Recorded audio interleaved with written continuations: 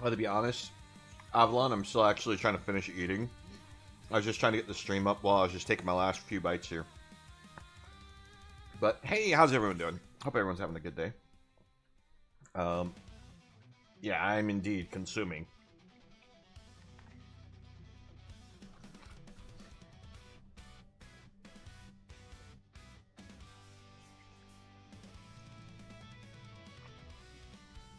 All right, Avalon, you say you built a cheese deck. I'm very interested to see what you decide to come up with. And, Izzy, yeah, congrats on redeeming first. Alright, I'll go ahead and get the stream started. I hope you don't mind that I'm still, like, taking a few bites while I go.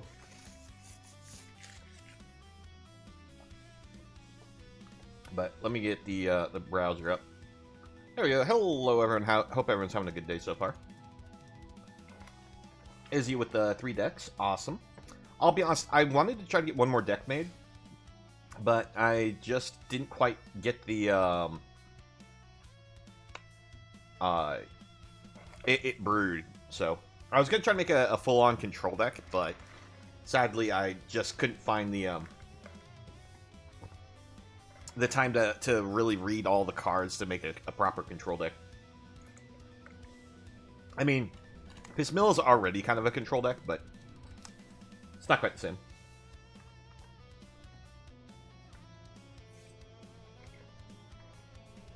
Alright. So let's see. I think someone already joined the queue here, and that was Avalon. So do we want to have me go over the deck ideas at all here, or do we just want to just jump into the games? I'll leave it up to you.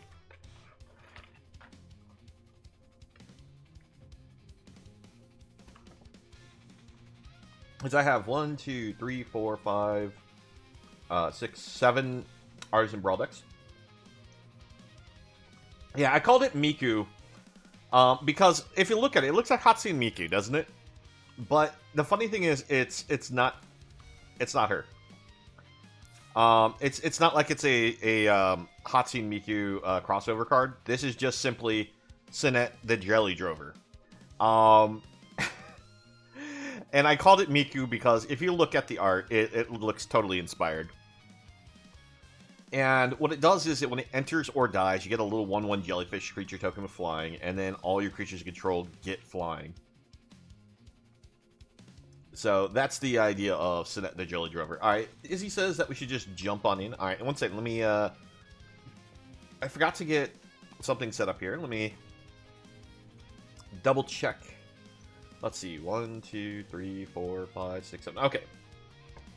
So, I can do this 2 ways. One, you can either choose the deck that you want to challenge when it's your turn, or you spin the wheel. And we have all of them up here as random choices. I did get that prepared. I just forgot to open up the window. That's why I was taking just a second there. But, any which case, yeah, so let's go ahead and get into it. Let's see. So let me do this. It's been a little while since I've used the Q here. So let me make sure I'm using the correct command. I think it's just Q next, right? Yeah, Q next. That way we can clear Avalon from the queue. And Avalon, what did you want to do? Did you want to spin the wheel, or did you want to challenge a specific deck? Alright, random it shall be. Let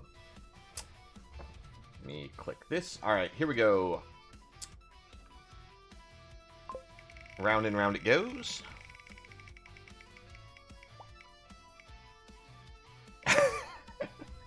And you ended up playing against Miku. Alright. So...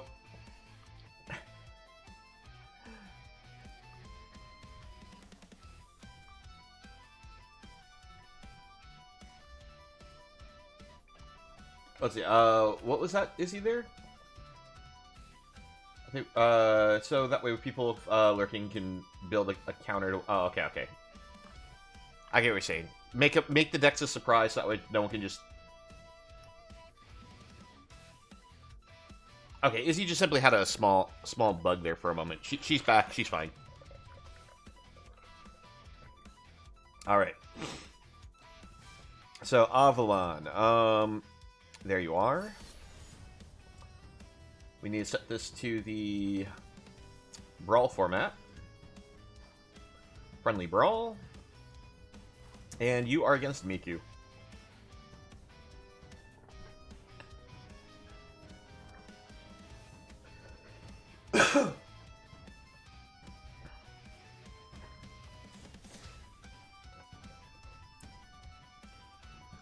Again, apologies, I'm still trying to eat. When I was trying to get food, somebody like decided just to basically order the menu. And I was just kind of like, didn't realize it when I was in line. And I saw like just a huge amount go out. So I didn't get my food until just recently.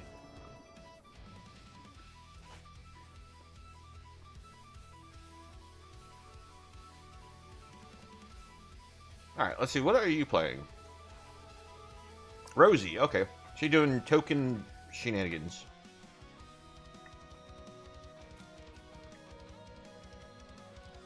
I can keep.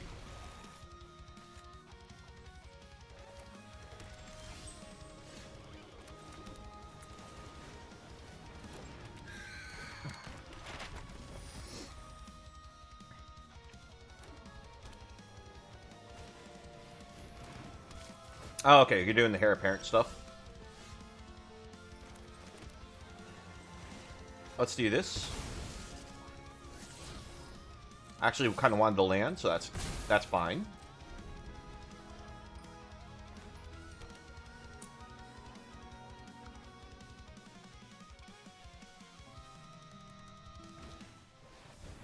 Yep, that's Rosie.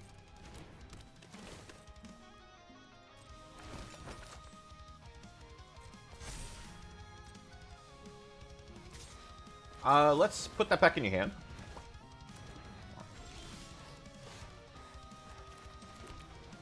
Attacking for 1, and it'll be your turn.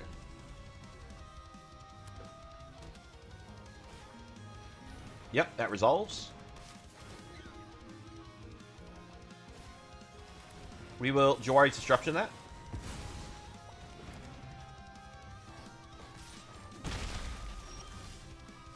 Ooh, that's kind of bad. Well, let's try this. Oh, game. Game, why do you do this to me?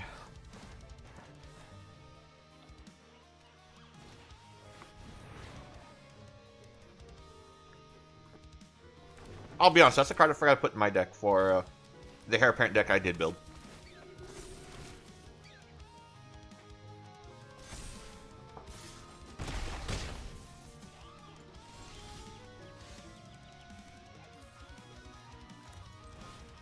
Oh yeah, let's go Witness Protection here.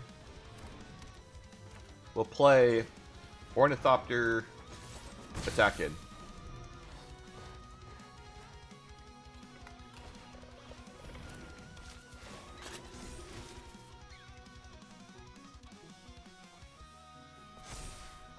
I did realize a card I forgot to put in this deck.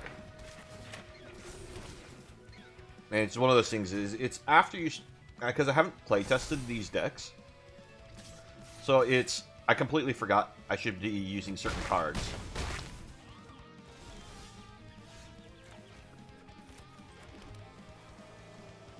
Let's see, what should I do here?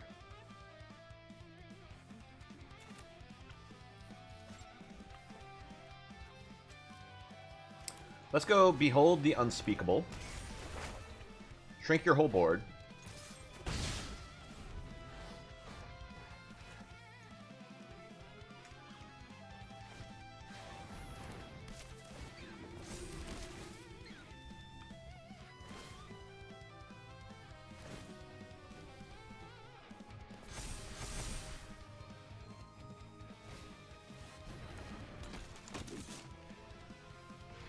Yeah, that's good. Yeah, I couldn't do anything against Heir Apparent with this deck. One of the cards I forgot to put in to give me like an option, plus the fact I missed lands. Because I couldn't play my commander until that last turn. But, oh no, you think that's cheese? I have something better on the Heir Apparent build. You just have to wait until it comes out.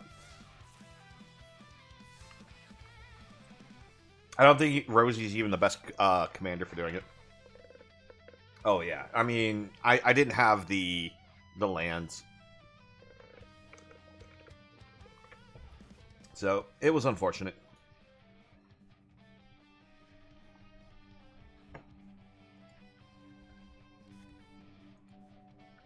But yeah, no, I just realized that I forgot to put in Aetherize.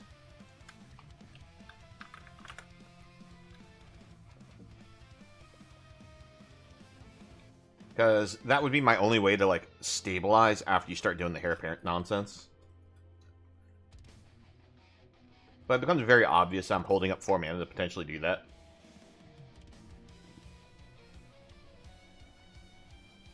Just gonna quickly add it.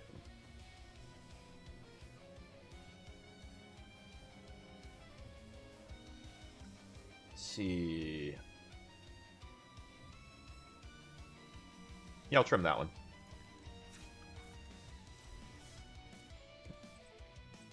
Well, alright, so up next is Izzy. I heard everyone, when I came up with this, decided to make at least one Heir Apparent deck.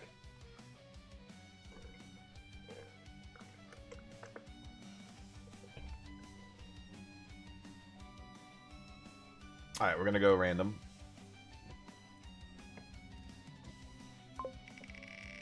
And you have... It really likes Miku. Alright. We'll do one more with the Miku then, I guess. And if it comes up again, we're just gonna skip it. Just because we want to get to some of the other deck options, right? I can hit the hide button if it comes up again.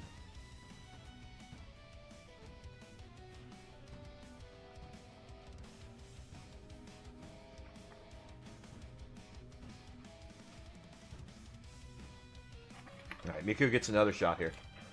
1. We'll just start off at 1. I heard we're going to go through them all eventually, but...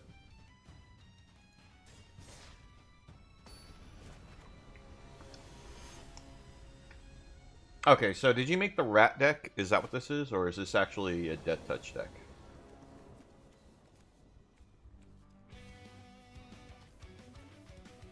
Okay. I think I can keep this.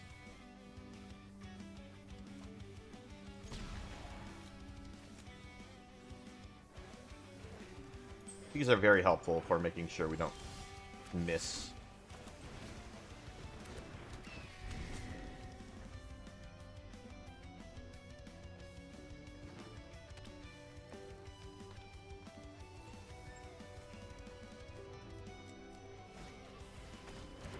Yep. Got your Death Toucher. Oh, that's a busted card. I drew probably the most OP card in this whole deck. Good old Alchemy.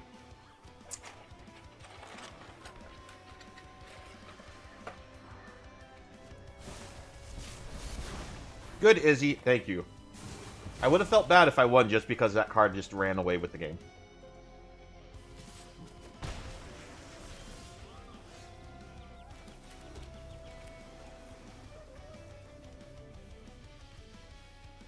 Let's go for Thieving Agent. Evolve Trigger.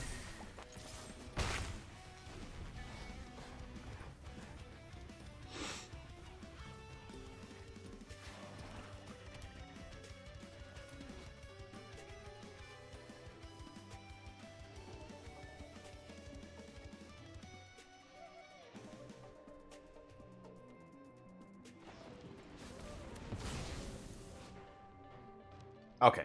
Lonely End, yeah.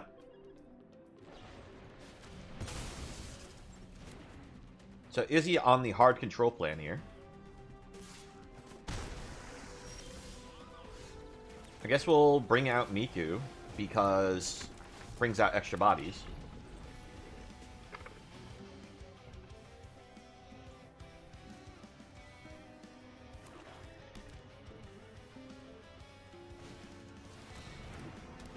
Okay.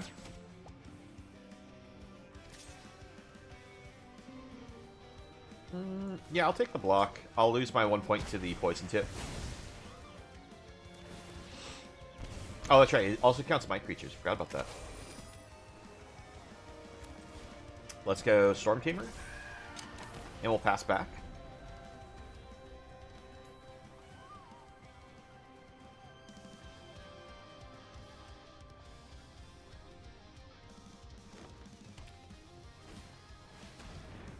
Okay. Actually not really afraid of that.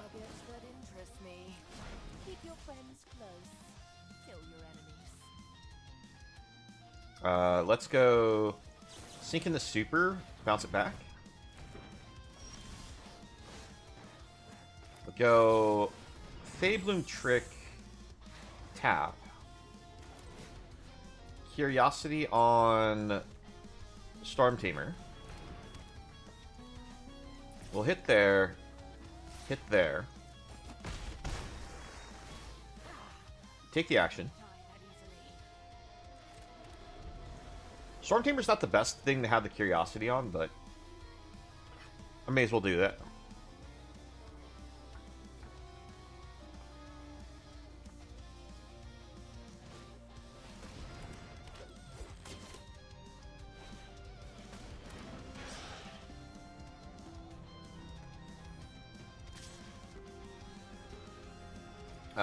Yeah, we'll take trade.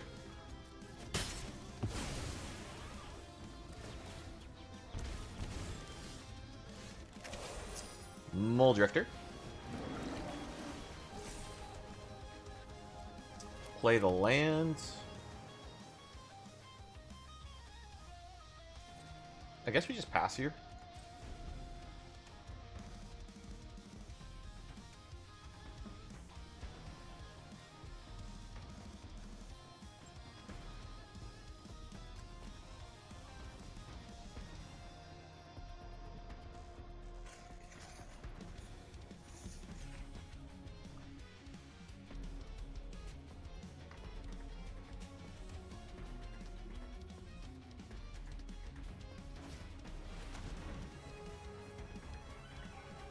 When he attacks, it gains that touching until in turn, mill 2 cards during... Okay, yeah. I was actually thinking about if I wanted to try to build a deck around that one. I just had to remind myself how it worked.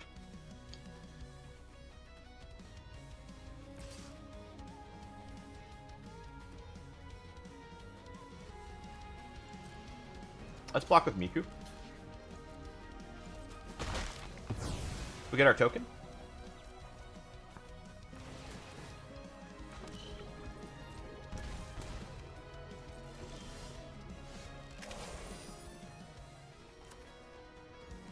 Let's play Sabotage Strategist. Go for the Ornithopter of Paradise. And pass.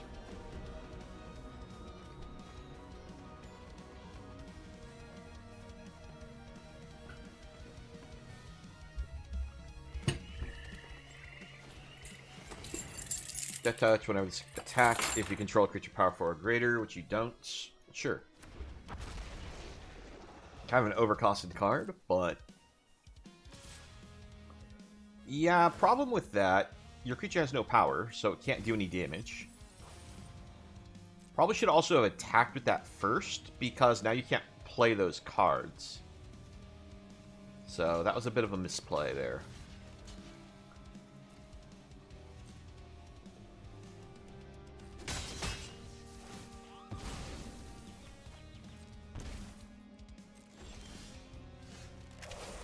Play the land, go for Miku.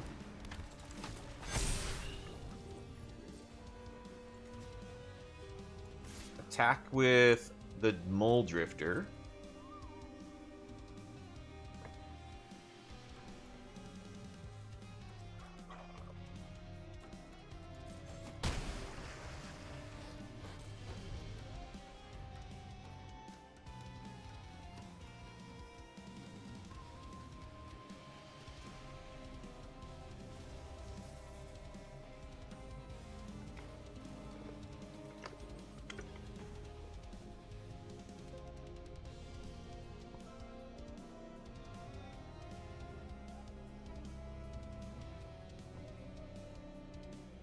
How's this worded again? Whenever a creature you control deals damage to a player or planeswalker. Okay. Put our creature card from a graveyard onto the battlefield under your control proliferate. Sure thing.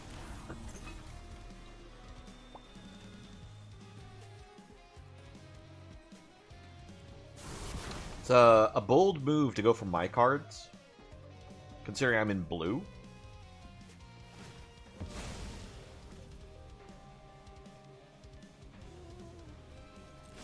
Oppressors deserve whatever I feel suits them.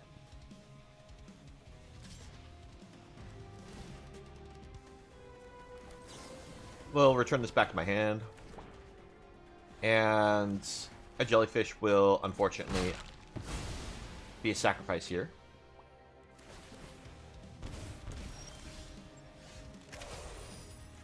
Play the Thopterist.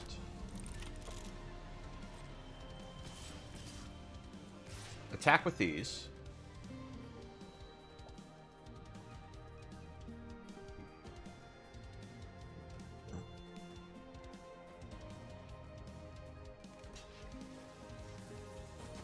Good. I got rid of the archer, which means I don't have to worry about the creatures dying, I lose life part.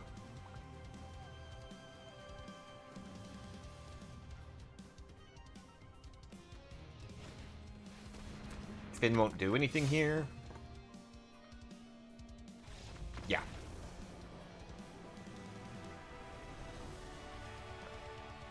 I mean, it made sense that Finn's in your deck, considering you're all Death Touch-based creatures. And Vraska is not a terrible commander option.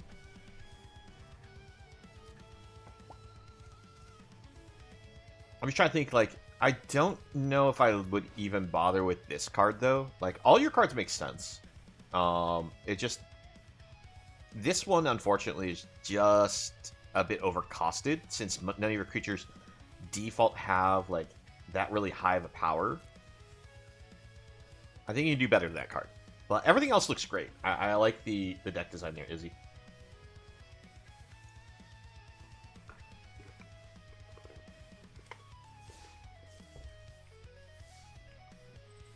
Okay. Do we have anyone in the queue at the moment? There is currently no one in the queue. Alright, I guess since we have no one in the queue, I'm going to make a quick adjustment to one of my decks.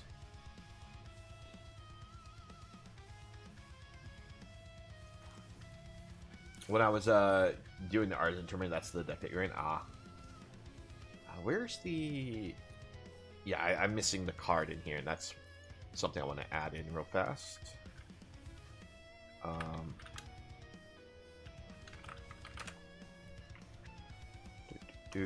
Let's also set this to these.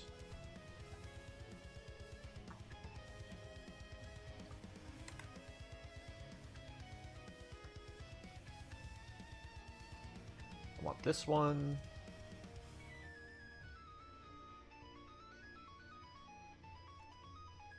Let me double check the toughness on a card.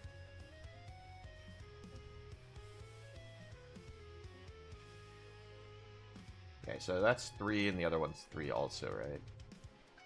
Yeah. So that means I can use this one also.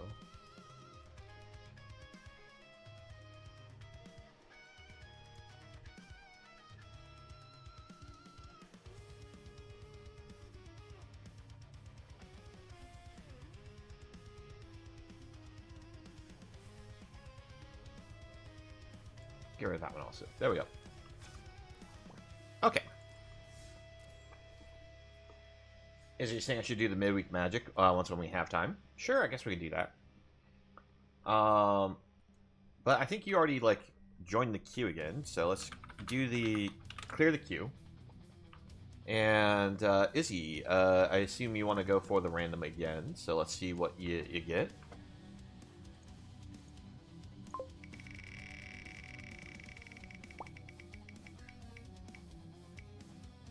Oh my gosh. Okay, we're gonna have to hit the hide button because it just... That's 3 times in a row with Miku.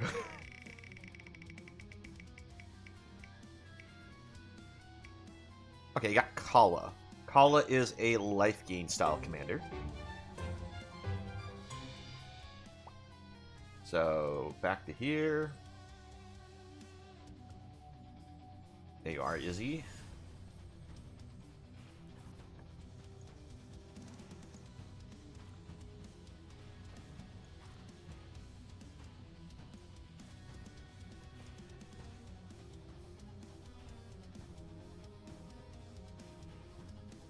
Yeah, you're right. We can do that once when we're killing time. If people are taking a break from being in the queue.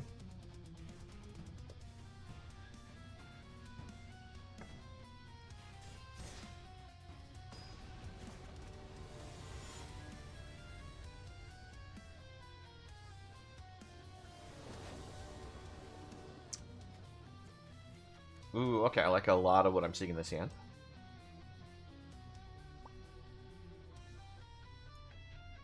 Good turn 1, turn 2. Because that will be able to do something with this on turn 3.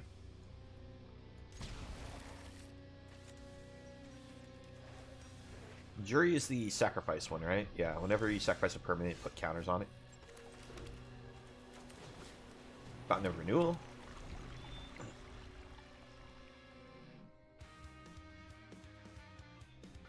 Actually, I should probably go for this, right? Because I'll gain a life here, gain life here. Yeah, we're going to go for this. Normally, I would say it's like we want to go for this and get it going right away, but...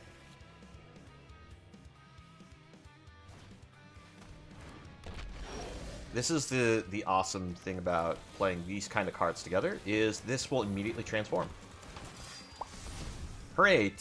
A turn 2, 4/4, first strike, trample, lifelink. And it's colorless, so that sometimes matters.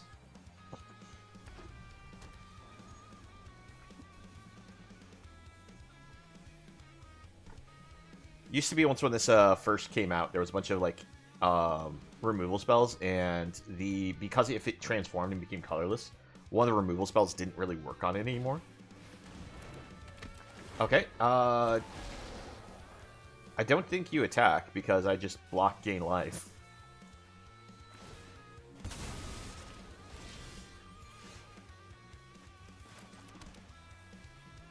Let's tap it like this. And we'll bring out the Healer's Hawk.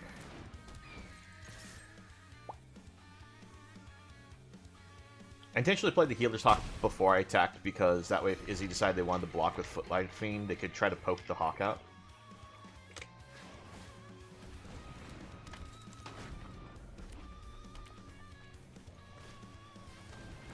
I don't remember this one. Whenever you sacrifice a permanent +2/+0 until a turn, then you can pay 2 sack to give this thing first strike. Sure thing.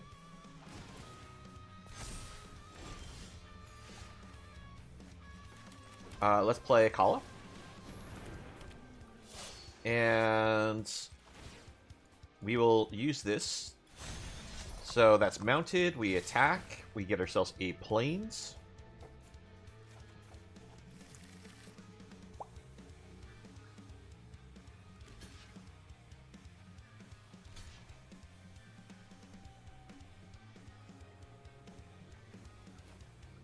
Okay, so Izzy is going to block. It will poke the Hawk out of the air before it can deal combat damage. Kala will still get the gain life trigger bonus for the extra +1/+1 counter here.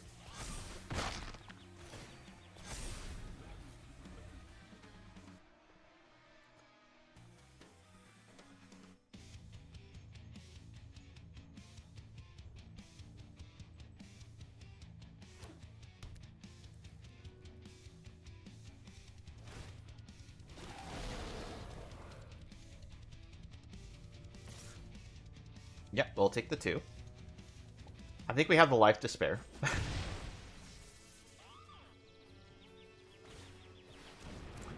How'd this one work again? Sack a creature when you deals 3 damage to any target. Oh, okay, so I'm gonna get rid of my links now. Let's see, what's the next one do? Each player discards a card, return a creature card from your graveyard to the battlefield. Sure. Let's go ahead and hit this with a Shelter by Ghosts. We'll take Jury off the board.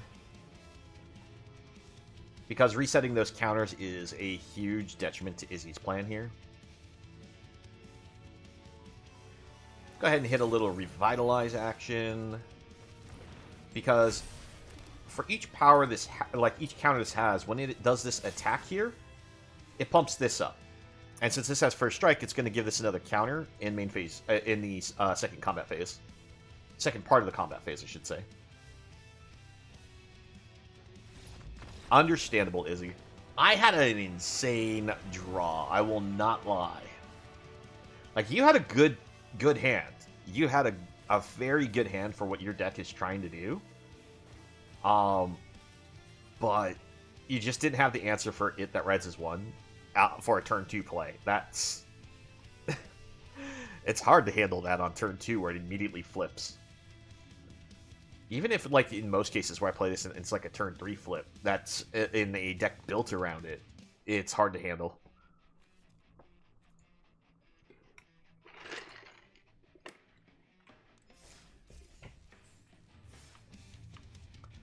Alright.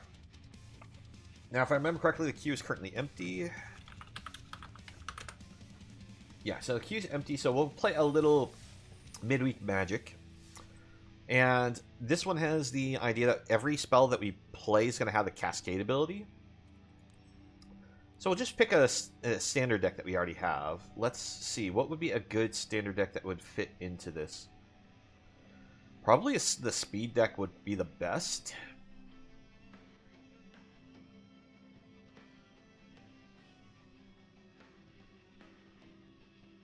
Because it has the most low-cost cards, and all of them can go somewhere, I think.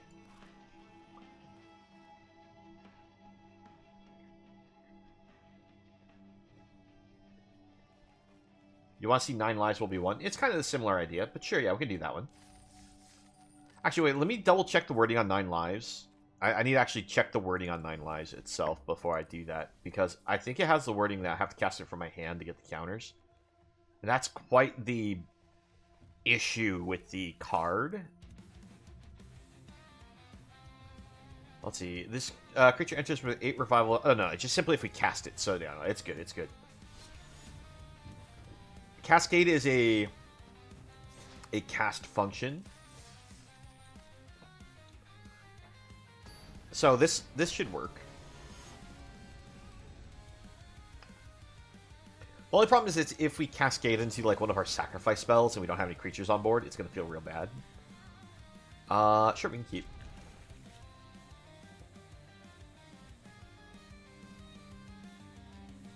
So go Cliffs, Freebooter. Do we just go Fountain Port, hold up the removal spell? It's going to show the whole deck because there's no zero cost cards. So yeah, you can actually click on this and just see our whole deck now. No secrets here.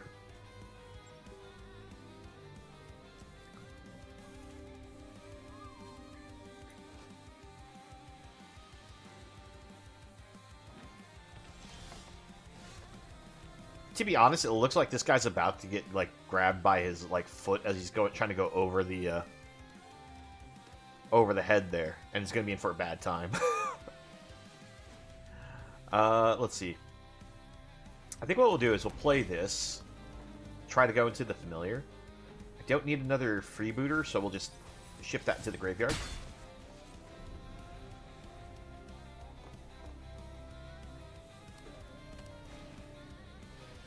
Alright, Quest Caller. What did they hit? Might Caller. Oh my gosh, that's pretty crazy. I'm not sure which one's more dangerous, the Might Caller or the Quest Caller. Alright, let's spin it. Freebooter. I put the freebooter in the graveyard to find another freebooter. Ugh. Not good. Let's see, what do they hit on their next spell? Another Quest Caller, so another 1-drop. Another Might Caller specifically. Oh, man.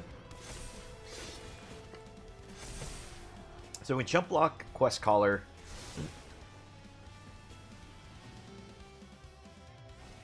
And I guess we're hoping Get Vengeance. So we'll block here. Actually, let's do this because if I do this, I can guarantee play all will be one. I can dig for an untapped land. I technically should block one there to soak the 1 point of damage it could have. I need untapped land. There we go. So we draw. Play this. Play all will be one. Cascade into Journal, which is actually, I think, one of my best draws I could have hit there. Because now we sacrifice the cat.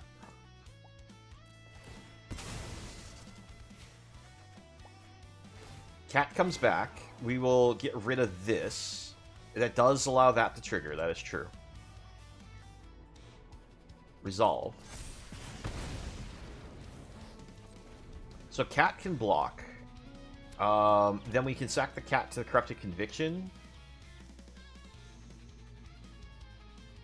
If they have a removal spell for the cat, I lose. Because it's just enough damage to be lethal here, right? 4, 8... yeah, it's... Kidding me? Alright. If they go for the all will be one off the board, I can live. But if they go for the cat, I lose. So we'll see what happens.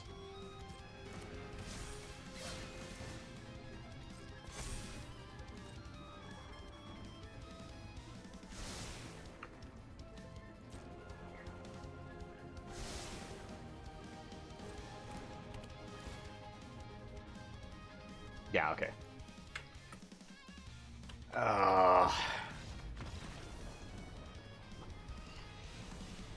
Because, let's see, let's double check the math, make sure I didn't just do this wrong. 8, 11, yeah, 16. It's lethal. So it was 15 even without the +1 bonus that the enchantment was giving it. I think the rabbits, strangely enough, are probably one of the strongest things you can do.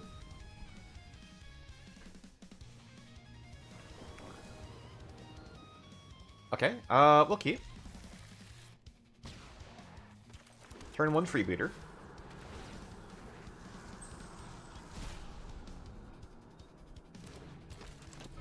Turn 2, we make them discard with the rat. Probably attack with freebooter first, just in case we hit like a Corrupted Conviction.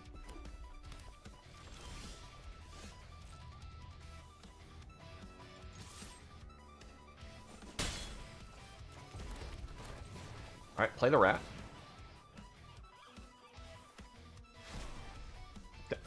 Called it.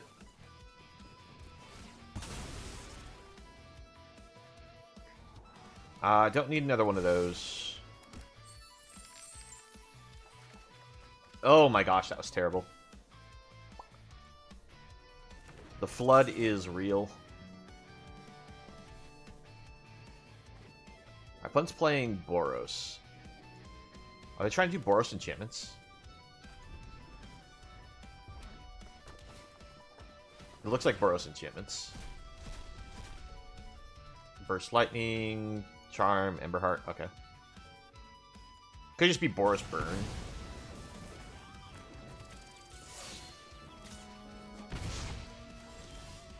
Oh my gosh. Game. That is not funny. Okay, that's a good draw, or hit, for one of my one-cut drops.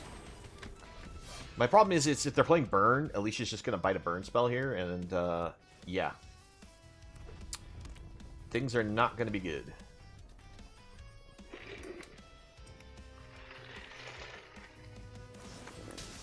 Hey, Arctic, just a heads up, you got your caps on.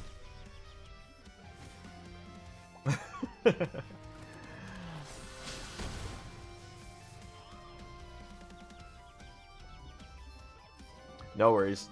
But yeah, no, we're doing fine. The queue is open for anyone who wants to do the challenge, and yeah, we're just playing the Cascade format for fun while we wait for like people to join the queue. but yeah, like I thought, this deck isn't gonna do very well in it.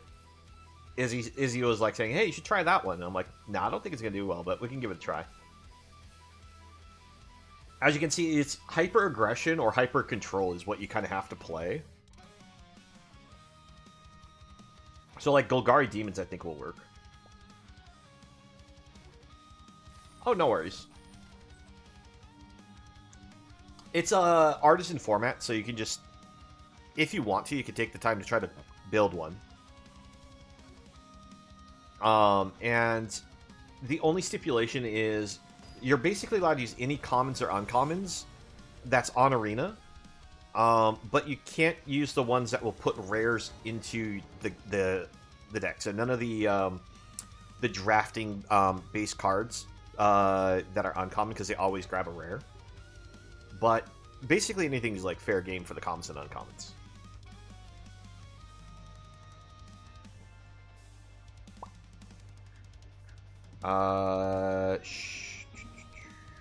Sure, we'll try keeping it. We're going first. Play the cottage. Pass. What? Okay. What are they playing? White-blue soldiers. Okay. Let's hit that with nowhere to run. I guess we'll also... Oh, I should have done that during their turn. Because I forgot all my 1-drops are cut downs. I should have remembered that. I don't have any 1-drop except for cut down.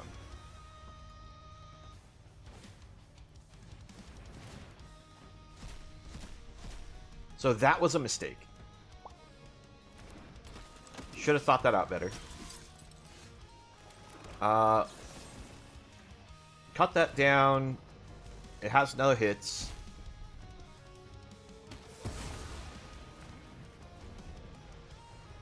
Then we can play Artisan Dross next turn.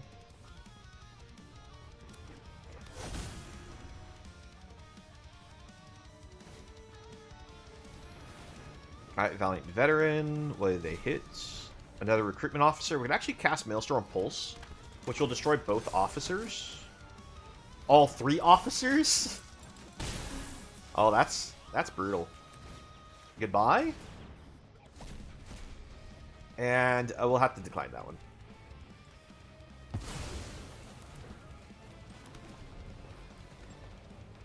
Okay, so the Cascade function works that you reveal the cards from the top of your deck until you can cast a spell that's 1 mana less than the spell that you cast. So it cycles the whole deck into exile, and then all the cards that weren't cast, or that were revealed but not cast, go back to the bottom of the deck in a random order. Let's go Archfiend Dross here. Glissa.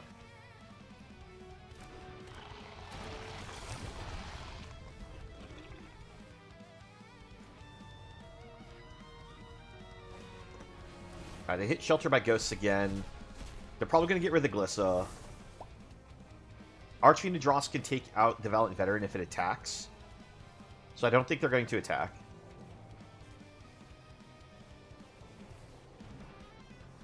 Yeah, Requisition Raid's kind of good, but kind of bad for the skill there. Now, if they take Archfiend, they can actually attack with this Sentinel, and I can't block it with Glissa.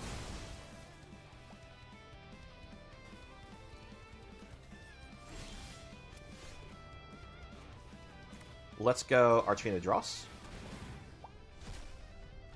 We play the Bat. Bat checks the hand. We'll get rid of the Retriever. They're too far from, like, casting it, but it's still better to get it out of the hand. Because I'm not really afraid of the 1-drop. Although the 1-drop can, like, get more cards to their hand. We have the win here.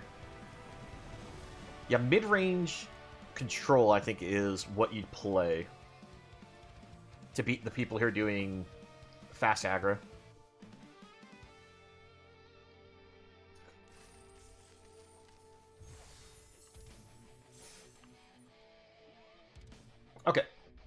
Let me double check the queue, make sure no one's in it.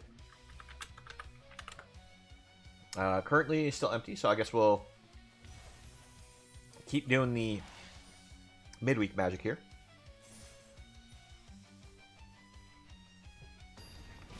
But yeah, no, the midweek magic event is it's Cascade. Every spell you cast have Cascade.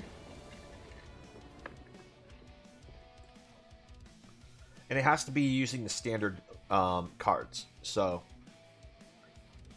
I don't have anything for the first 2 turns. I think I'm gonna mulligan this. Alright, we'll keep this one. We'll put this on the bottom. So we're just hoping to hit a land. Now remember, we don't have any 1-drop other than Cut Down. Okay, that's a weird deck idea that our opponent's going with here. What's this one do again? Don't think that matters, so let's go for a Deep Cavern Bat, so that way we can get rid of the Horn Beetle. Horn Beetle has it at the beginning of combat. If you control something powerful or greater, you put a counter on it, and opponent scoops. That was a very fast scoop.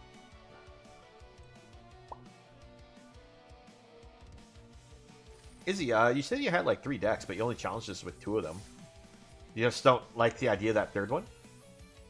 Ooh, alright, we got a Mythic card here. Sword of Wealth and Power. I still haven't built a deck around this. Let's see, what does this do again?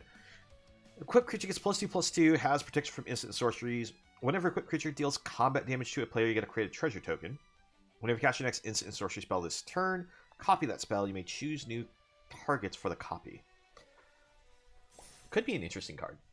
Hey, Hextech. Oh, okay, you know what? I'll be right back. I know that people just started showing up, but unfortunately, I need to be right back. One moment. Sorry.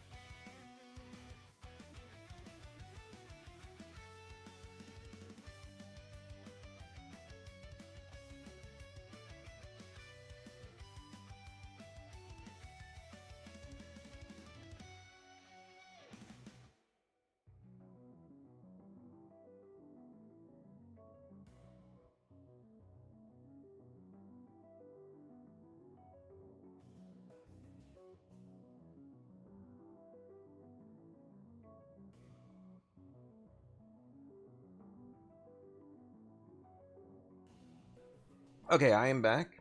Sorry about the small delay there. I just had to quickly hit the restroom.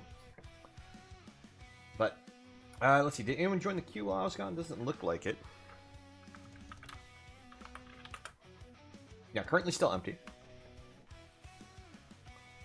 So, we're going to go ahead and play another round of the midweek magic here. But, how's everyone doing? Hope everyone's having a good time.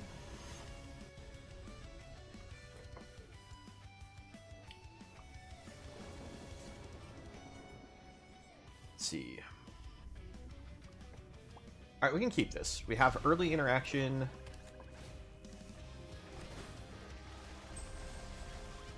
Opponent's playing the Flicker deck. Okay. Let's discard Archfiend Dross then.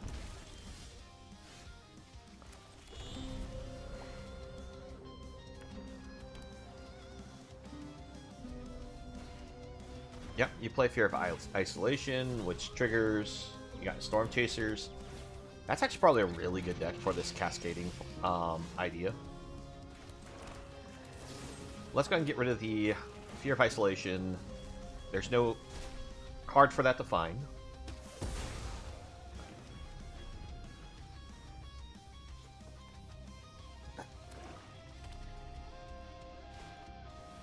Yep, Hopeless Nightmare doesn't trigger to find anything, but that's not the point. They play it so that way they can play another Fear of Isolation, bounce it back to hand. We'll discard, I think, Creature of the Schism here. Because I want to try to go for Lord Skitter, so that we can have the Rat token come down. And it'll give us a little protection against those ETB sacrifice a creature type options.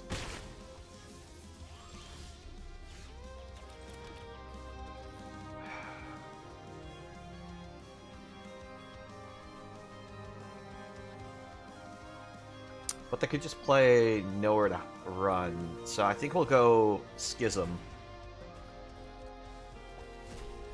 Tear Asunder, that's pretty big. Let's go ahead and use this to get rid of... I'll attempt to get rid of the Hopeless Nightmare. Alright. That was good.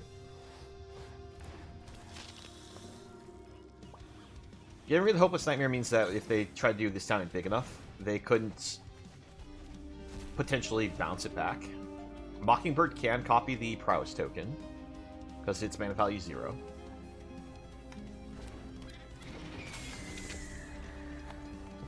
But it does become the same name. So I can use Maelstrom Pulse to get rid of both of these.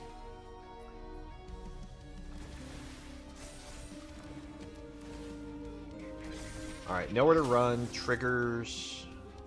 We're going to unfortunately lose Preacher here.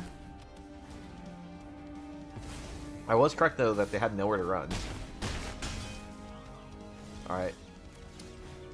Go for the Pulse. Get rid of all the Otters.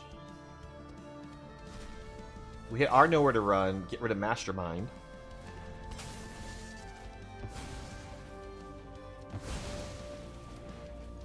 Play the land.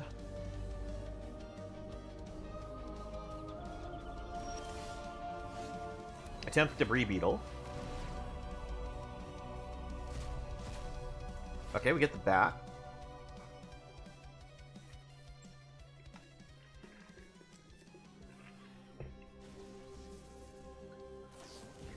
They flash in Mastermind, which hits Nightmare. I think we'll give up the Cut Down.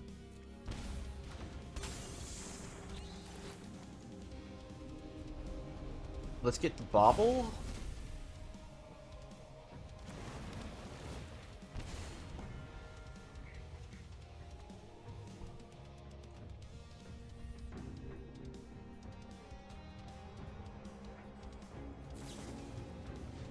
What a top deck. Tiny Bones also strips the last card from my hand. My gosh, this opponent does not know how to miss. Okay.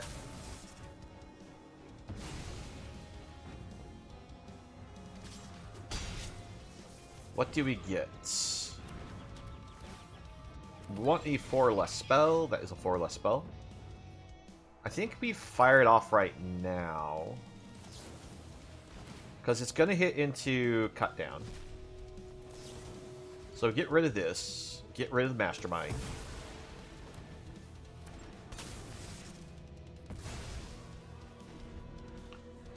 There's still one more Cut Down left in deck.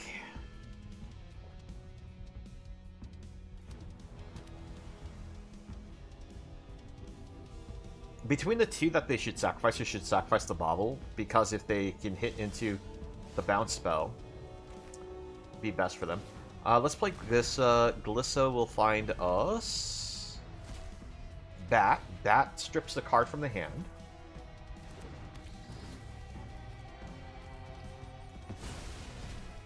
We can get in for 6 with the Beetle.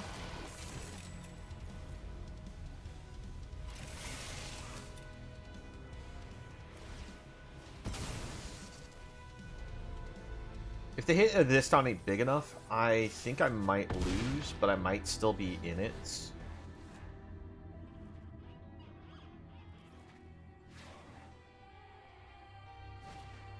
Fear of isolation, yeah. So I'm gonna lose this one.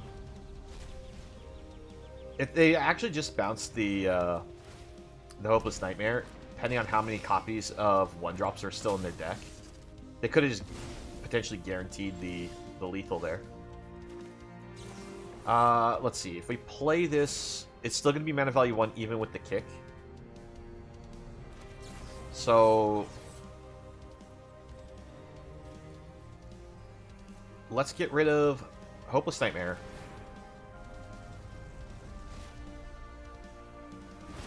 What?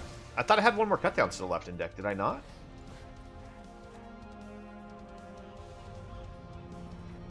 One, two, three. Oh, okay. It already used all 3. My bad. I thought I still had one more cutdown left. If I knew I was out of cutdowns, I just would have just gotten rid of the Fear of Isolation off the board. But I could have swore I had one more cutdown left in deck.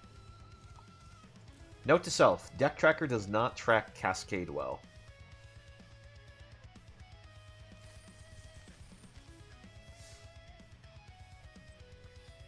Alright. We'll do one more round of this deck. Then we can switch over to a different one. I still don't see anyone joining the queue yet, so people are still probably working on their deck ideas. If you're just joining us, just a reminder, you just hit the queue join button, and you can challenge me to a game of Brawl. But we're trying to do it for the Artisan format, so just uncommons and commons only. Sure, we'll keep this. Hoping to hit a land on the draw.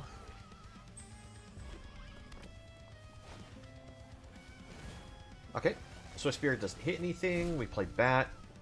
Get rid of the Swiss Spear with the cut down.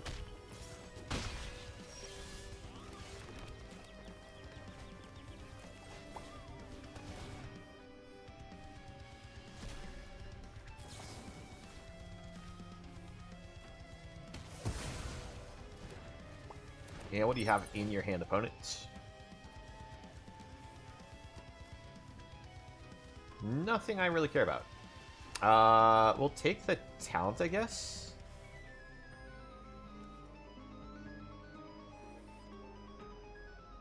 Yeah, let's take the talent.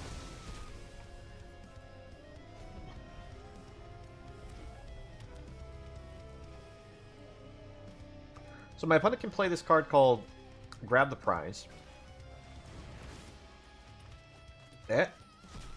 They discarded Swiss Spear? Okay. So they're trying to actually go for the all burnout win, I guess. But that was a terrible draw. Because I could just cast those for free by casting these other spells.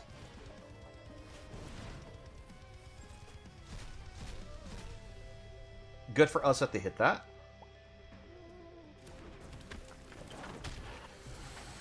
Alright. We go nowhere to run. Now this opponent is actually playing to the punishing the cascade functions going on here.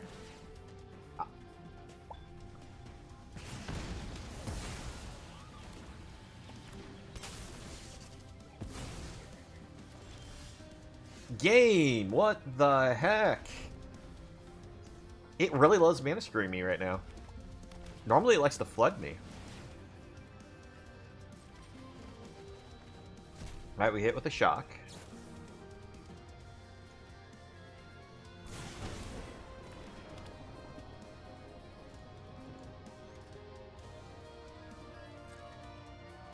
Let's see, we already have gone through all the cut down, so Terra Sunder's not going to have any targets. May as well get rid of the talent.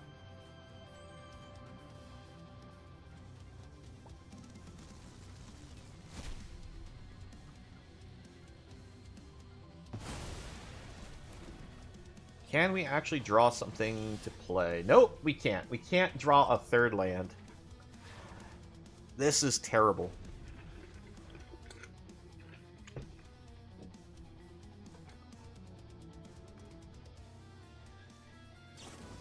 If we got a third land, we might actually have been able to play against this opponent, but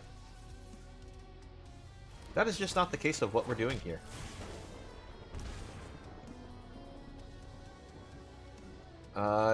We'll just attempt it now.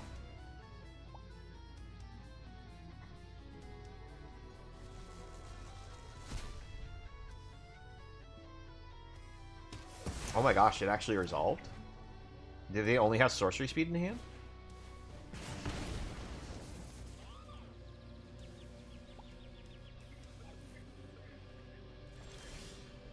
Oh my gosh. Alright. Game decided we could not win. Game just said no. Oh my word, that is frustrating as heck.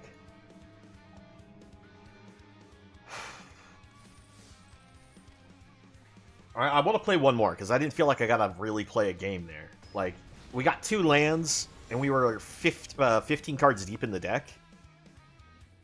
That was just dumb. Alright, we start with the 3-lander. We have everything we kind of want here, so this is good.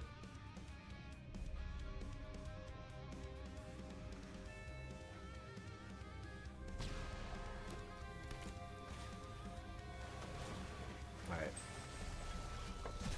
What are we dealing with here? Mono black.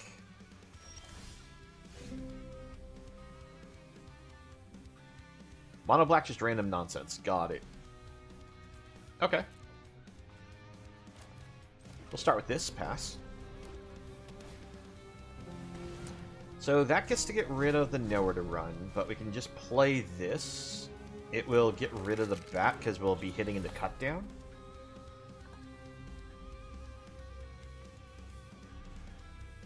Because we're going to grab nowhere to run.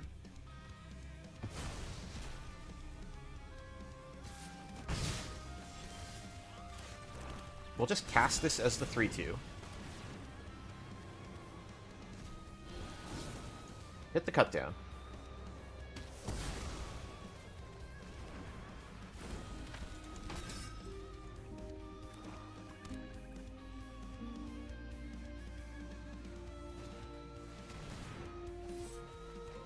That's fine.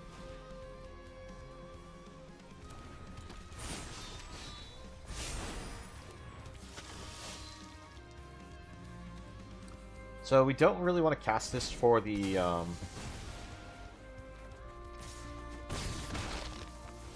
ability to have it come back. I think what we do is we deal with the board here. Reduce the damage, so we go nowhere to run, goes in the cut down. We'll pass to them.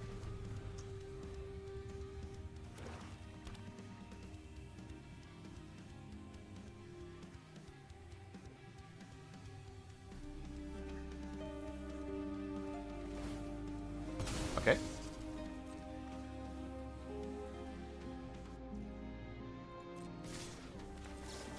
Nowhere to run.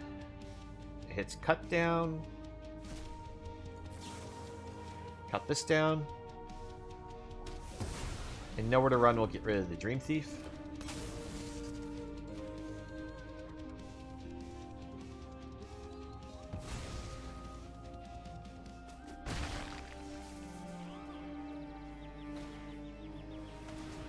Yeah, that's kind of why I wanted to try to, like, see if they'd play a main phase Deep Cavern Bat. So let's see, what are we looking for? We play one of our 3-drops, and we hope to hit another removal spell. But we don't want to hit Terra Sunder because there's nothing for Terra Sunder to hit. Game, what is with you right now and the lack of drawing lands? I think we want the body. This way, if they play the spell, like, we have to exile the creature, we can exile the knight.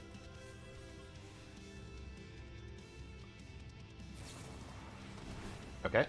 We don't have Affliction. Counter on the bat, yep.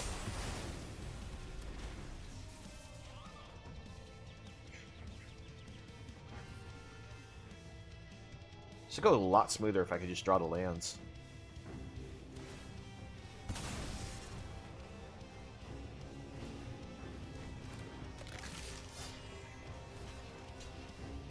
block.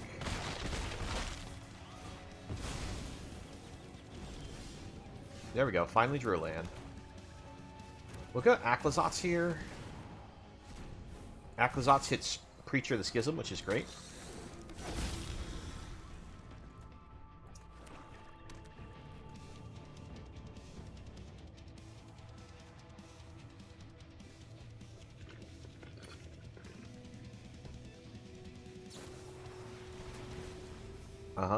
We'll give up Preacher of the Schism to keep the Aclazotz.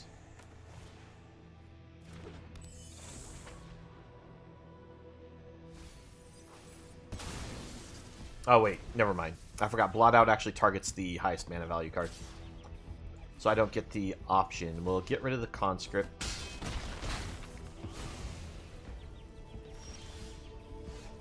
That's amazing if I can ever get the land.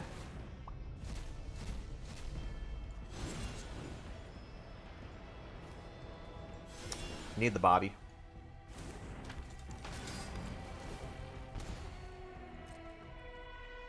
Attack. Get the 1/1 lifelinker.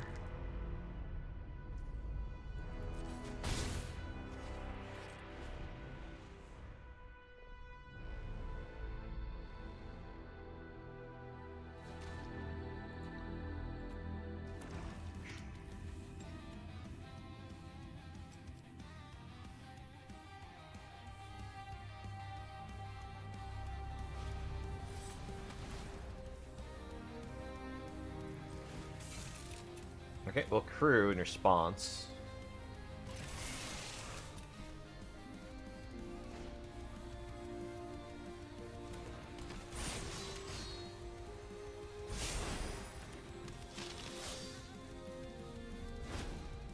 Give up Dread Knight.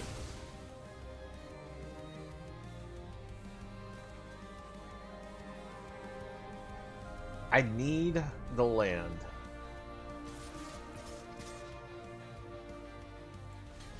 Block, block.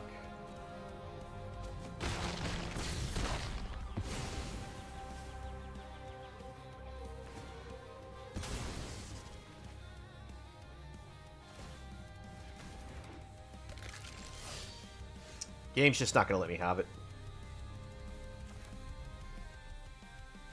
If we play the bat, bat will get us cut down. So it's better still to go Glissa, which still hit cut down, which is not what we wanted. Let's see. If we get rid of a 2/2 on the ground, is it better there that or the Dream Thief that's flying? I think we'll just get rid of the 2/2 on the ground.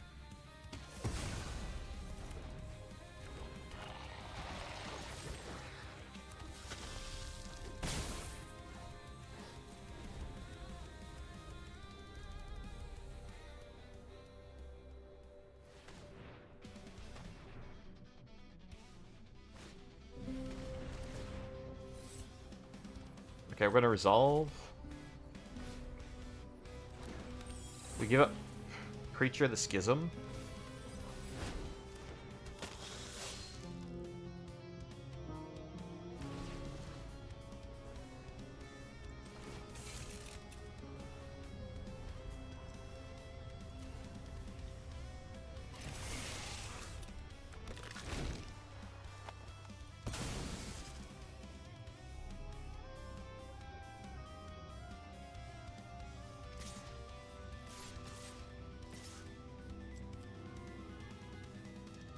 Because we block, block.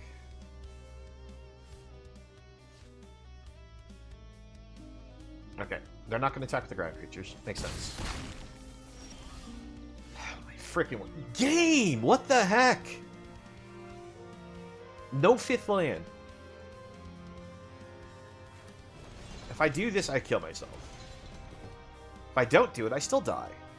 So we're going to do it. Because why not? The game just trolls super hard. My word. Like, opponent had 0 issues drawing their lands. But we struggled to get our 4th land and never saw the 5th. That was so frustrating.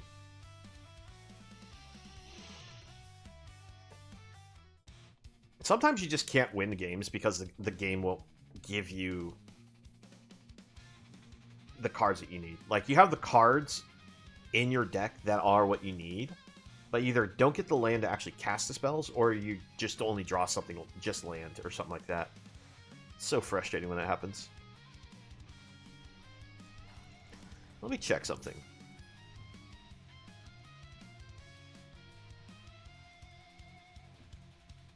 No, let's try something crazy.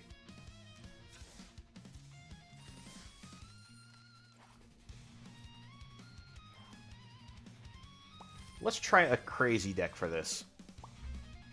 This is my Jin Gitaxis, the 5-drop Jin Gitaxis.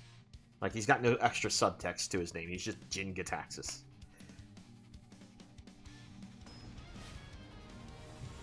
It kind of plays like the Esper Fairy deck, but it's very different at the same time.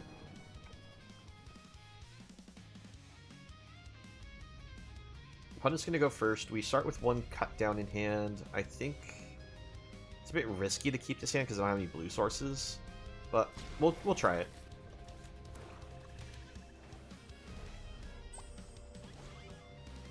Okay, we'll give up. Let's see what they're working with here. Is it just full discard, or is it something else? It's full discard. Okay. I think we'll give up the Day of Judgment here.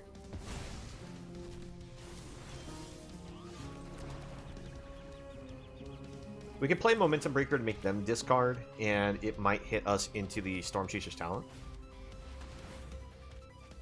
Oh, that's kind of bad for us. We'll discard the Shieldred. I don't want them having Shieldred.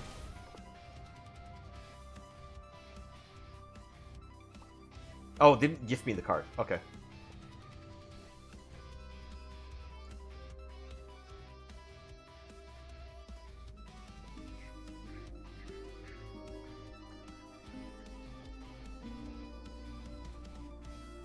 Imagine take Momentum Breaker from me. Because it's the card I can play. Let's go for the islands. Don't want to get locked out of my blue sources because of all the discard they do.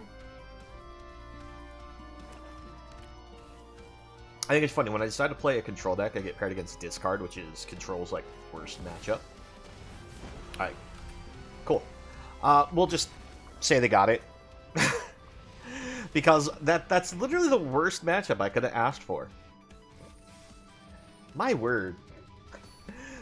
I switch up the deck because it's like, hey, you know what? Everyone's doing this kind of thing. I'm going to go ahead and play something different. And then I come across the worst matchup.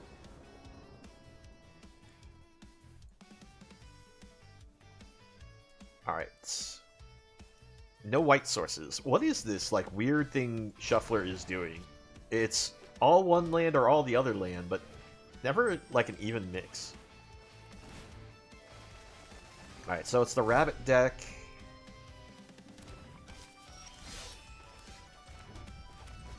That's a good draw. So we can play Fairy Mastermind. It will hit into either Storm Chaser's Talent or Cut Down. And if we play it during the opponent's turn, then we can also get the Prowess trigger. Because I think... Yeah, because Cascade will still cast the card, so we'll get Prowess trigger. So we can use this as a decent blocker. Might Collar, yep. We're going to need to hit the double white for this, and clean up the board. No blocks. We hit the double white. Okay, so it's just a matter of surviving.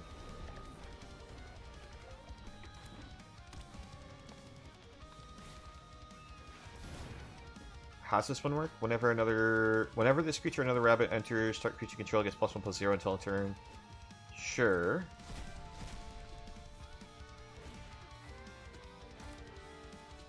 Let's do this right now. Storm Chaser's talent. Okay.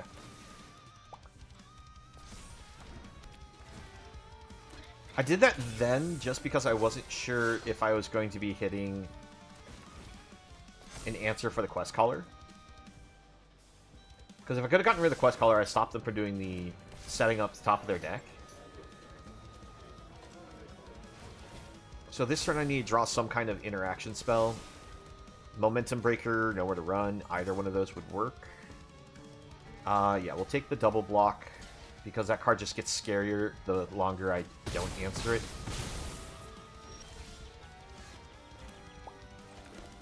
You know, it's worth it.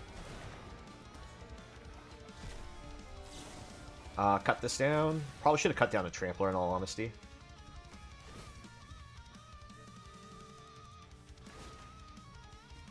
So we block here. And this will block one of the random 3/2s.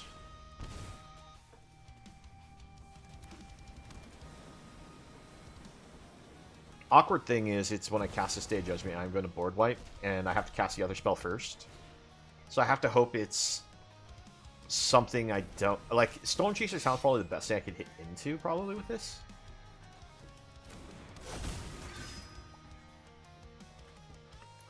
Let's see. Whenever you attack, you get to choose one of the options.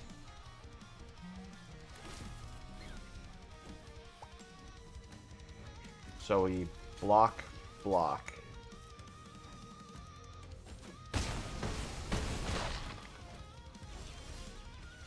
This Town Ain't Big Enough is a decent draw.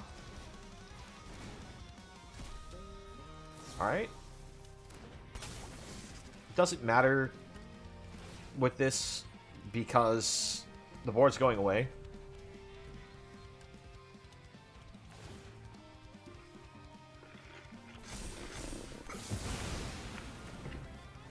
But hitting this is actually really amazing because of This Town Ain't Big Enough being a draw that we hit.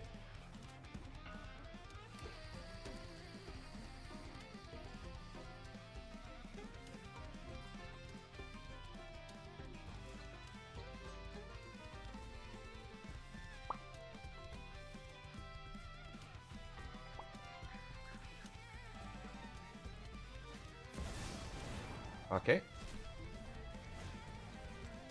So they bring that back with an indestructible counter on it.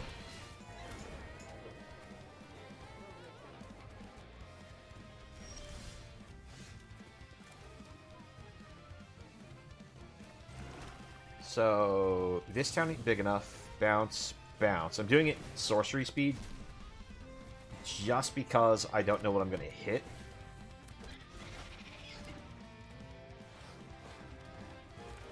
This town ain't big enough. I'm sorry, Nowhere to Run. Get rid of the host.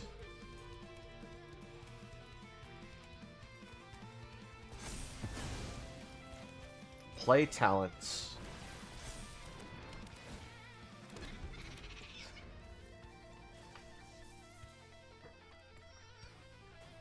Alright, they hop to it. What'd they hit into? They hit into Bunnycorn. Ooh, Bunnycorn's scary.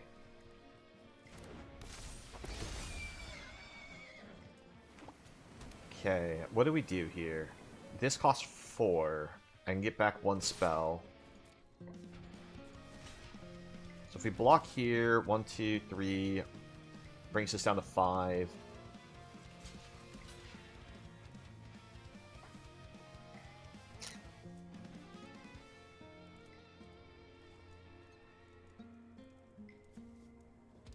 Yeah, we block like this.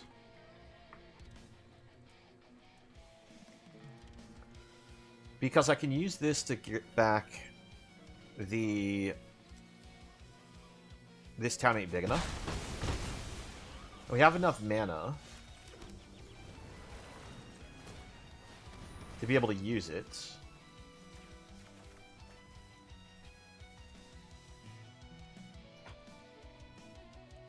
Pass to the opponent. We still have Cut Down as a hit. We have Momentum Breaker, Nowhere to Run. Okay, we're going to... Cascade, huh? Let's see what they hit. Hop to it. Hawk Toot doesn't change anything to this current predicament.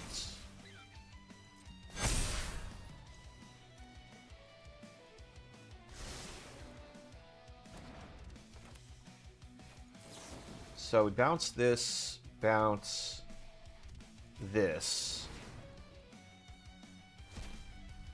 Alright, that's a blocker, but we still lose. Oh well. We'll just go ahead and let them attack through. We'll still take out that bunny with us, but unfortunately, I just ran out of answers. Like, I feel like you gotta just be, like, hard board wiping, like, so many times with how this cascading works, or you just go super aggro. It's kind of crazy how well the rabbit deck works with Cascade.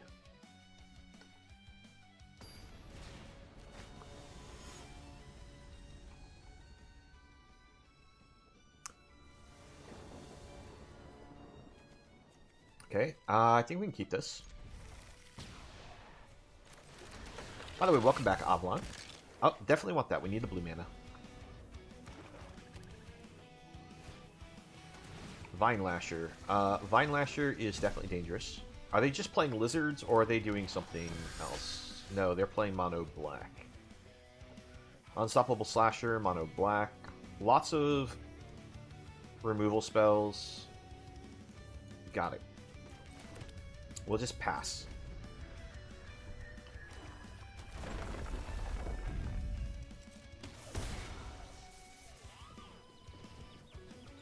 Since I'm not sure if I'll hit Nowhere or Cut Down or Storm Chaser's Talent, I'm just going to go ahead and let that resolve.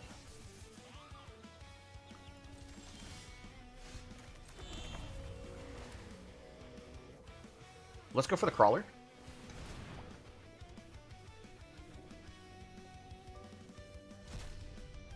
We get Momentum Breaker, it takes out the Vine Lasher.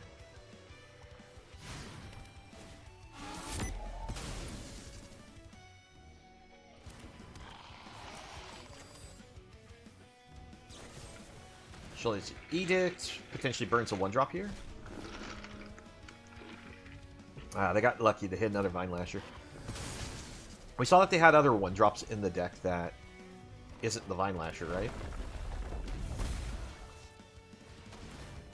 Okay, so we play this, destroys, gets rid of that. That's fine.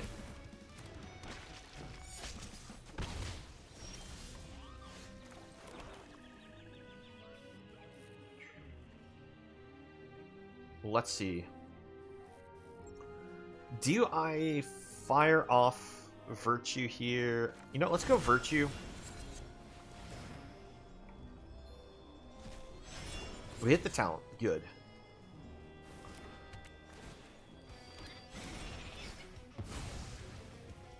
Resolve.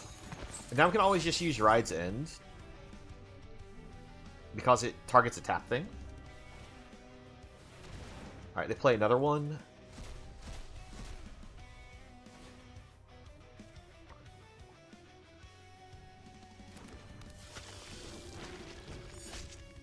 Your new commander deck's probably really bad, you say?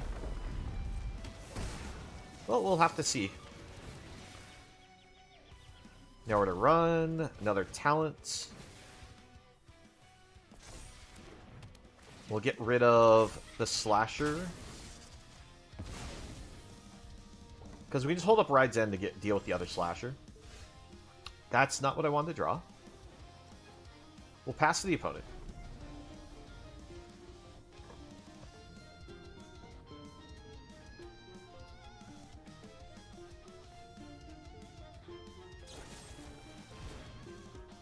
Okay, let that resolve. You're saying you love when you're about to promote, but end up going against on a losing streak. Oh yeah, we all know that feeling.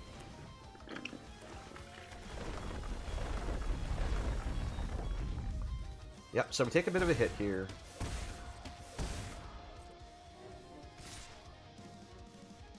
Let's go Ride's End right now. See what we hit into. The last Storm Chaser's talent. Awesome. Now, I'm surprised they attacked with the Vine Lasher, considering we have the Otter token already on board.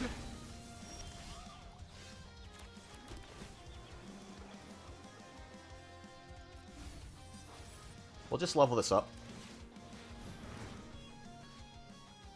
Let's get Ride's End. Pass. Nice thing about casting Ride's End, it could potentially hit in, like, Enduring Curiosity, which will then give us more card draw.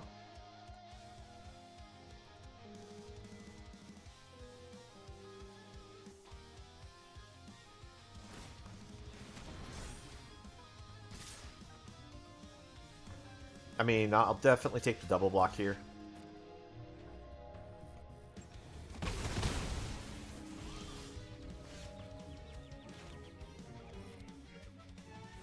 Let's fire this off because we might hit into Enduring Curiosity, which means that we could attack with this to potentially get card draw here. But no, it hit Mastermind.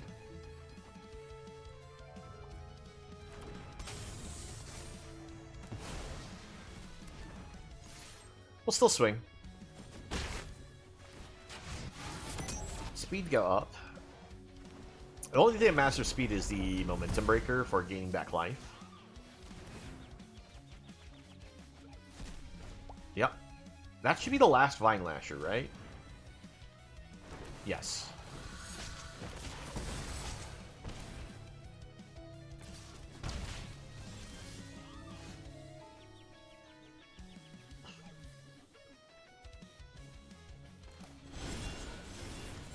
Let's get this off the board. Get this off the board.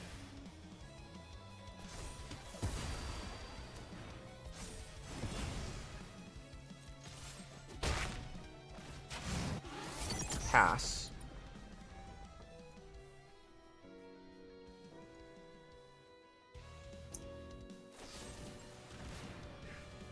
Yes, you can go for the throat for no value here.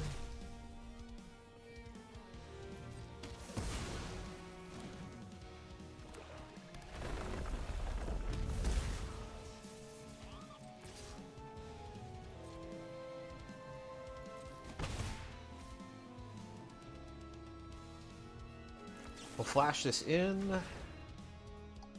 I wonder what we hit. Nothing. Opponent scoops. Alright. That is fine.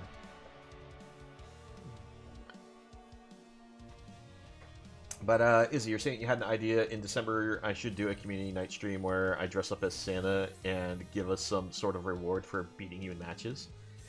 I guess I might be able to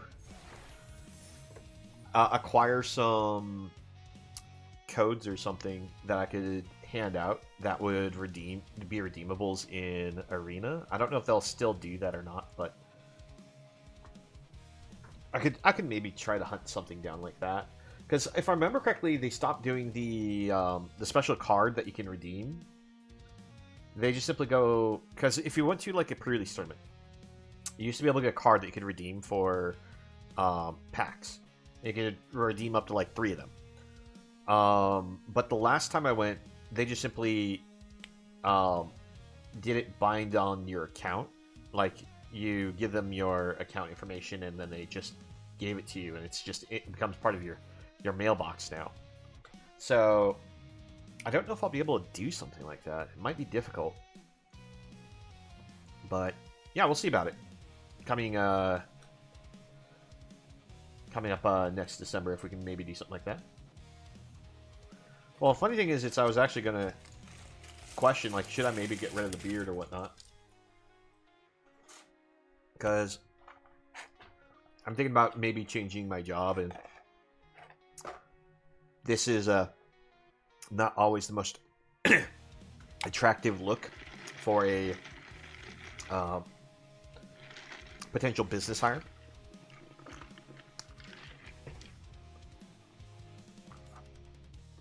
In which case,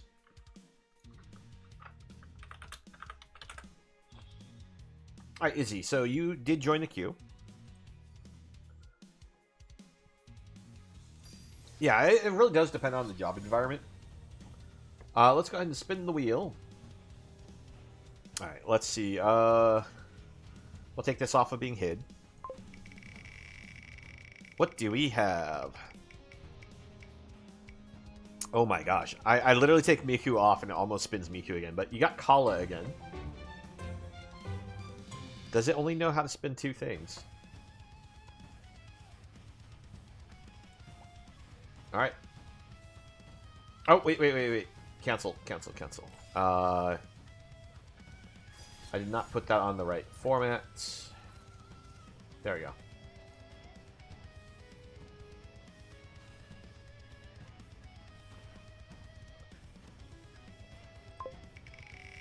Just out of curiosity, like you said.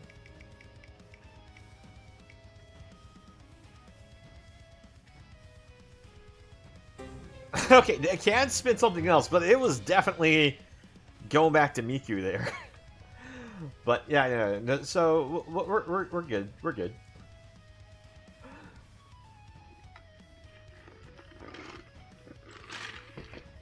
All right, so Izzy has decided to challenge us with another deck.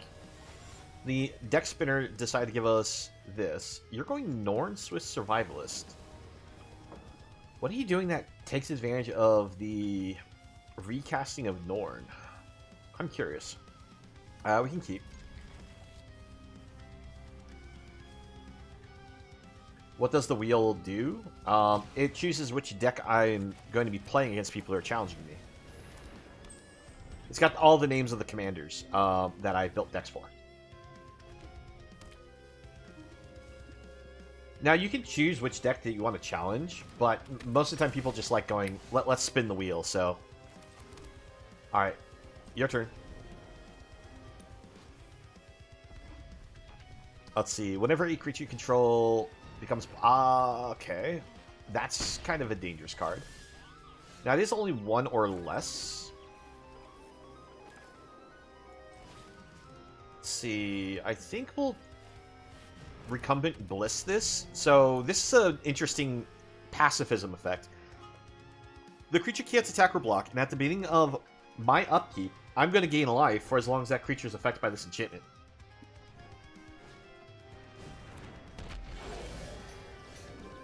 Yep, we'll take the action. We'll play a little Soul Warden action. We'll play that tapped. Pass. In case people aren't familiar with the cards.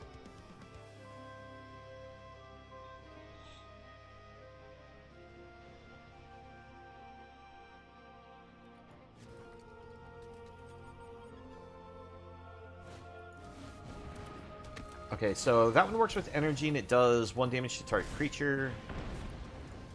I'm trying to think if I need to answer that right away or if I'm fine with that being there. Let's just take it off the board. I like my Soul Warden. Especially considering you're playing red.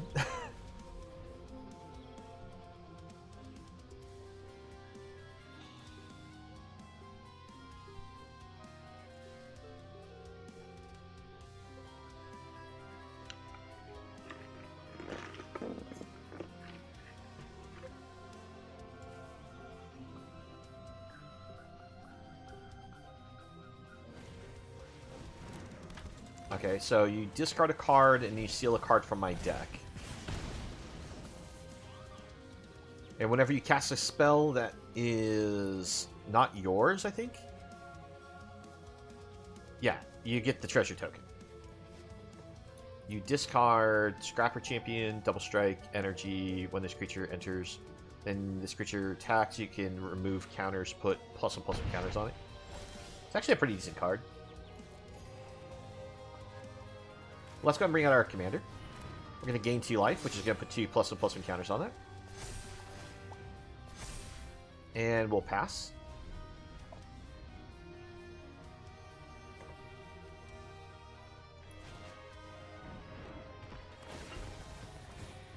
Flame Weaver gives triggers based off of artifacts entering. So I wonder what artifacts you're running.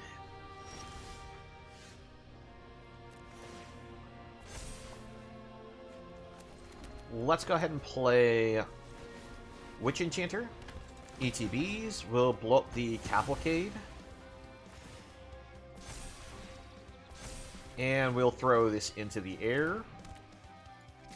Attack. Trigger. Now, I don't have any other attacking creatures, so nothing else is getting that plus bonus. It is plus X plus 0, so my other creatures still will have that small toughness, so this first striker will be a bit of an issue.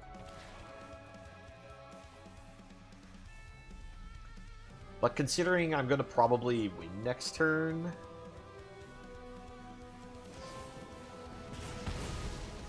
Okay, you galvanize.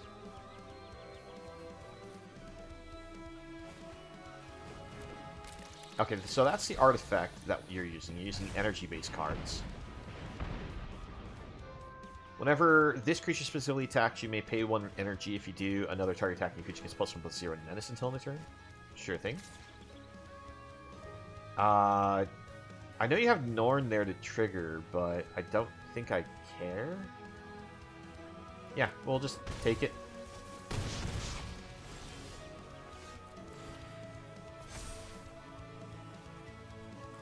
Play All-Seed, gain a life, trigger. Cycle this, draw a card, gain 2 life.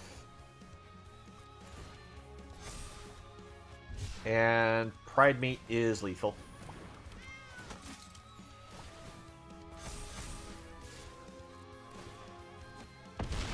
Alright, nice try, Izzy. I'm not entirely sure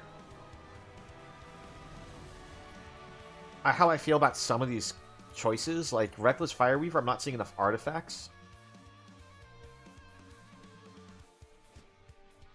Oh, you stole my Lone Rider. I mean, that's a good card to steal, but at the same time, it's not, because if you don't gain life, it doesn't really do much. But yeah, no, I like the idea of how you try to set up Swiss Survivalist to try to gain all the re-enter battlefield triggers. I'm curious actually about what your deck looked like. Do you mind sharing that? I'm actually curious, and I'm curious like what I can maybe suggest change-wise, because I don't know how much I like the energy build for some of your cards. But like Witty Roastmaster is definitely an amazing card for it. The Cavalcade can be really good if you have like a lot of 1/1 token generation. I imagine it would be a lot of 1s and 2s. Also a fair number of 3s, because some of the ETB create little 1/1 token cards is what I thought you'd use. Let's see. Make sure I have enough room for the deck. I do. I'm actually just really curious about this deck. It looks like an interesting idea. The problem is it's the pacing on it might just be too slow. Alright.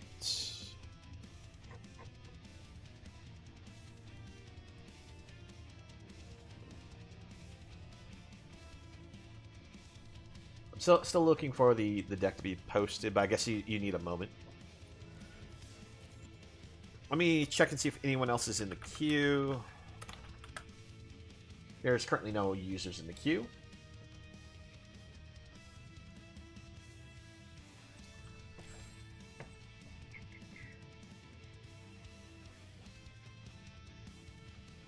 I guess it takes Izzy a moment, because they were probably playing me on the phone to be able to export and import it in.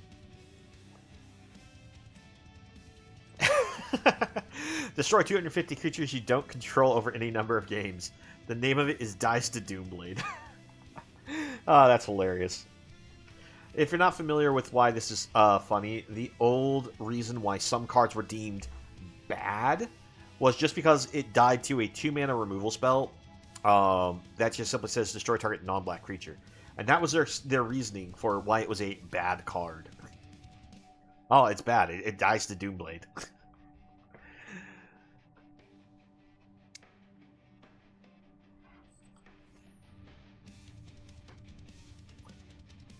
Oh, that's true. You would probably have to make it into posts, or you could like export it to a site and then like just copy the site link. But Alright, let's go ahead and try this deck here again for the midweek event. I think I'm getting tired of the midweek event, in all honesty. I'll make this probably the last of the midweek event plays. Because it's literally been like the same 3 decks that we actually have problems with, and I'm not seeing a whole lot of deck diversity.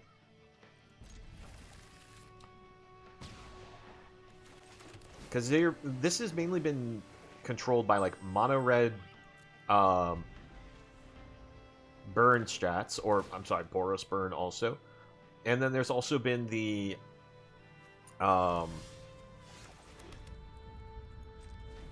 bunny deck.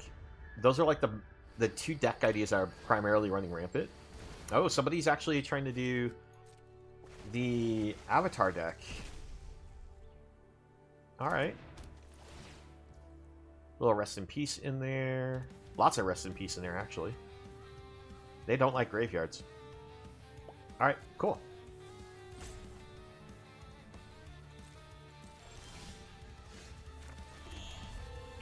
So the problem is we do have a deck that's more optimized to deal with small things, and they don't play the small things. So if we hit into the cut downs off of the flips, it's just hitting a dead card.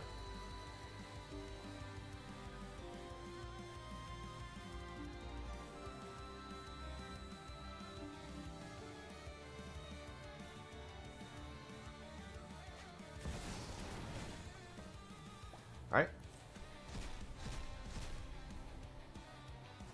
And they hit the Cornucopia. That's pretty good. Let's do this. Cool, we managed to hit the talent.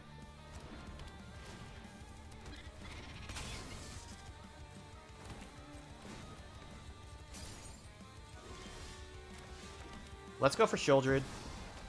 I imagine Shieldred's just going to get pulled off the board right away. Let's still bring it to the board because we get the pump on the Otter here. So we're going to drain the opponent probably for like 4 life because Shieldred's going to get removed.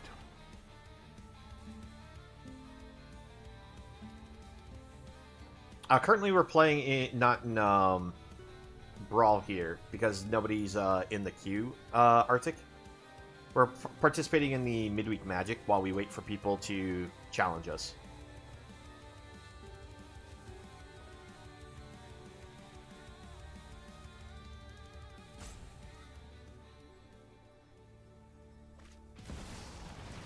Alright, I play Zur.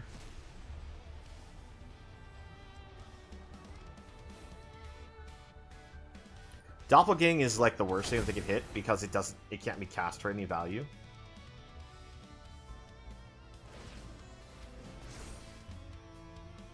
So we can block, trade with the Overlord.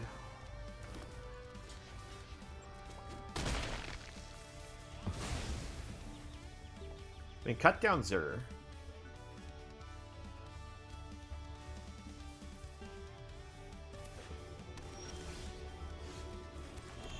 We'll go ahead and do that.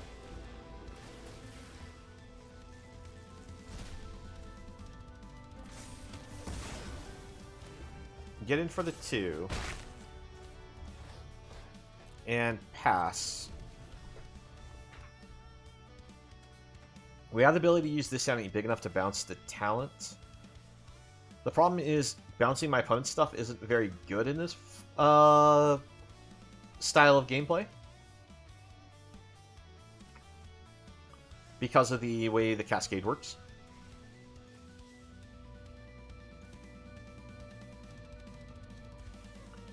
I actually would love to hit Deadly Cover-Up right now, so that way I could get rid of all the Zurs.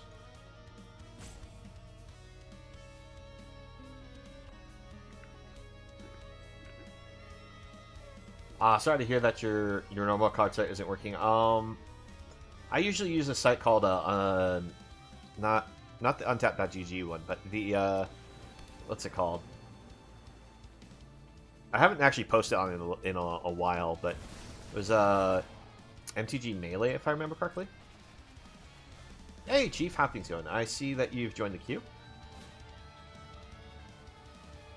Alright, so they're going to Brotherhood.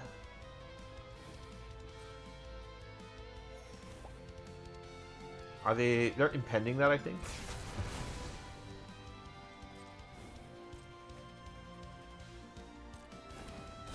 No, they brought it to the board. In which case, let's do this. We'll play Flanker. Scry 2, gain 2. I don't think I want either of those cards.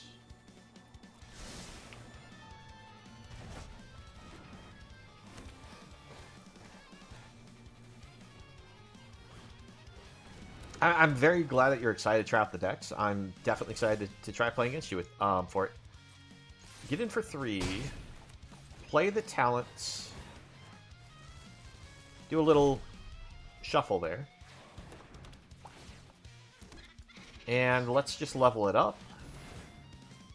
Get back this town ain't big enough. Now we're tapped out, so we can't protect the talent if they exile it with their enchantment.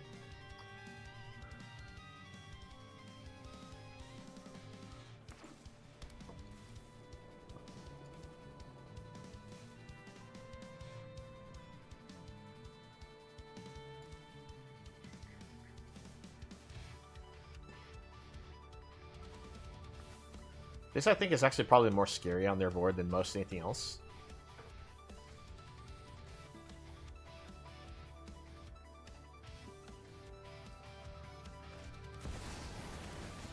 Ooh, that's a scary Overlord. Where are they going to point that damage is the question. What'd they hit there? Another Beanstalk? And they cast the Beanstalk? I might actually deck my opponent, because I just keep bouncing with this town ain't big enough. And then they have to keep redrawing every time they cast these spells.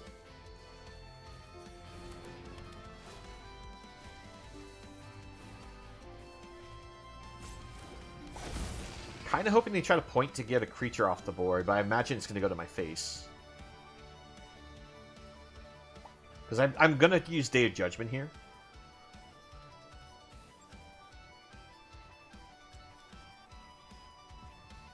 Oh, that's right. We do have the Arena Cube thing that's supposed to be going out, aren't we? I wonder how well that's going to work.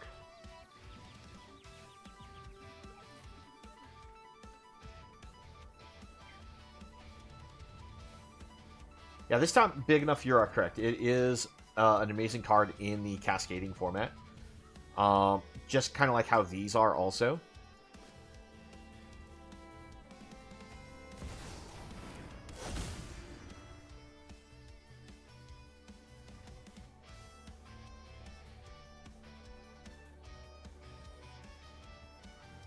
Alright, so if the opponent doesn't have a counterspell, we get rid of the Overlord.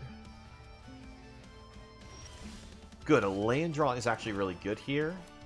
Make sure it's leaving me up the correct lands. It is.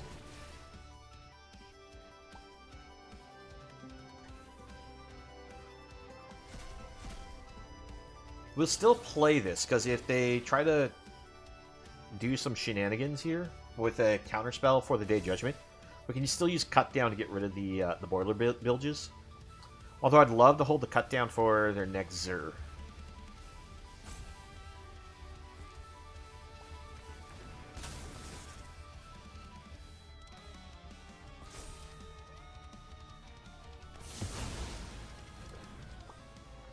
Okay.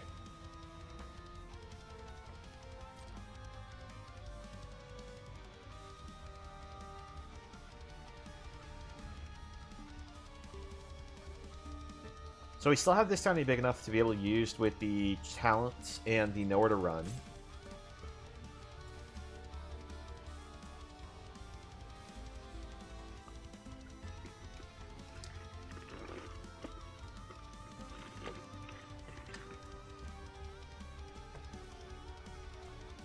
I kind of want to get Jin Kataxis down, but then I run into the chance that I might have the same issue my opponent does with the Up the Beanstalks plan, where we might deck ourselves.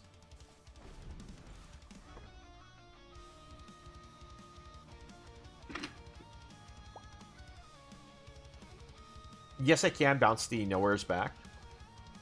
And I can just bounce this. So that way this resets, so I can get this back again.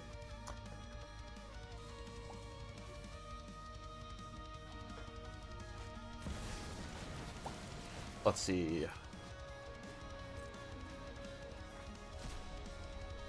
Oh, there's the rest in peace. Unfortunately, that does answer that this town ain't big enough little loop that we've accomplished. And I don't have any enchantment removal. It's only a matter of time until they hit rest in peace, to be fair.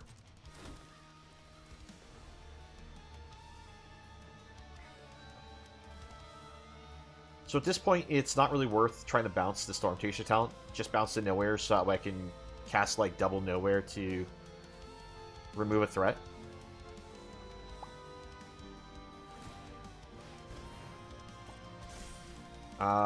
Let's see. Do I do the double bounce now?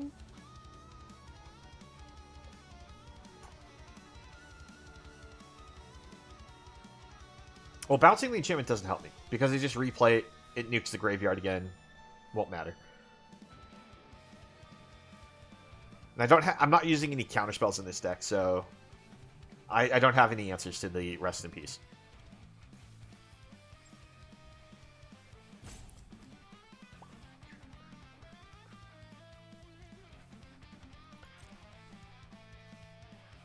Let's see, I can't return the anchorage, but I can use the cut down.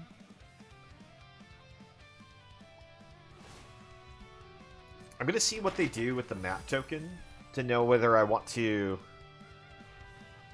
just cut it down or if I use the nowhere to run.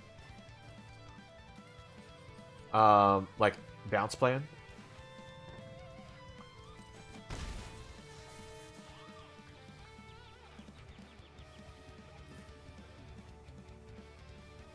I don't have any more cut downs left in deck.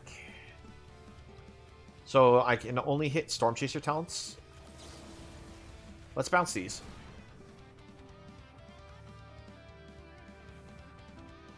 Because I can double cast these to get rid of the Hauntwoods.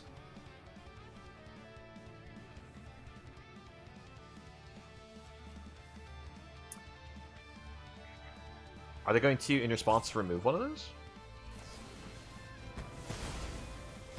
Okay, that's fine. Ooh, there we go. Enduring Curiosity.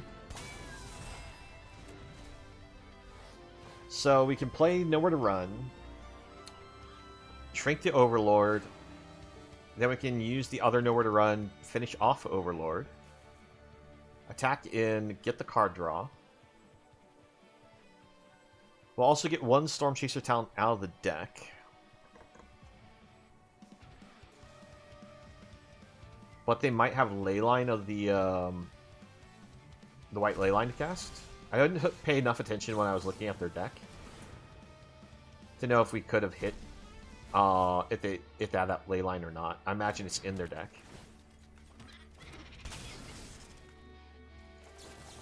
Okay. So that's off the board. We attack, we draw.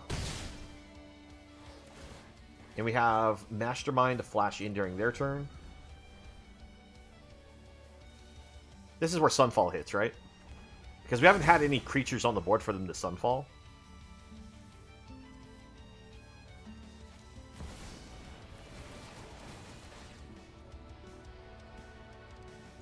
Let's see the Cascade. It's Zur. We'll flash this in. I want the card draw.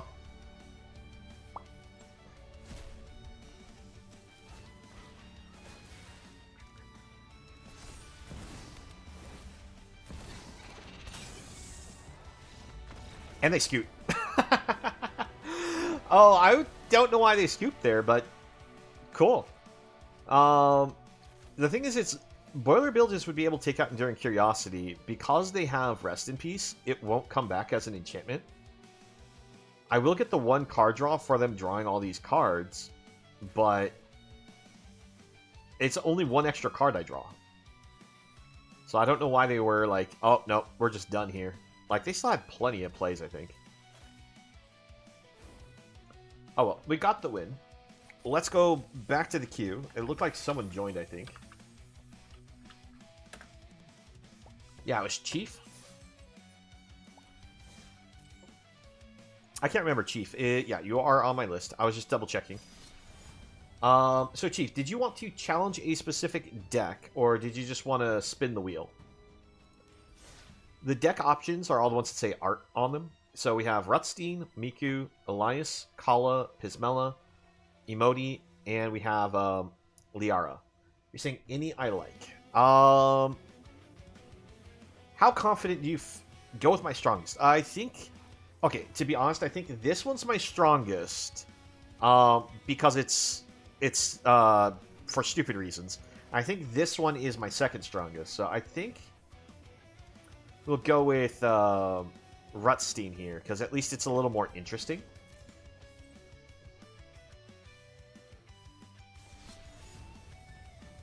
Alright, let's see. We need to switch this over to Friendly Brawl.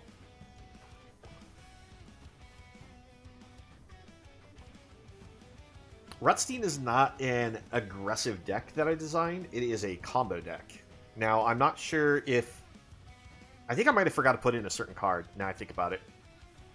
Oh, I sure hope it's in the deck.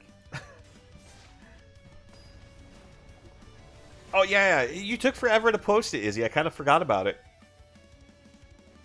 But I see it.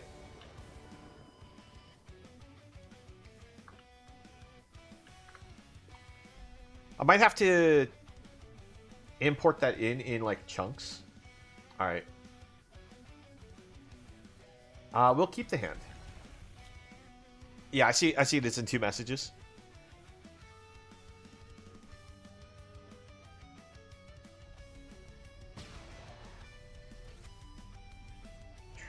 Let's see, whenever you cast your second spell, each turn put a counter on it, and then you draw a card. Okay.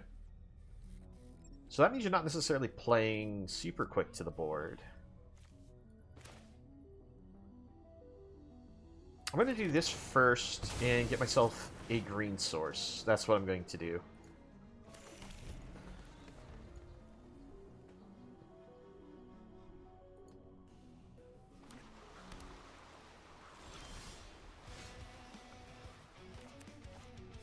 Let's play this into Freebooter.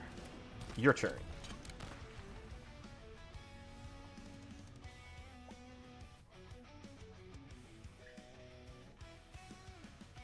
Yeah, Chief, I'm not entirely sure. Let's see, you say you had a combo deck, but you haven't gotten around to making it yet, and it's just simply the Rosy Cotton style deck. I'm forgetting which one Herd Bailoff is. Is that the Eldrazi spawn token generating one? We'll attack.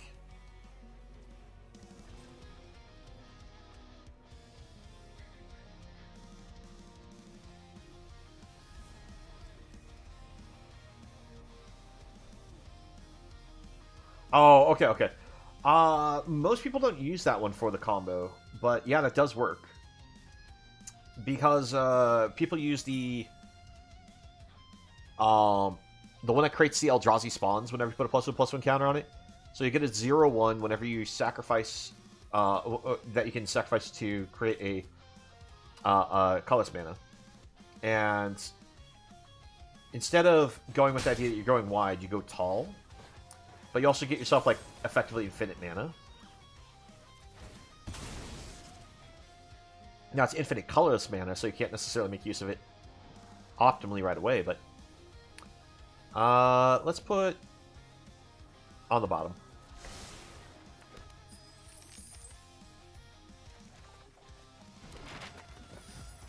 Alright, your turn. I actually have the ability to assemble my combo already. Sacrifice any number of creatures, ensure my graveyard for a creature card. Put it onto the battlefield. Yeah. Yeah, no, that one doesn't get to exist. I know that card too well. let's see. Let's grab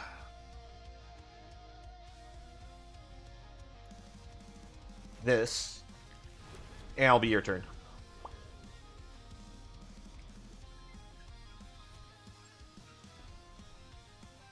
It is. It's free second spell every turn, but it also just runs away with the game because it's a bunch of just free 0 mana 2/2 flyers.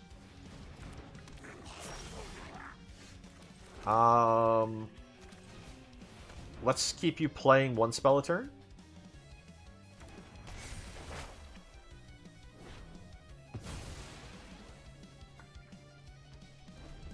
Sorry, I haven't been able to go fetch my combo because you're putting out legitimate threats that I think I have to answer. Now I can go get any forest, so that means I can also get these black-green forests. Let's play this. Let's go Confectioner. You should probably know this card by now because of the combo it does. Now, I'll give you the heads up. This is one half of my combo. Oh, you're going to counterspell it. Well, I guess I will attempt Honest Rutstein. Okay. I'll take the action to put it back in my command zone.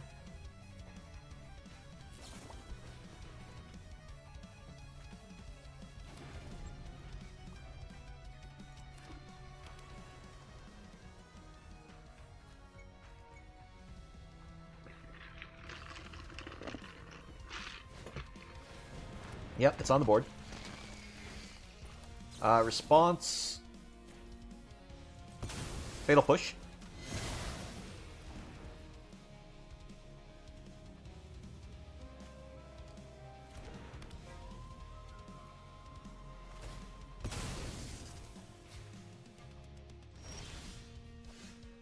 But yeah, the reason why I decided to try to do this combo, by the way, with this deck,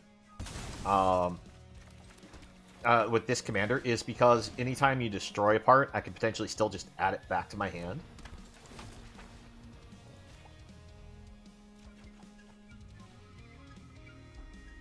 And let's go ahead and try to bring it out.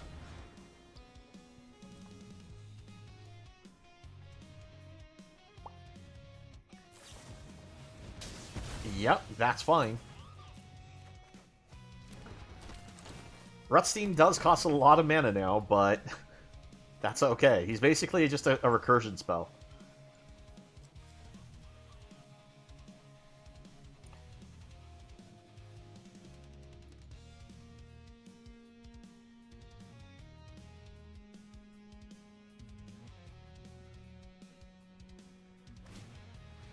Alright, Wizard class, good card. And since it's been alchemified, you can actually level this. Oh, wait. Oh, that's right. I didn't set up that way to have the alchemification on it, did I?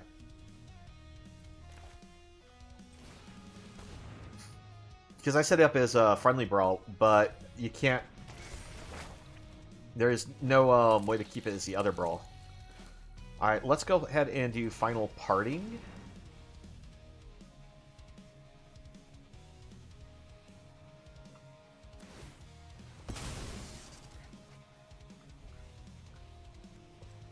Let's see, for Final Parting, I'm going to grab... Where are you?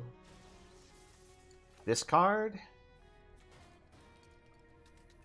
And... this card. Choose... Put a card in your hand. This will go to my hand. Hey, look, it's Cultured Familiar. I'll get in for 2. And it'll be your turn.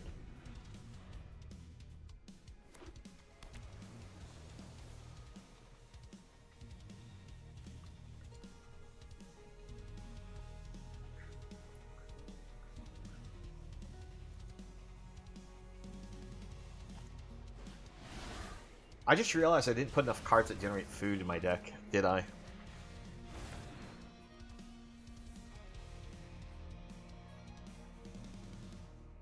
Well, we'll see.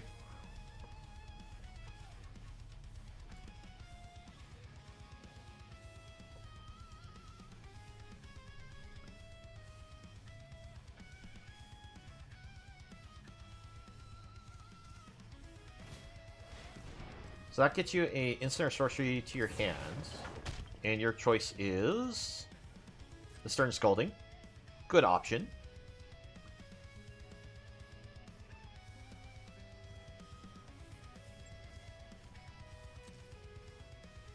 We'll draw. We'll create a token. We are going to duress you.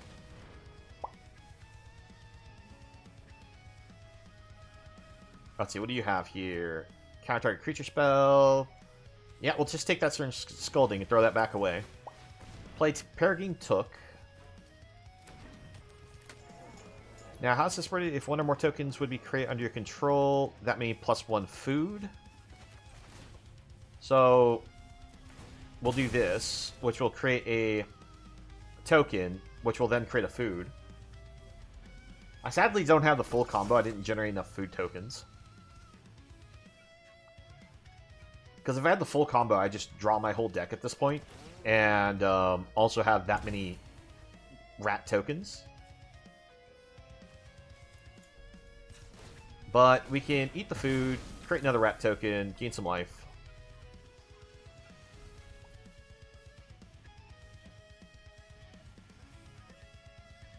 I can't go infinite right now. I don't have a sack outlet to put the cat back in the graveyard. And I don't have 3 food, so I can just sack to Peregrine Took. So let's just do this. Use the map here.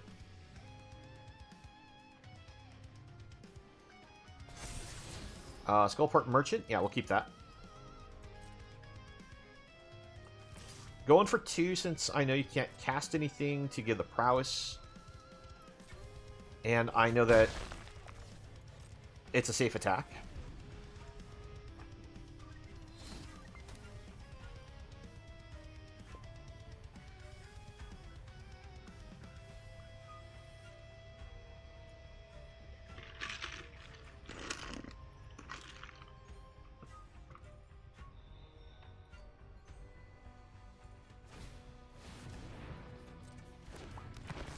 Okay.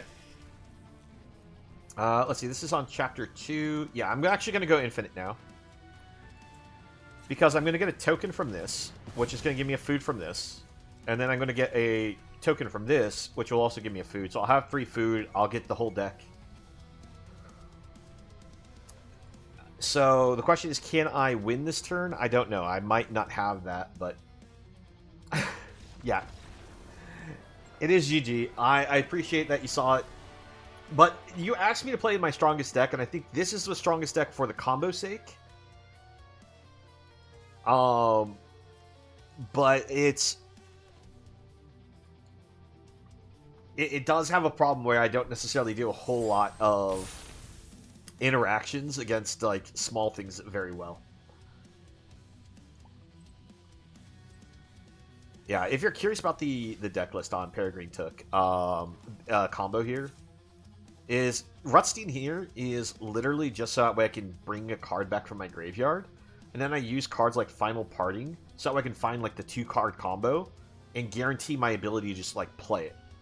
So I also use other cards that will like put cards in my graveyard like Violent Tumor. I have what was the other one? Buried Alive in the deck, so I can put all 3 parts of the combo in the deck in the graveyard. So it has combos. And there's like some cards that are just like filler cards that I thought were kind of fun, like the Slime here. I don't think Slime like fits the deck idea, but I just thought it was just a fun card to throw in here. But I'm glad you like the brew. If you want to try to play this list, I'd recommend adding a little more food generation that I'm lacking. I didn't put enough food generation, so if I assemble the combo, I need a few more cards to... I might need a few more turns to actually get it going, because I didn't necessarily get it going there. Alright, let's see. Did it import properly? It looks like it did import properly, Izzy. Let's take a look at this mono red deck real quick. And then we'll take a look at the queue. So you had it based around Norn Swiss Survivalist. Makes sense. Sort of makes sense. It's not a bad card. I don't like that card at all. I'm not sure why the Felonious Rage is here. It's not a bad card, but I'm just not sure what's the point of it. Fuseling is whenever this creature enters, or an artifact you control is put. Let's see, whenever it enters, or whenever another creature you control or artifact you control is put into a graveyard, put an oil counter on it. Okay. It doesn't necessarily synergize with Norn here. Arterius. Okay, that makes sense. You get the energy, you get the tokens, but it's an attack trigger to create the tokens. But you can always flicker it out. The problem is it's very specific when you have to exile it. It's the moment it becomes blocked.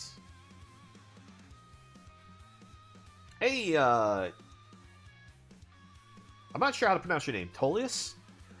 How you doing? Welcome to the chat. Yeah, we're doing some Brawl. We're doing Artisan format, so it's a no-rare format, and this is one of the decks we played against, and I was curious about the deck build. So I just asked to see it. And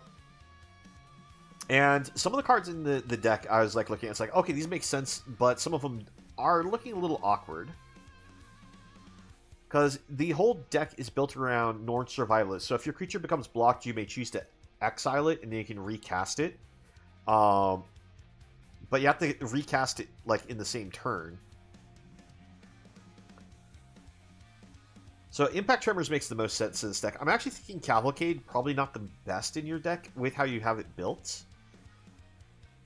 Because I'm seeing a lot of like 2-powered creatures. I'm not seeing a lot of like 1s.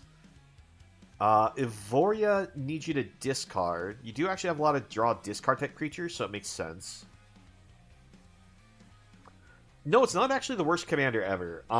Because, like I said, if your creature becomes blocked, you may choose to exile it, so you could send in an attack where you can go, okay, I'm going to potentially get in damage, and if my opponent blocks, even if it would be normally like a trade or my creature can't do any damage, I just choose to exile it, and so that way I'd like deny things like lifelink or whatever, in the case that my creature would normally die and I wouldn't cast it back anyways. And it's still a guaranteed 1-mana 2/1 for being aggressive, so it's not the worst commander ever. Yeah, you can get the re-triggers on the ETBs when you recast them in second main phase. So it does a lot of casting in second main phase versus casting in the main phase before combat. I'm thinking the Reckless Fireweaver isn't good enough in your build. I'm not seeing enough artifact generation, is he? So I'd probably take this one out. I'm not big on the Smelted Charge Bug either.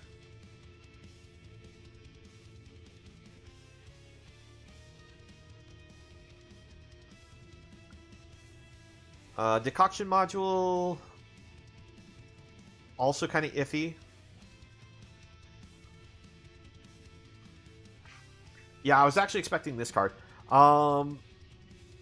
Wait, what's the alchemification on this card? Oh, it used to be a 2/1. It's not. It's now a 2/2. Okay, or something like that.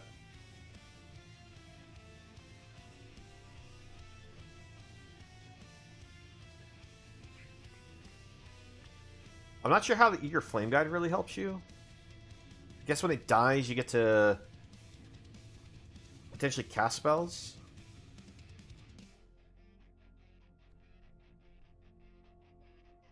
Yeah, that one I was expecting. I would have actually, if I didn't see this, I would definitely recommend it. Are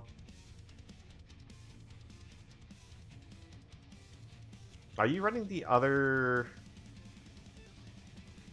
Now, I'm just trying to see if you have the other 3-drop in here. You know, I just need to do this. Thopter. Okay, you did have Thopter Engineer in here. Good. Because if you're going to be running the Gearcraft, you may as well run the Thopter Engineer, just because it's just a better version of it.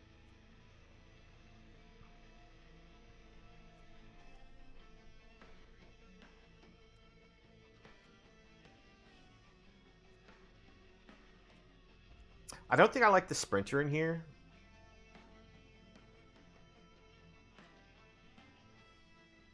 Whenever you attack, you get an energy. Tap, pay 3 energy, get the golem. Actually, only as a sorcery. You do generate potentially a lot of energy with your build, so I guess it's not bad.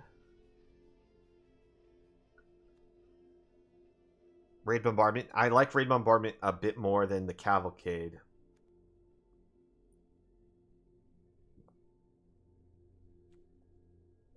Okay, I think you have a good concept, but I think you have maybe an awkward nature where you have too many creatures that don't have that have too high of a power for the how you want some of your cards to work. Let's see. When this enters its turn face up, it deals X damage to target opponent, where X is the number of non-creature spells you've cast since the beginning of your last turn. You run a lot of creatures, so I don't think the Kaboomus is necessarily going to trigger for a whole lot.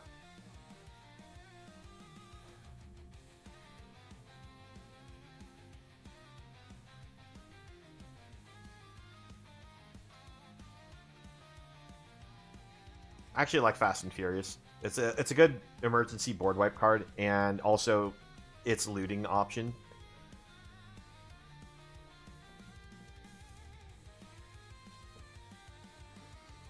I think some of the things I'm not seeing here that I think would be good for your deck would be something like Hordling Outburst.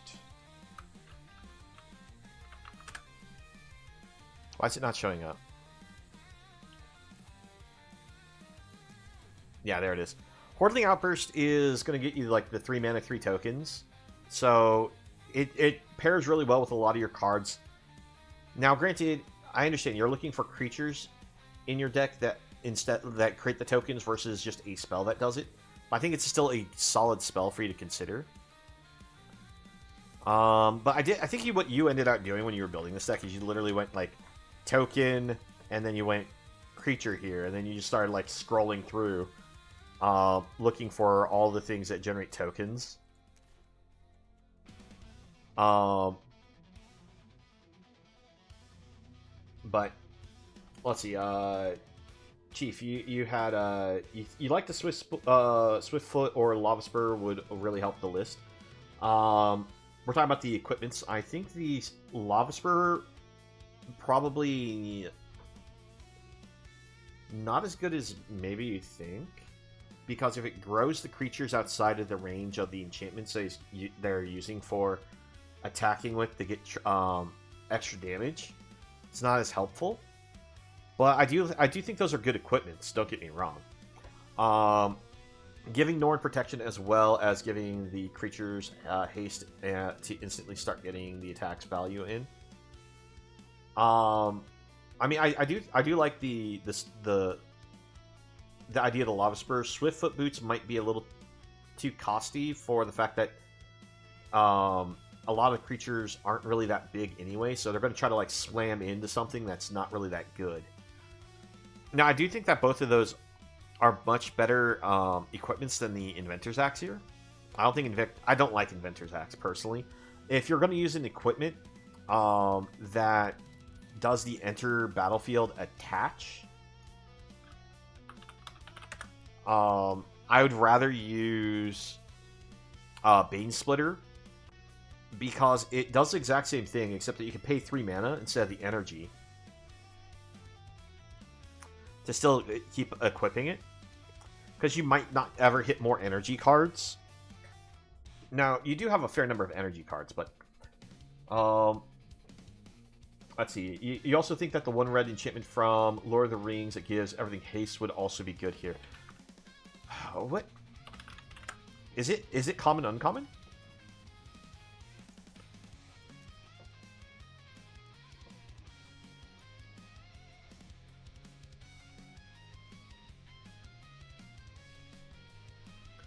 Rising of the Day actually probably be really good, because it does give all your creatures haste. The problem is it only affects legendary creatures you control for the +1/+0. And I don't think Izzy has enough legendary creatures to really take the most advantage of that, but it's still not a bad option. I'm actually surprised you aren't using Annex. It's a great card option in this deck. Because whenever your creatures die, you get the little 1/1 tokens. So you're fine if you can't get them to, you know, recast them. You can just let them die off. And Annex will also get you the little 1/1 tokens, which will trigger cards like the Witty Roastmaster, the Impact Tremors. So I think this is actually a good card to consider. Yes, the tokens can't block, but the important part is you still keep the pressure going. And Annex potentially gets really big because of the Devotion. So I think those are some cards to consider.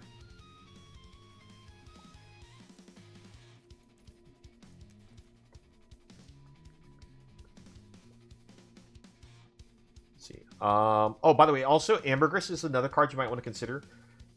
Just because of not even the idea that you're transforming her, but just because it gives you a discard draw, which can be very helpful.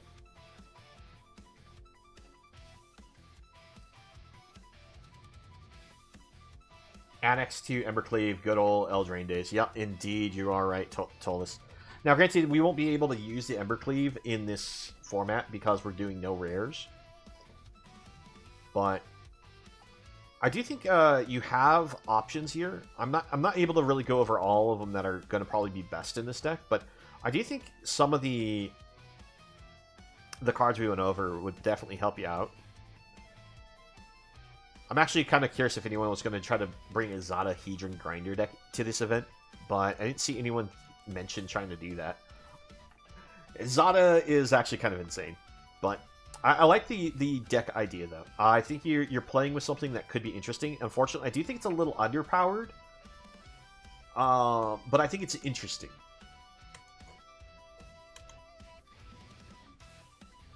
Okay, let's go back to the queue. Because I don't want to make people wait forever. Let's see. Actually, no one's in the queue right now. Okay, I thought we had someone in the queue still.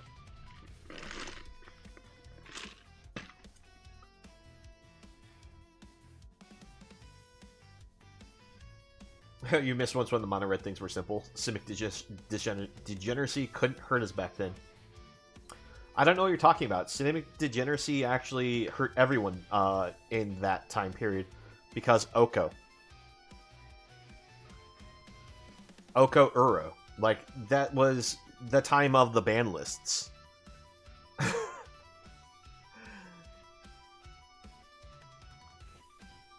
Sure, we can definitely run it back. I'll go ahead and actually hit the spin for the browser here, so we can see what you play against.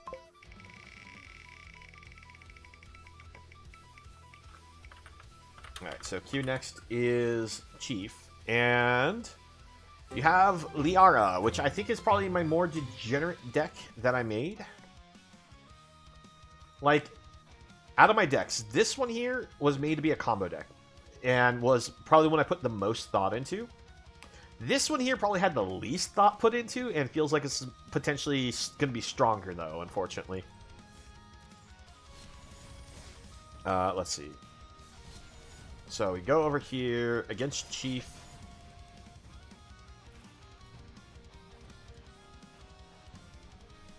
So you get to see him potentially the most degenerate of the deck ideas I had.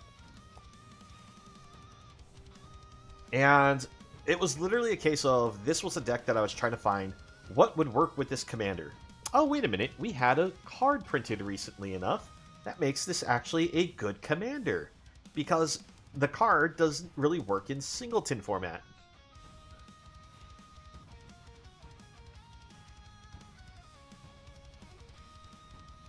Alright, well, let's see how well it works here. I'll be honest, out of all of these, I think my worst one here is probably my Emoti deck, because I decided to build it in probably the worst way I probably could. It's meant to be an artifact deck, not a the usual Emoti ramp deck style build. Oh, you went discard against me, eh? Alright, I'm gonna keep. This is such a snap keep. I just have to hope that I don't get hit by duress.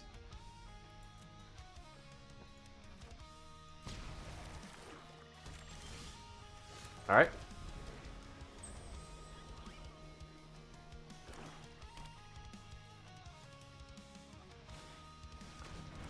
Alright, you're ramping.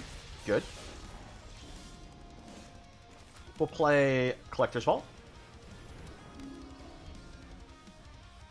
By the way, for those that don't know how this card works, at the beginning of each combat, each creature you control gets +1/+1 until end of turn if it has the same name as another creature you control or a creature card in your graveyard. We'll discard this. And now we will discard this and show you the degeneracy of the deck. Yes, I am playing Heir Apparent. Your turn.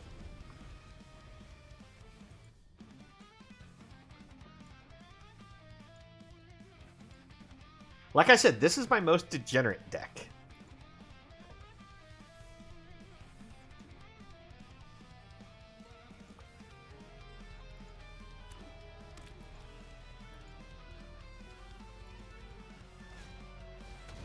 Uh-huh.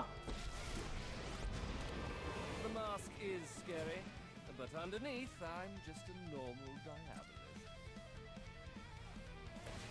Okay, we are going to be forced to discard, but let's activate this real quick. We'll discard one of these. Discard the land.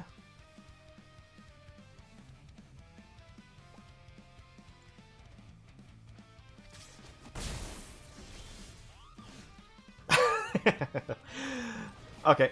That card, unfortunately, is not going to do what I want it to do at the moment. So let's go for these.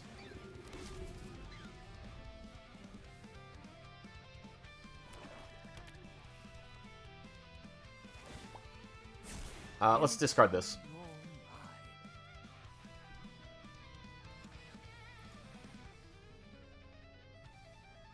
Seance is in the deck because if I have Heir Apparent on the board and I exile a card, I end out putting a lot more tokens on the board.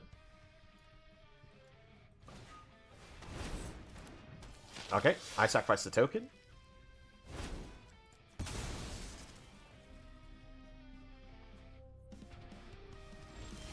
Yep, I take some damage.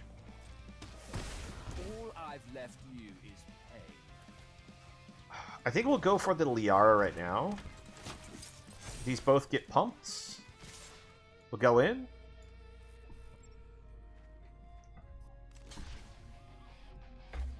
Yep. This wasn't part of our contract.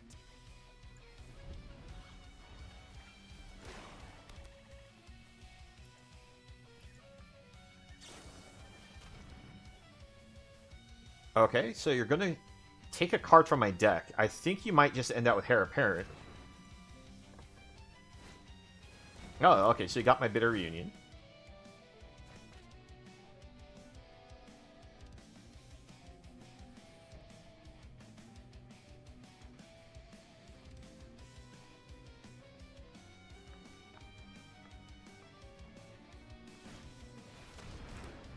Okay, so you exile my graveyard.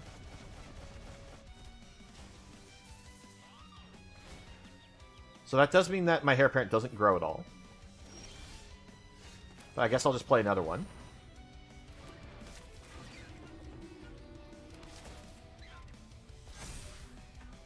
I think I'll just pass here.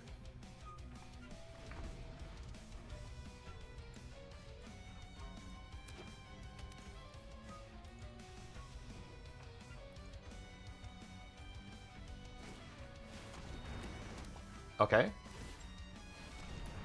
I can sacrifice the token, right? Yeah, I can sacrifice the token. Sacrifice non-land permanent. Alright.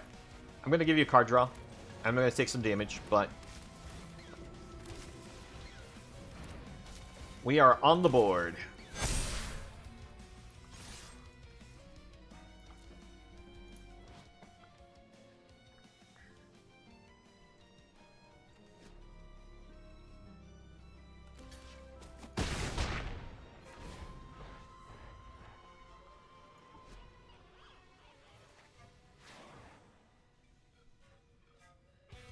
Yeah, Malicious Eclipse would definitely do it.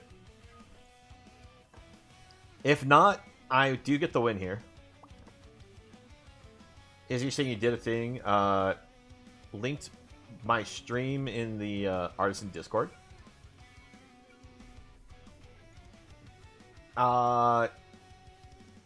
If they have a channel for that, that's cool, but I hope you're not bugging them with anything.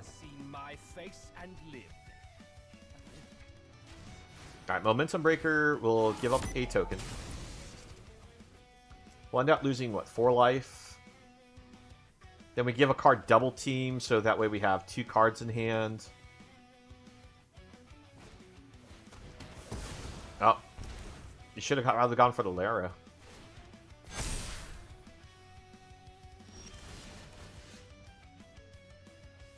You know, I'll choose to lose the 3 life, right?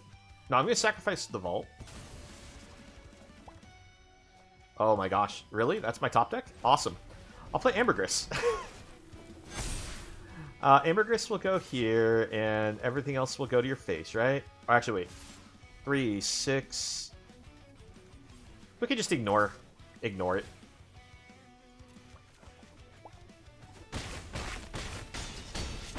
Because if I went for it, I wouldn't have lethal. I was thinking, it's like, oh wait. I need that 3 damage. So yeah, that's how I decided to use the Flaming Fist. I went with Jinky Degeneracy with Heir Apparent.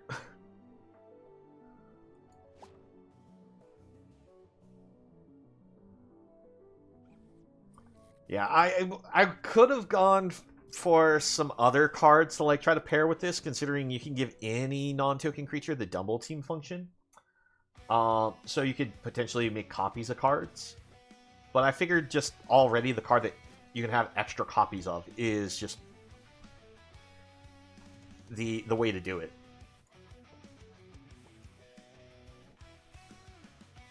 I mean, I'm glad you enjoyed the brew. It's not that hard to make Heir Apparent, I feel. Kind of work, especially in a format where you don't have to worry about board wipes as heavily. So...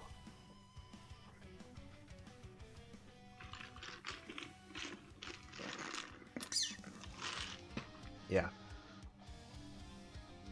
I mean, I liked your discard brew. I was actually tempted to make a Davriel deck also. I just didn't, because I was thinking of just like making it like a discard control deck, and I unfortunately did not finish the thought on how I wanted to do that.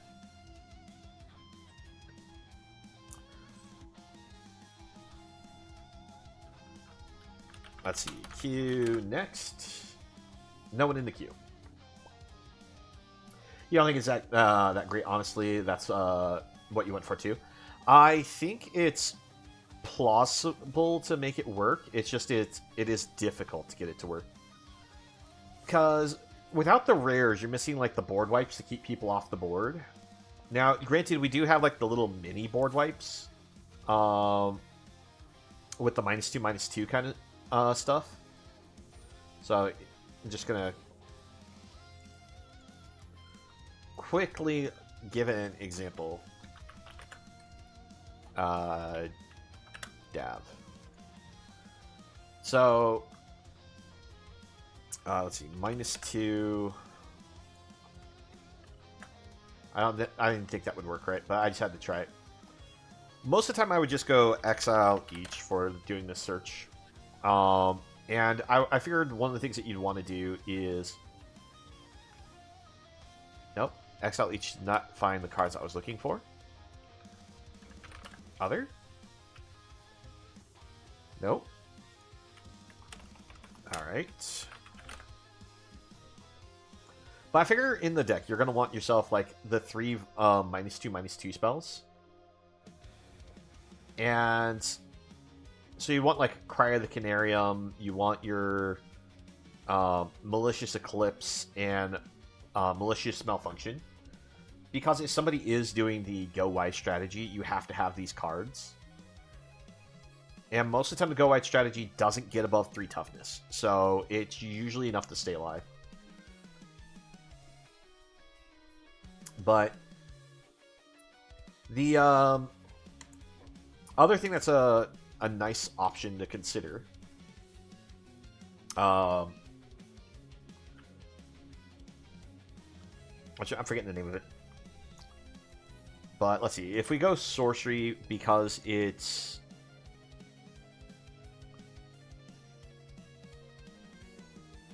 I'm forgetting the name of the spell.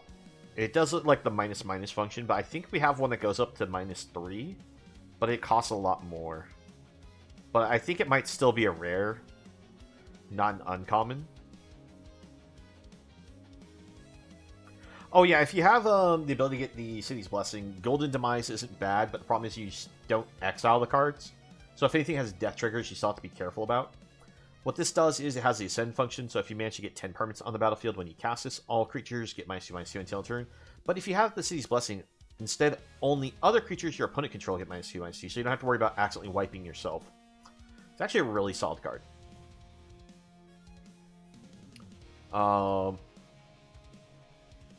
And if you're looking for something that's potential card draw, potential board wipe, you could also use Gruesome Realization. So you could use it as card draw, but if you see you're against somebody who's using lots of 1/1 tokens, you can use it to sweep up the board. Also another really good option. Outside of that...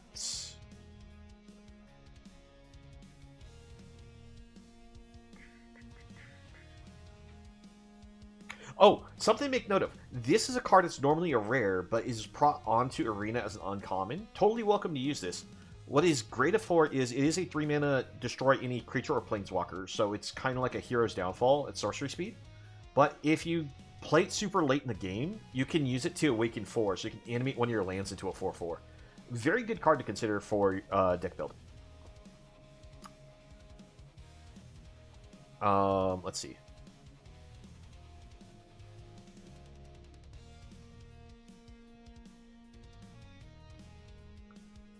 I'm not seeing the card I was thinking of, unfortunately, that I was going to try to recommend for being like a control option. Because like I said, I think it's still a rare, even though it's not very good because of the amount of mana you have to spend into it.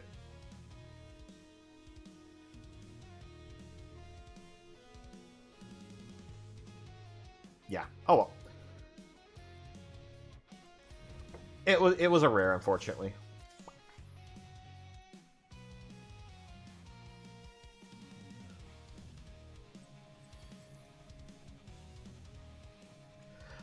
Anyways, case, let's see. I don't think we had anyone join the queue, so we'll just move on to... I guess we'll just play some standard until some people join the queue here. And I'm not going to do the standard event anymore. Won't lie, I'm kind of getting tired of dealing with the same 3 decks for that format. So we'll play some standard. I didn't really make any new decks, but I don't think I actually showed this deck off because this one was a work in progress. So that way you have an idea of the quick rundown of the goal of the deck, is it's running Hidetsu and Kairi. And I'm actually trying to compare it with Rise of the Dark Realms. And we're using some mill options like Jace to fill graveyards. So that way we could reanimate the graveyards with this combo. Not familiar with this combo, whenever Hidetsu and Kairi die, you exile the top card of your library, then the opponent loses life equal to the mana cost of that card, and then we can cast it for free. So it could potentially burn out an opponent because of how Rise of the Dark Realms works.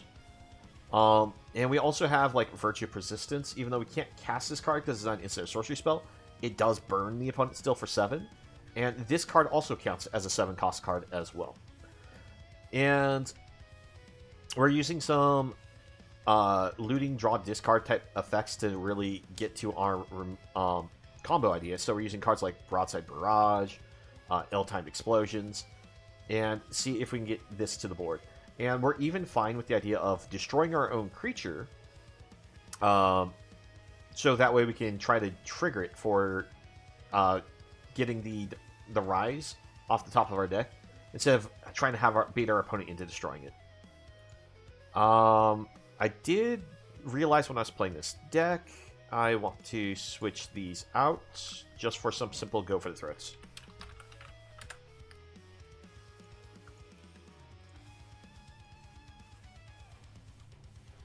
The reason why I want go for the throat in particular is just because I want a spell that I can cast to destroy Hidetsu and Kairi. And none of the spells I had really could target destroy them. Alright.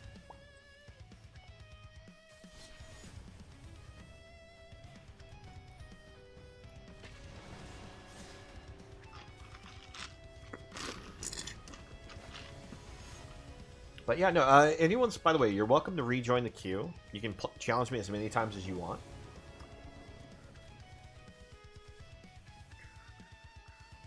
But I can understand if you want like a break after you challenge me a couple times. How's the brawling been going, Arctic? I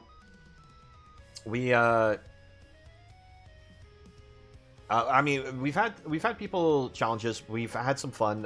We've won some. We've lost some. Let's see. I don't like this hand. Let's mulligan that.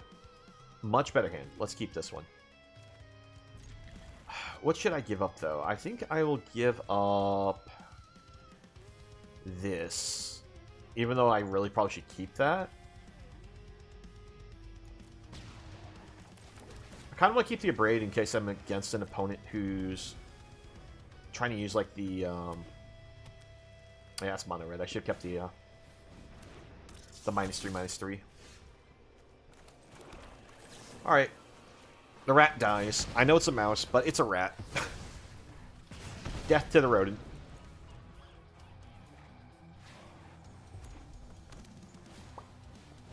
Alright, they're doing the pump build.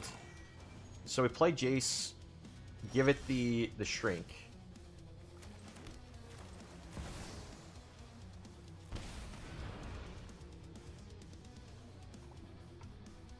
This way we don't accidentally die to a pump turn, where they attack, pump it, and fling it. Organic minds are easily quelled.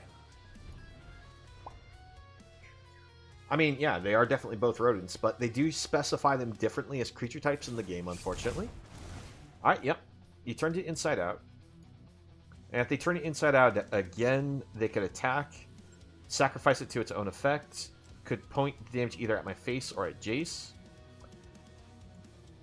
And then they get the ability to manifest Dread twice.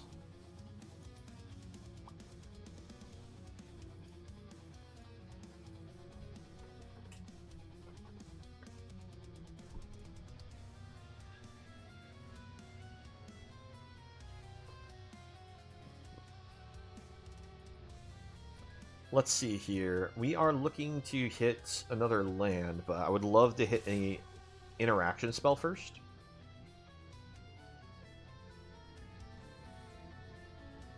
Alright, so they are just going to go for the Jace. Jace just saved me a lot of life. Alright. Noise. So hopefully we don't die this turn.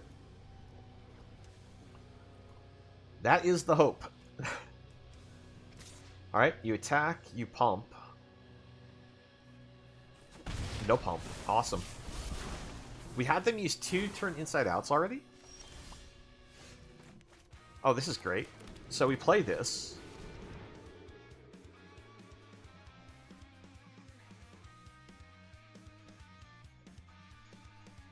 So we draw 3, you gotta put 2 cards back on top. We're gonna try to put this one to stay on top of the deck.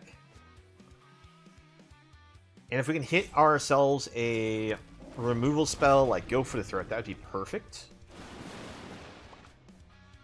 Not go for the throat, but it's still good. Let's put this back. Let's put...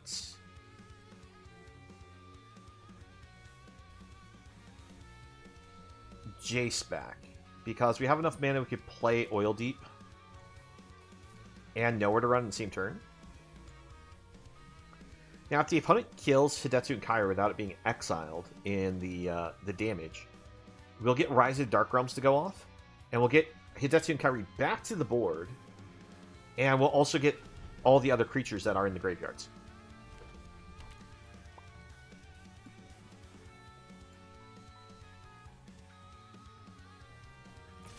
Yeah, we block. There's no way that we don't block and risk dying to a pump out.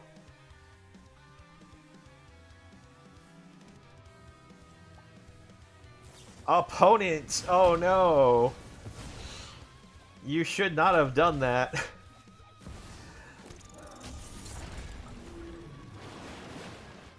Alright. We will put this back, this back. Yes, in that order. We'll block.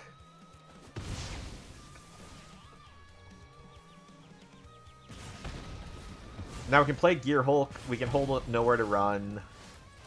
Let's see what they're working with. Yeah, we'll get rid of that Cell Sword. And that's just going to be an easy GG right there, because next turn we just attack in for 5 in the air and we win.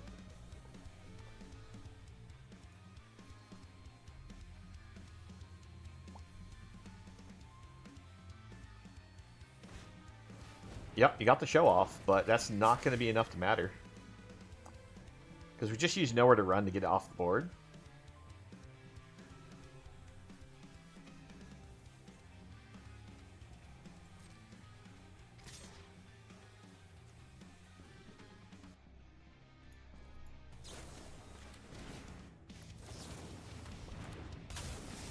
And there we go. Easy GG. Easy. And we managed to get the Hidetsu combo off also. That was crazy. I do think the opponent made a misplay, though. When they went for destroying my Jace, they probably should have done so by, like, when they pumped this up, just attacked my face, because they used turn inside out for the pump, and then sacrifice it to its proliferate mechanic, because it dealt damage to me.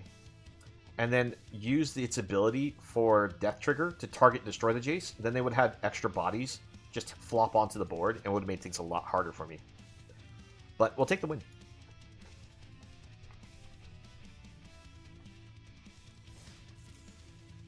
Actually, I'll be honest, Izzy, that would actually be kind of cool. Another Vault-Born Tyrant. I guess that's my 4th copy, because I know I had some of these, but since I didn't get gems, that would have to be my 4th one. Alright, I think somebody... Oh, actually, that was Arctic that said the... No. It was Izzy that said the... If they just change it to Rodent. Yeah. Let's see. Q next. Let's see. Izzy is in the queue. Was there anyone else in the queue right now? Oh, yeah. Izzy's the last one that was in the queue. Alright, Izzy, let's see what you get paired up against.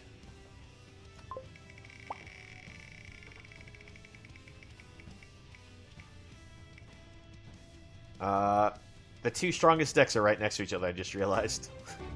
I probably should try to, like, organize them so where they're, like, on opposite ends. But you got Rutstein. Let's see, how do I do this? Nope. Didn't want to do that. See. Yeah, I don't know how to move them.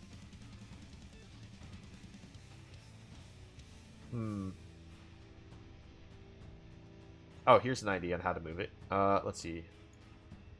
So this, and then... Did I actually take one off that I didn't mean to? 1, 2, 3, 4, 5, 6. I'm missing one.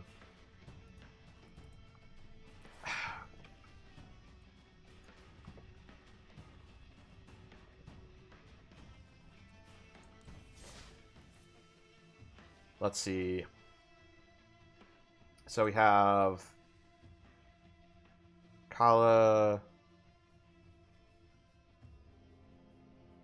Bismilla's there.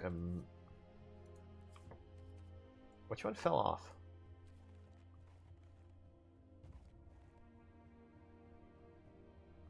One, two, three, 4, 5, 6, 7. Oh, Rutstein fell off. Rutstein fell off.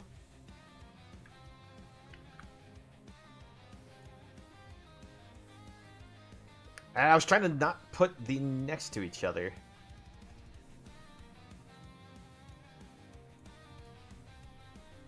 Oh, it's only ever going to put it next to each other on the... if I double it up. Oh, well. It's what it is. Well, in which case, let's get Izzy that battle.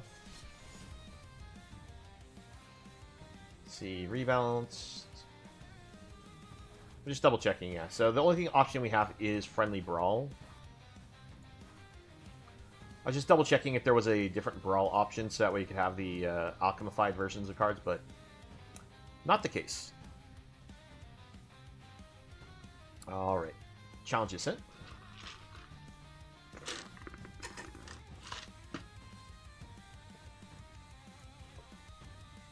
The only reason why I say that is if you play Brawl in against like other people, like the Brawl queue, well, use the alchemified version of the card. But for friendly Brawl, it uses the regular version of the card. So some cards become really good and some cards become really bad.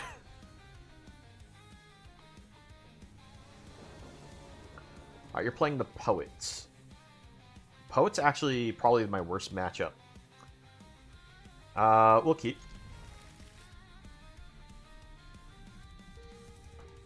The reason why the Poet's the worst matchup is the enchantments that just imprison my cards. I guess we'll just start off with tap land, call it good.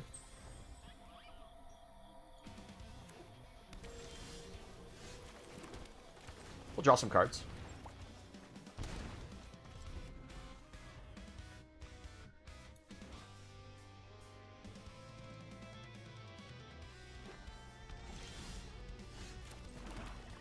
Pass back.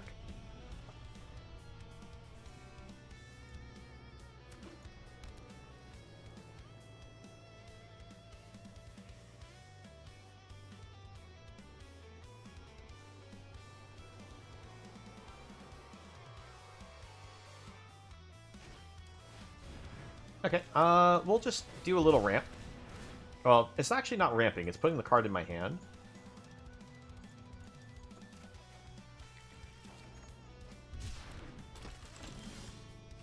Let's go ahead and do this. Crack it. Get a... I think I'll get another black source. And we'll use Fatal Push here. Go with a... Engine Rat. And it'll be your turn.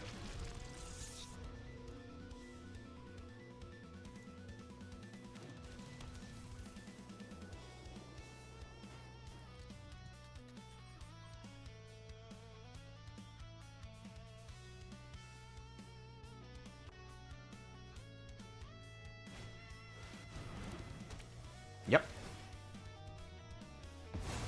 Oh, I think I forgot to put Prison Realm in my version. Because the Scry one's actually pretty good.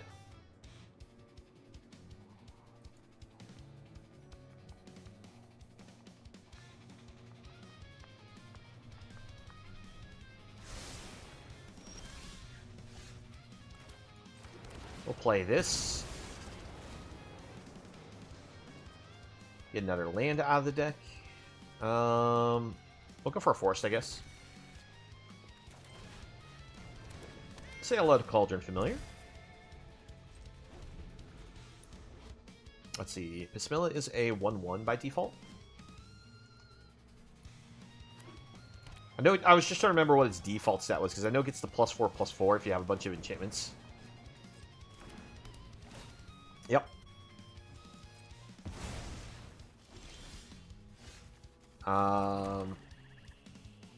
We'll just land pass. I don't really have anything but more lands in hand. I mean, I have this to cast, but I figure I'll just figure out what we're grabbing after the fact.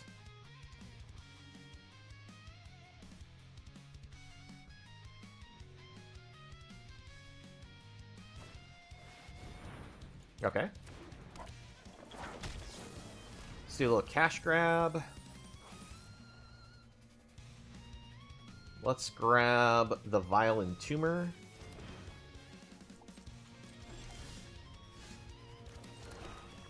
play said Entomber. And the card we shall put in the graveyard first.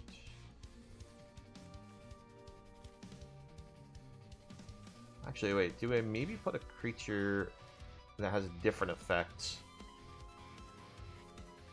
in the graveyard first?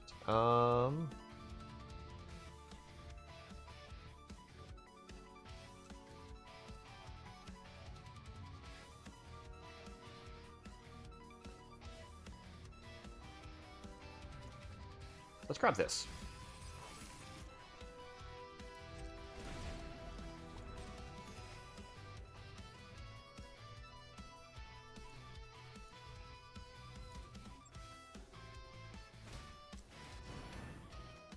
Enchant creature controls when this enters exile. Go for a throat.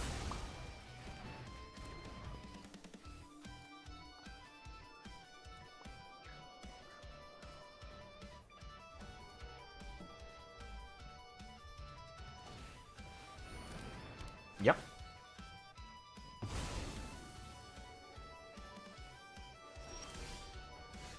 Let's go and play Honest Rutstein. Rutstein enters. We will grab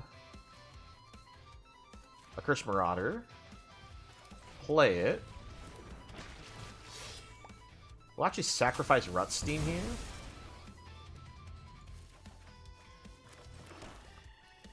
And pass. Like I said, I drew a lot of lands, Izzy. If you're wondering why I'm leaving up so much extra mana, it's I drew a lot of lands. Alright, we'll go for Life of Toshiro.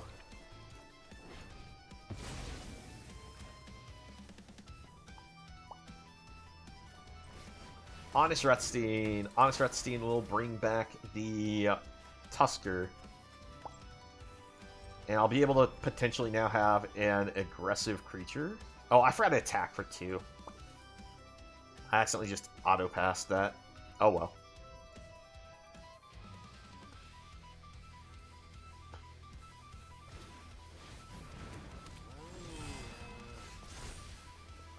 We'll go the +2/+2 on Rutstein this time.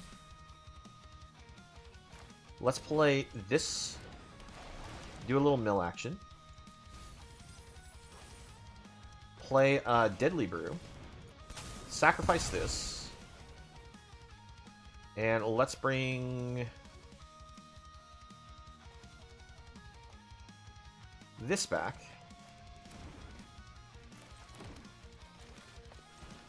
We'll bring out the 6/5. And let's also bring out the Mire Triton. Ooh, did not like that mill.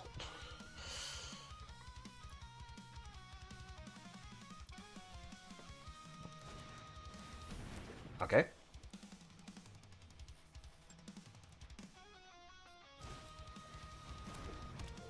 Life's Bounty, good card.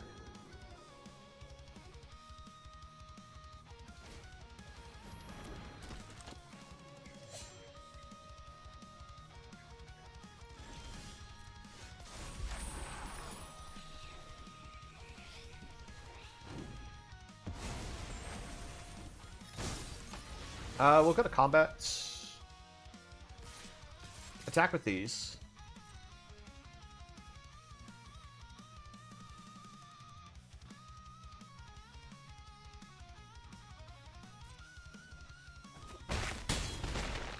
Pass it back.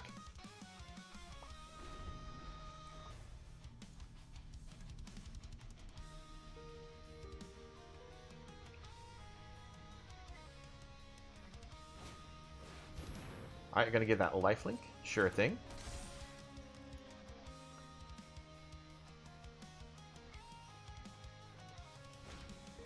Ooh, all that glitters. Let's get this off the board so that way if I do hit a removal spell, I can use it against you.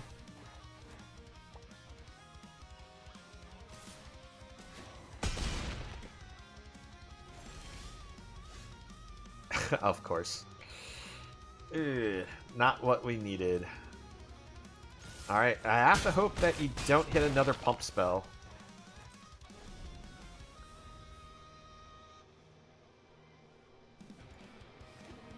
Alright, wasn't a pump spell, so I'm still alive this turn. Got one more try for a card. Actually, I can just do this, right? We'll take out our own Rutstein. Take the action. Play Rutstein. Get back Marauder. I should have done this last turn. And let's give up Tusker.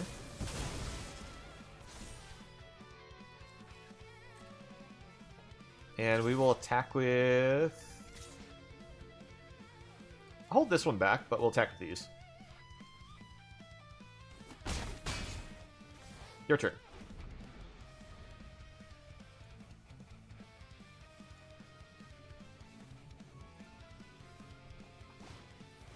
Alright. Poet has returned.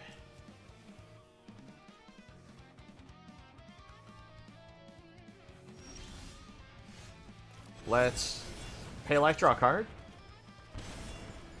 Not a bad draw.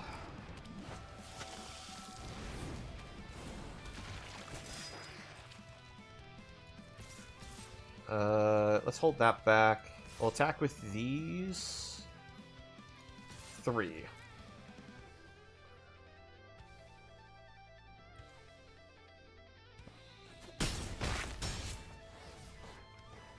And we'll play the tap land.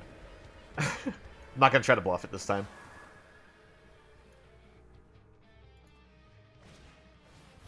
Okay. So it'll gain lifelink and +4/+4, but I have a bunch of death touchers, so I don't think Izzy's going to attack. Does... Okay, the discovery did not hit a flying enchantment or protection spell, so we are safe this turn.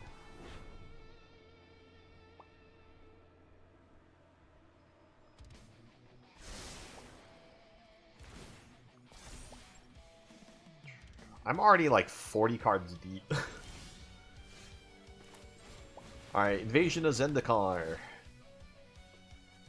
We'll get more lands out of the deck.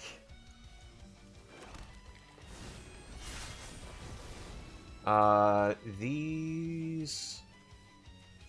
We'll attack here.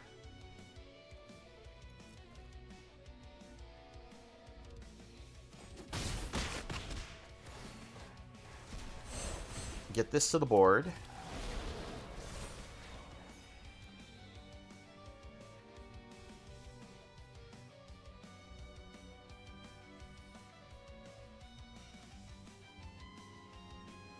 Alright, she's probably got another prison enchantment. What's she gonna throw him in jail? I'm gonna hold that for ransom. Well, I can... I don't like that spell, Izzy. And you know why?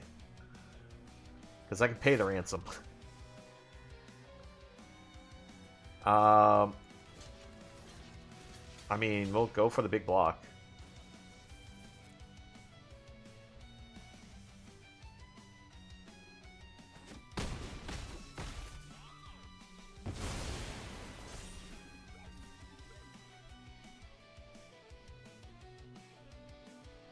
Take the action.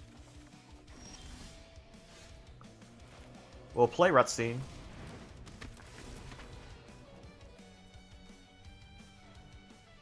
We'll get this back.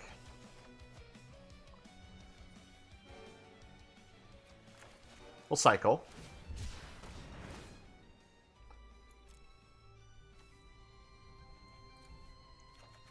Alright, and we draw.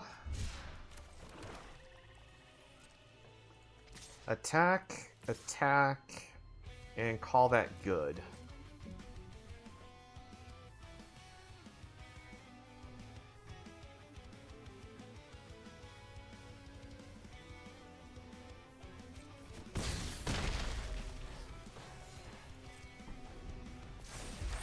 Let's see. Hold for Ransom's controller, sacrifices it, and draws a card. Act only as a sorcery.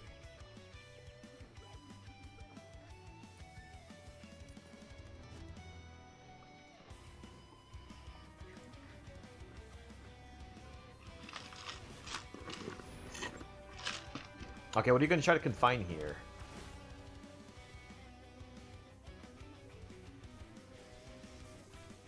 It actually exiles a creature, so you can get rid of the Skyclave.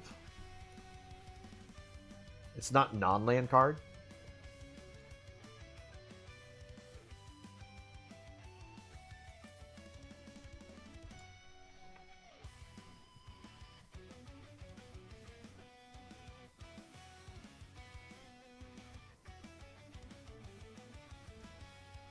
Interesting choice.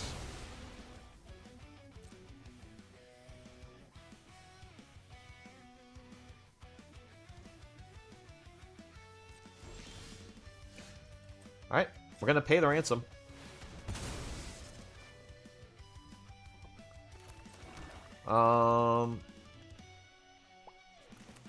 We'll bring this down.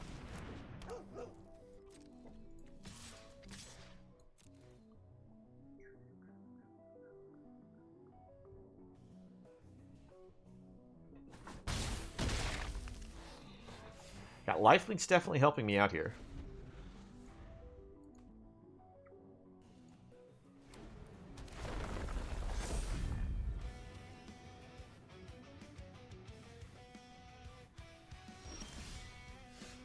My gosh. Do we attack with the Tanuki? Yeah, we'll attack with the Tanuki. I think we're able to pressure.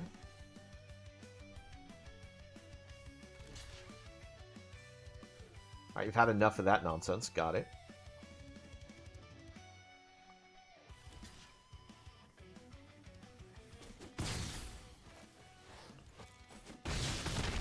I've been found out. I don't have the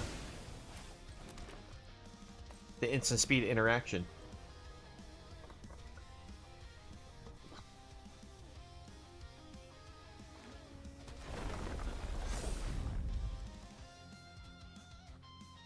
Good old Death Touch wall.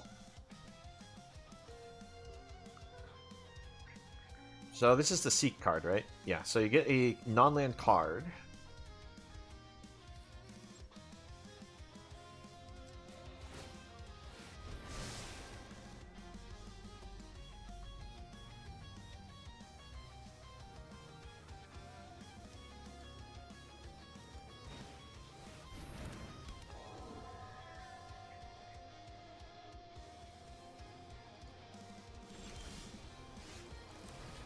See, I don't have to pay for kicker. And we'll attack like this.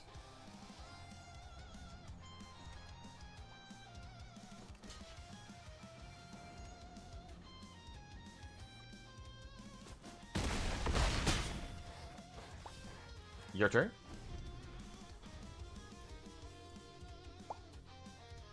The amount of lands I've pulled out of this deck, though. Let's see. 6, 7, 8, 9, 10, 17 lands. Yeah, you can't hit the Skyclave with that, because it's non-land. You can't hit the Tanuki.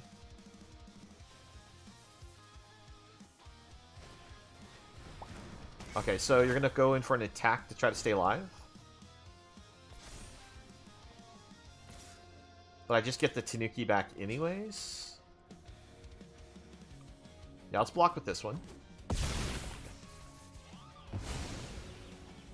Which means that you still die.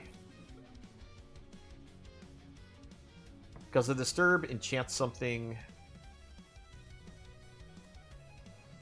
Because I have 10 damage between the Tanuki and the Skyclave. Nice. Hey, look, there's the Insidious Roots that's in the deck. To go with the fact that I keep potentially reanimating things. Alright. It was a bit of a long match, but I'm not surprised it took a little while, considering your deck's a kind of a prison-style deck. But just foddering Rutstein off so that I can just keep replaying cards is the only reason why I got through this. Because, my gosh, the amount of lands I went through. Oh, wow, I forgot I went through more lands than that. Because I milled some, and there was also the fetches. So 1, 2, 3, 4, 5. 13, 14, 19, 20, 21. I went through 21 lands. About 50% of the cards I played were to land against Jizzy. I forgot to use Prison Realm, but we're running very similar cards. I'm running Glyph Elemental. I think I'm even running the Enlighten, Era of Enlightenment, but I might not be running that. I'm not using Hold for Ransom. I don't think I'm actually running Planar Disruption, in all honesty. I don't think I'm using Skyblessed Samurai, but don't get me wrong, that's a great card for the deck. I don't think I'm using the Glimmer either. And I think instead of using Chains of Custody, I'm using a different spell like it, though.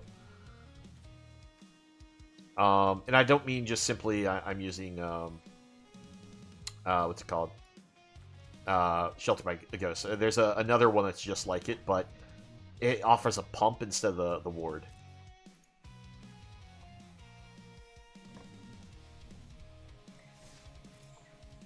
Hey, Arctic, what's you going oh wow about? Is it my comment about how many lands we went through, or is it something else? But to be honest, my Pismilla deck, let's see. No, I am using the Glimmer. I am using the Glimmer. But as you can see, I have a lot of 2s in my deck instead of but I'm using some cards I don't think I saw from you.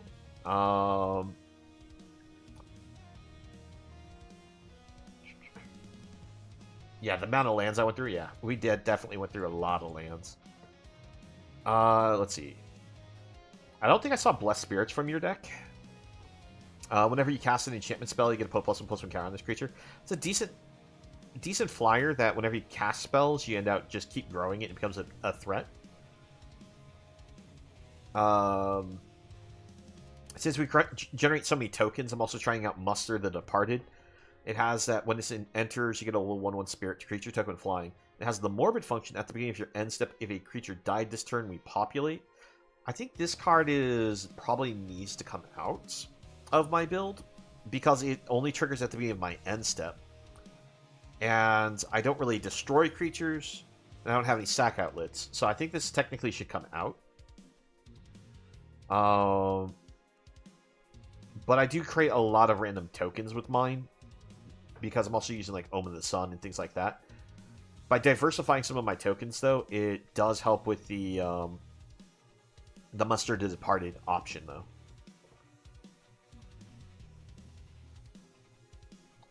But yeah, we're running very similar decks, though.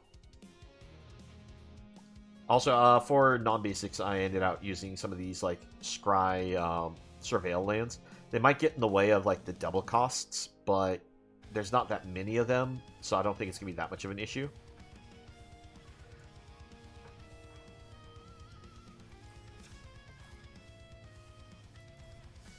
Alright. Let's see. Let me double check before I go back into... Yeah, so no one's in the queue, so we'll go ahead and play another game of Standard then, while we wait for people to join.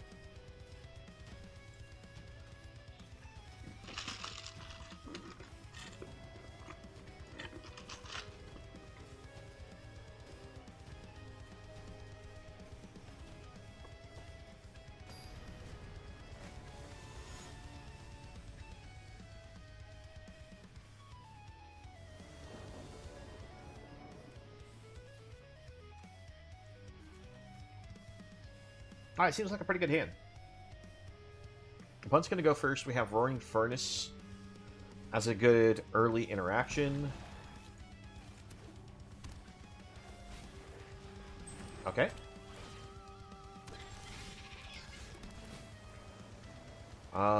Yes, let's keep the land, because I need double black for a lot of my spells. Momentum Breaker, they're going to make me discard. We'll discard the Abrade here.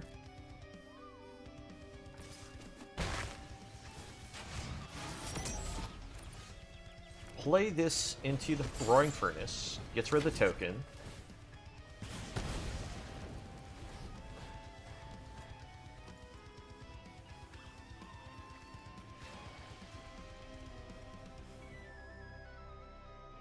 One of the things about their deck is they don't necessarily pressure as super hard and fast.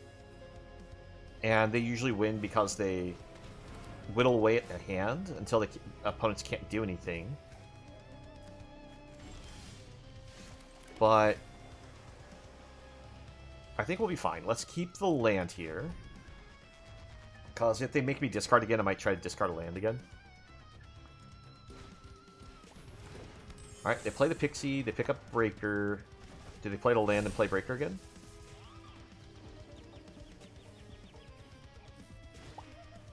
Okay, that gets rid of Hidetsu and Kairi. We'll play Ill-Timed Explosion to draw 2 cards. We won't discard to it though. Opponent, there's only one option. Why are you taking forever?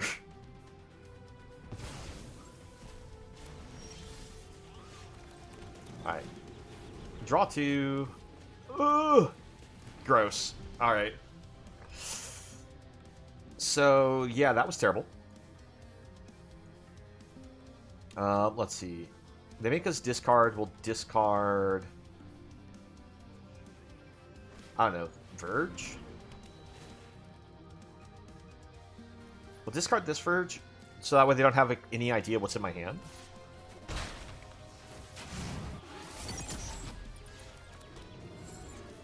Unlock the door, get the card draw. This way, if they go this town ain't big enough, bounce it. I can then just play it for the removal side again to get rid of the Pixie.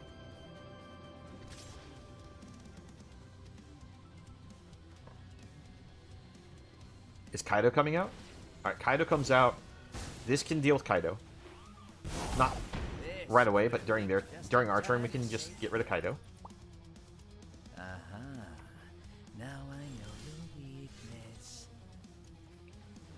Draw, discard, discard. I'll make a new plan. Verge. Play Theater. We'll keep the Jace. Double Jace in hand means that we can nil our opponent most of their deck. Discard this. We're going to play Pixie. Alright, I want to play Hidetsu and Kairi, so we're going to do that. We're going to discard a Jace.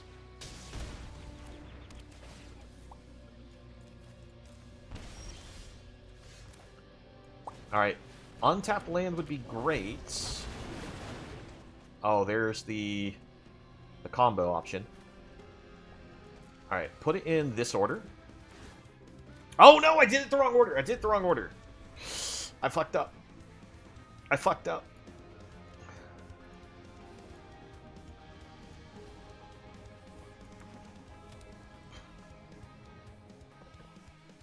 I was supposed to have the Rise of the Dark Realms second from top. Discard this. There's a chance I might be able to still use this. Oh my gosh. Can we stop with the bouncing? Alright, we're going to discard this.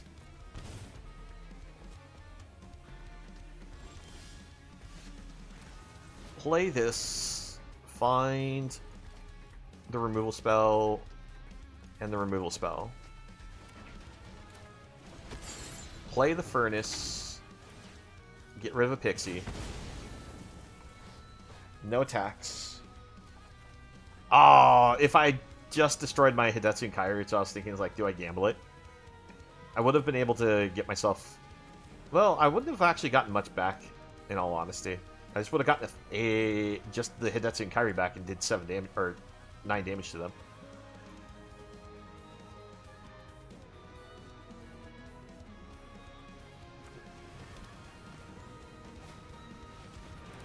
Creature of the Schism? Really? Was not expecting that. Alright, nowhere to run. Get rid of this. We'll play Jace. Uptick. Attack 5.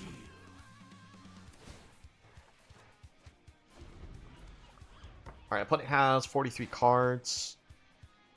This Jace currently mills 18. This one mills 15. That's 33. It's not enough.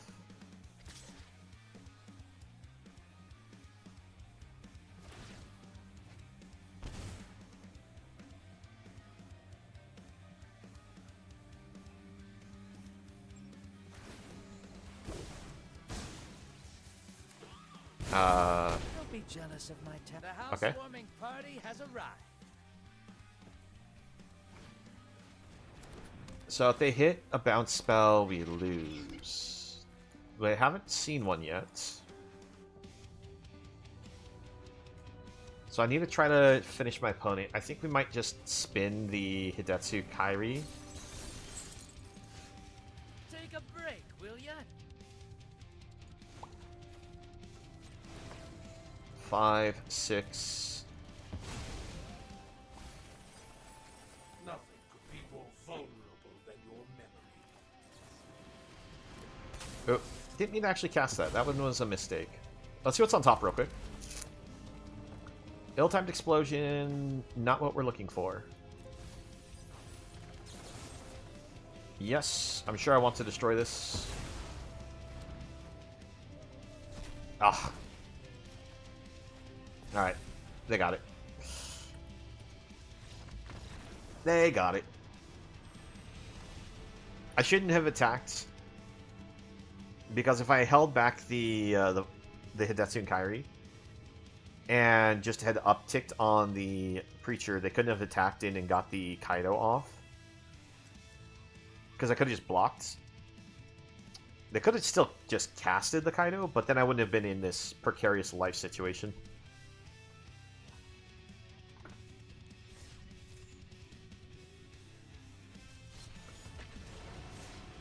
Oh well. Yeah, I hard punted the order on top of my deck, and if I didn't, I think I might have been able to win that.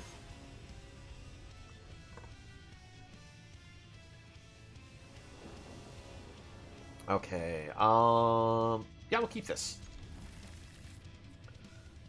This is actually a pretty good hand. So, let's start red-blue here. We'll pitch that. Okay, I'm glad I kind of pitched it. We'll keep that one. Bunsen showing black-blue color, so I'm just thinking the card had no real targets. Black, white, blue... Interesting.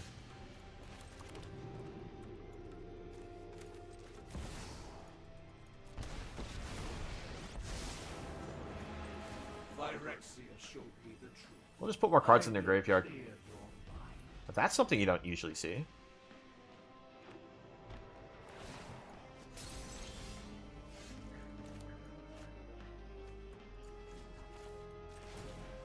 Let's submit 0.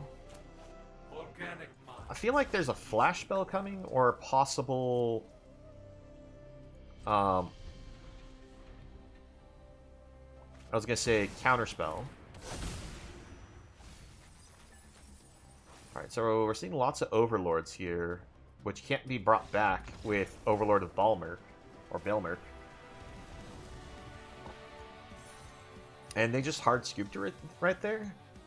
Maybe they forgot the Overlord doesn't get other Overlords, and they're just testing a deck.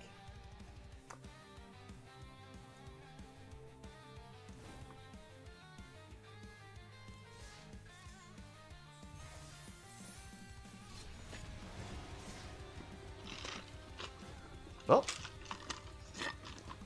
I mean, the deck's winning games.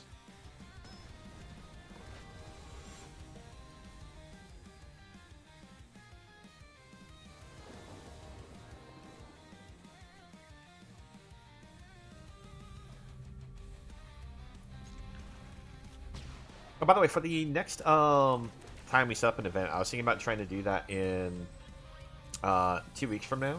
What format suggestions do you have that we try to do it for? Because I'll put a poll on the Discord for asking like what people would like to see. Let's go for this because we have ill times. Let's keep that.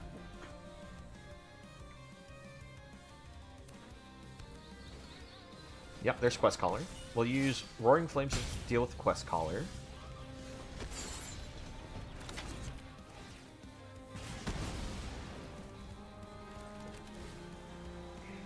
Yeah, we'll keep the land, and we'll have enough that we can actually use both of these type of spells.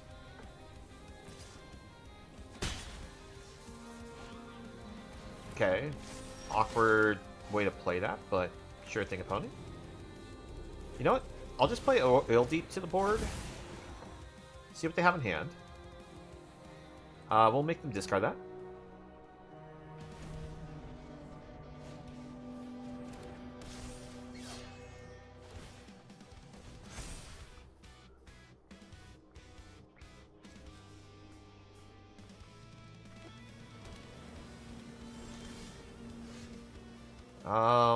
Let's just unlock this. Pass.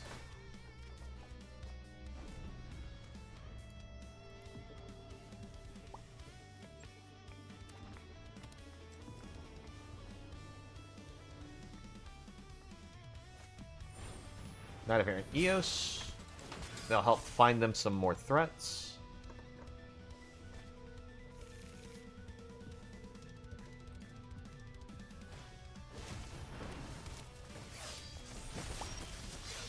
Alright, we're going to attack for the 4 so that we can get our 4 life back.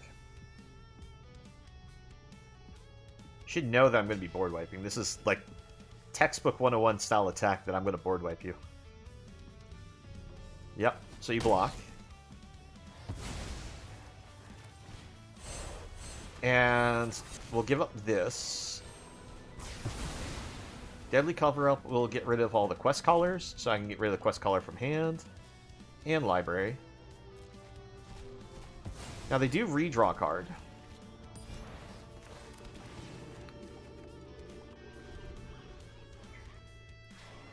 Now I'm fairly certain my opponent's just going to scoop on me before we have a chance to do anything, because we just hard controlled them out of this game.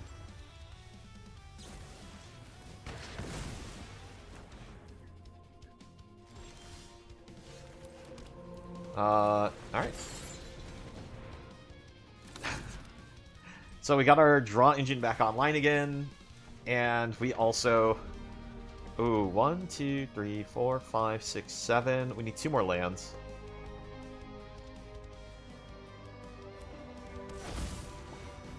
Alright, they're gonna hop to it. We can ill-timed just discard the cut down. Or we could do this and just get rid of all the hop to its. Because I'm actually more afraid of hop to it than most of their other spells now.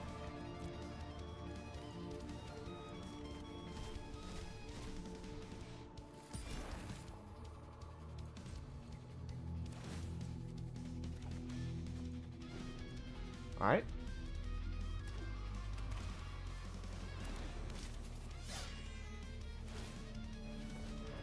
Yeah, opponent's gonna definitely scoop here. Because all I do is unlock this. It deals with that. There's the land. Yeah, there they go. They ran out of gas. And there's no way for them to get back to the board.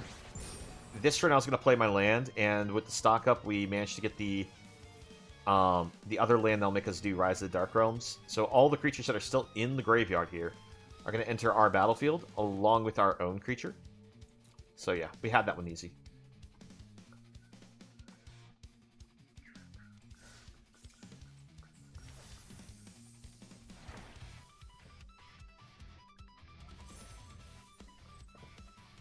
Alright, let's double check the queue. Anyone in the queue? Nope. Alright. So for next week, should we, or not next week, but the week after, should we just do like regular Artisan format, or should we do like regular Brawl? Do we want to do like maybe Historic, Explorer? I'm really up for whatever format. Just want to try to make sure that we're... If there's any custom formats that you know of that you'd like to try out, also that'd be fine. Let's try keeping this. It's a little awkward with the lands, but if we're against an aggro deck, this is what we want. Fable Passage means we're probably against like a green deck? Black. Alright. We'll play this. It still lets us hold it cut down. We're going to throw that in the yard because we don't have red source. Ooh, where's my red sources?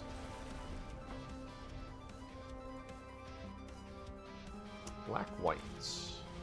Clayfire bricks, okay. I think I paired against a Orzhov control deck.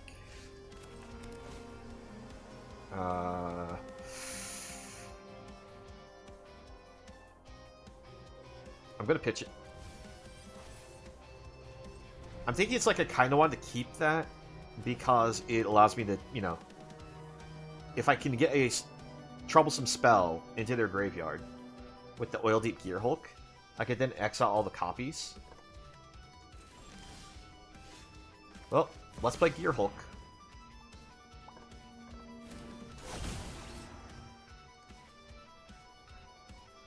Yep, they're playing Ketramos. And we'll just get rid of the Ketramos.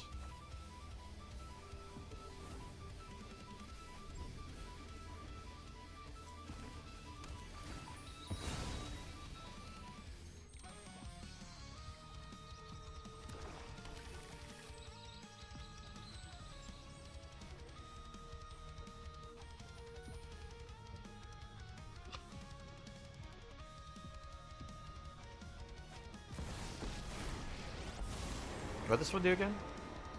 Glad to be here. Your problem. Nothing of real value here. Questions? You've got answers. Let's go nowhere to run. Get rid of the token. Attack here. This city's rotten as ever. I don't want to play the Roiling Furnace because the opponent could make me lose it due to the temporary lockdown. Can you do... or except one target artifact creature you control. Okay.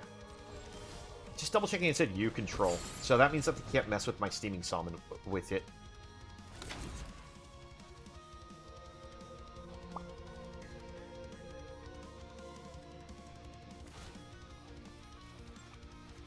Alright, land, we need that. Alright, is you done battling for the night? Alright, opponent just realizes they have the wrong matching and just decides we're out of here. So yeah, we definitely win this one just because of the match. The matchup's just poor for our opponent.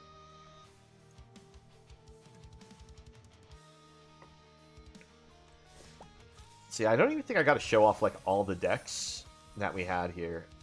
Let's see, we played this one, this one, this one, and this one. So we didn't play Emoti, Elias, or Pessimilla.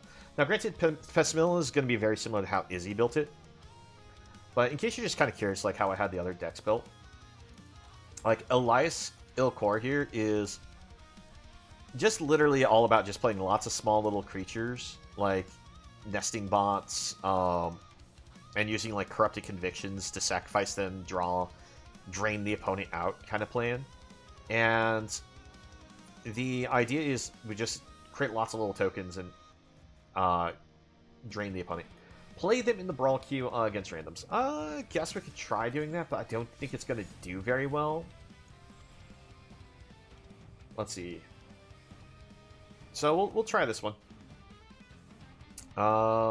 I know Emoti's not going to work in there, so I'm not even going to attempt Emoti in there. It's not a very it's not a good deck. It's a deck that's built with the idea of against people who aren't running rares, it might be fun and jank wins, but it's not going to do anything against people who are using real cards.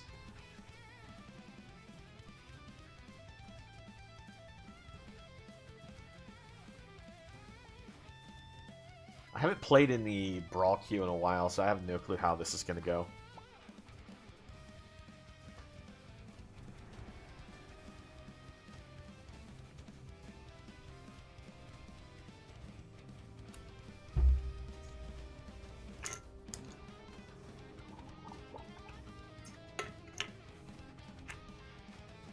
A Lifesteal Core might work, though.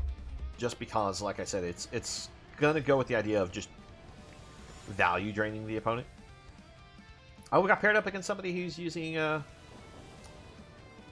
mounts here, but using Miriam as the card of choice. Interesting.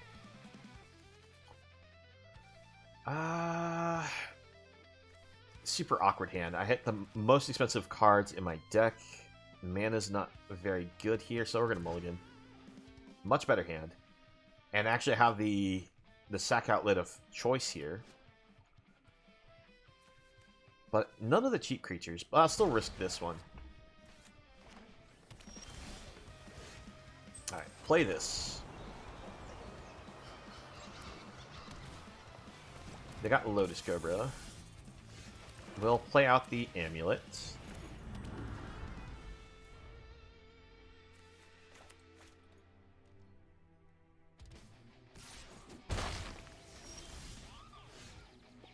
Really?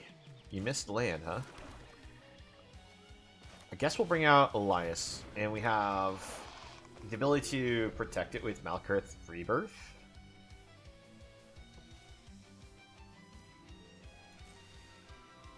You wouldn't dare attack into it, right? Alright, they're just giving up.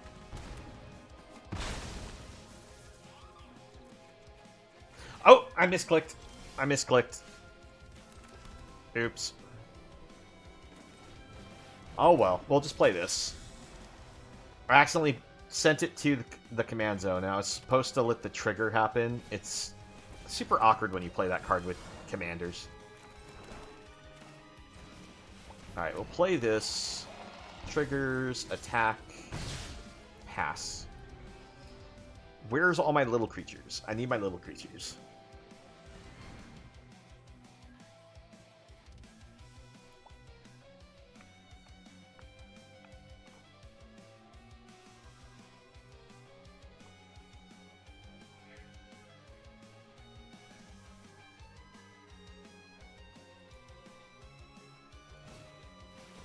Okay.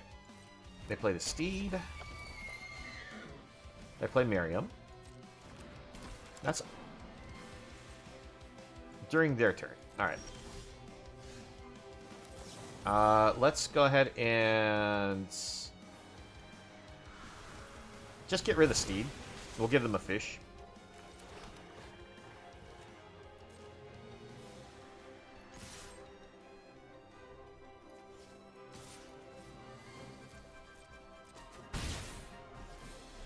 The Steed is just too much of a problem card.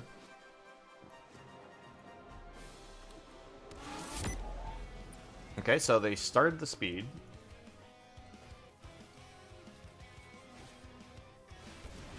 Okay. So, how does one work again? This is whenever another non-token creature enters, it gets a +1/+1 counter and gains haste. So that can tap for mana right away. It'll tap for 2 mana because that's Sorkin Goreclaw, being a power 4 or greater creature.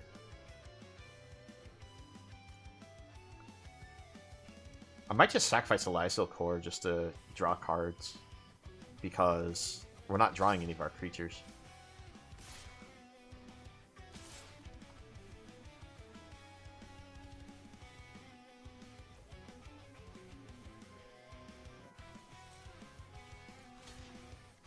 I mean, we'll block here. Take action.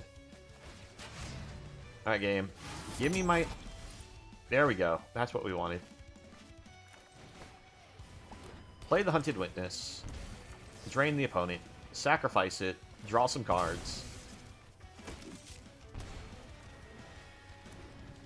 Let's see, we have Fatal Push. Get rid of Gwenna. I did that in the wrong order. I was supposed to play this first. Because now I missed out on a point of drain. Now our opponent's probably regretting that they attacked in with their Mana Dork. Because they have no white sources. At the beginning of your upkeep, if your opponent has 3 or more creatures... Hey, guess what? I can fix that. I can make myself have less than 3 creatures. I can do that right now, even. Block here. Actually, it doesn't matter. They all have trample. But we'll just sacrifice draw. Oh my gosh. Game. What is your deal? Bastion of Remembrance. Play it. Drain the opponent. Sacrifice the token. Drain the opponent.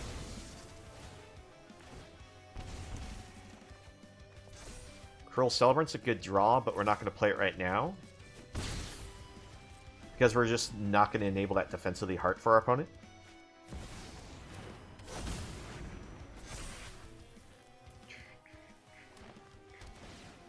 Never one more. Okay. Broken Alchemy cards are broken. Alright. Reduce the damage. We can hit the opponent for 2. No blocks.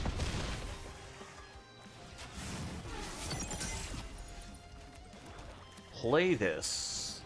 Drains the opponent for 1. Sacrifice a creature, draw a card. As long as you control a cleric, this artifact says whenever creature. Play this. Combat. Attack for 2. Sacrifice this. Drain the opponent.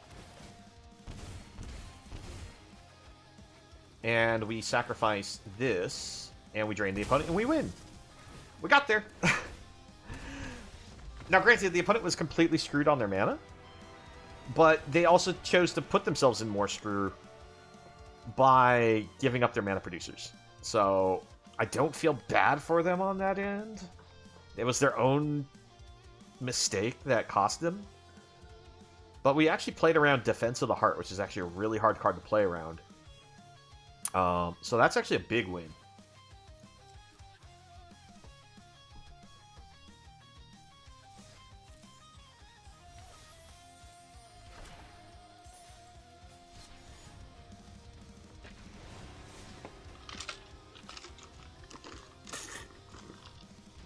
Yeah, actually, I think Alliance of the Core is probably like one of the few of the decks that will work in the queue. Torrens? Torrens is interesting. No black mana, mulligan. No white mana, but I will keep this one. Because we have this plus a way to draw a card.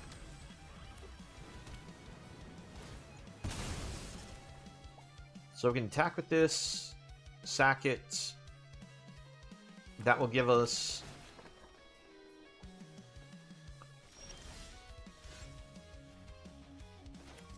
Let's do this right now. Because I would prefer it if I could get a white source. Nope. No white source. Attack. Sacrifice. Come on, white source. Yes, there we go.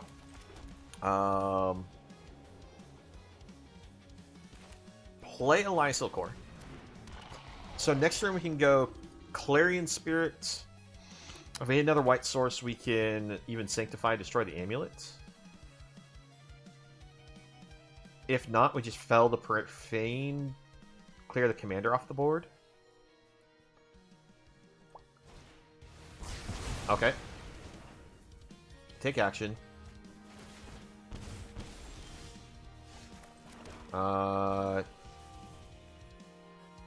Where are all of our white sources?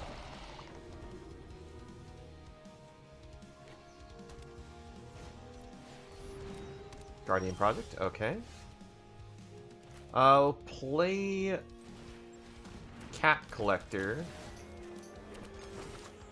Because we gain a life, we get the cat token. Now we only get the cat token at the... Whenever you gain life for the first time each time during your turn. I still hate Cat Collector for that. It could be such a better card if it was at least, you know, once each turn.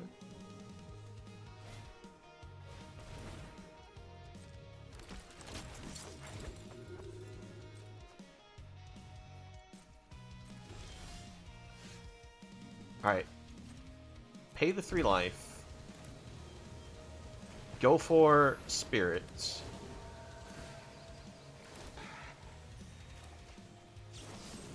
Fell the Profane. Get Torrents off the board. Get Trigger.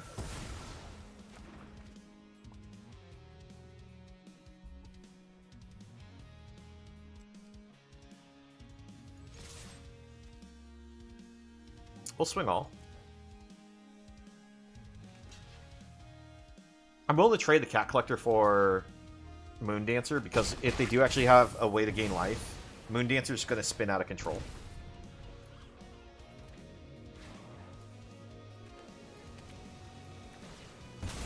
Alright, here's hoping you don't have another board wipe.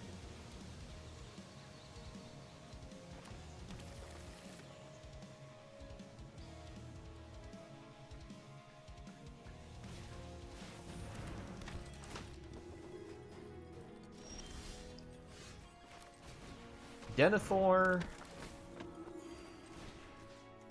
and Sanctify.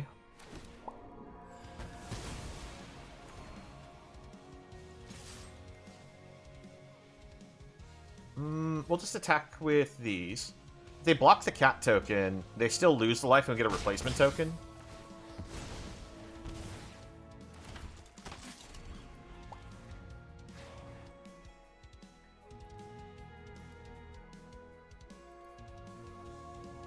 Next turn we can use Plumb the Forbidden. Losing Denethor kind of hurts. Not gonna lie.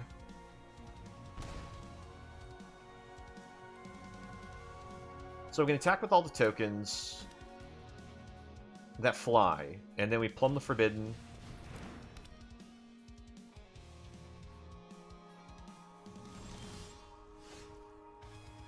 Let's see, actually, if we were to attack with everything... No.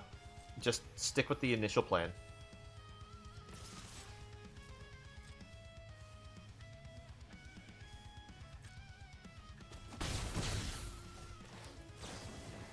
One, two, three. Only get one replacement token here from Clarion Spirit. Okay. Resolve.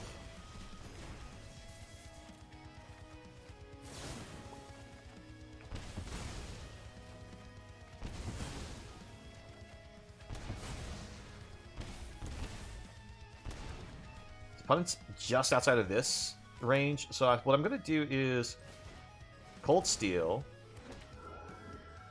We'll call this on white. And we'll also play the Transformer.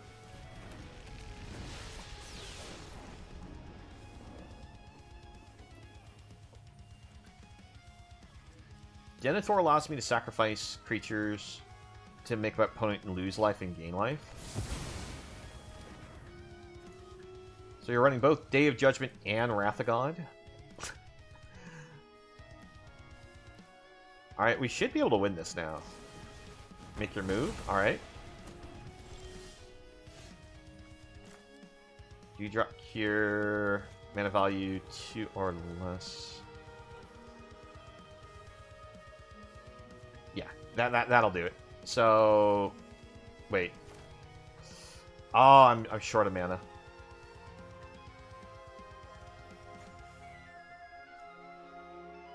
Wait, no. No, I'm not. So we do this. We'll grab this and this. We'll give him the GG because we gain life off this. So the opponent's going to lose a life to the cleric, so it's going to be 3 life total. Oh my gosh, that was... the opponent who's just running board wipes, but we still managed to get through it. Yeah. 0 rares. 0 rares. Against somebody who's running rares.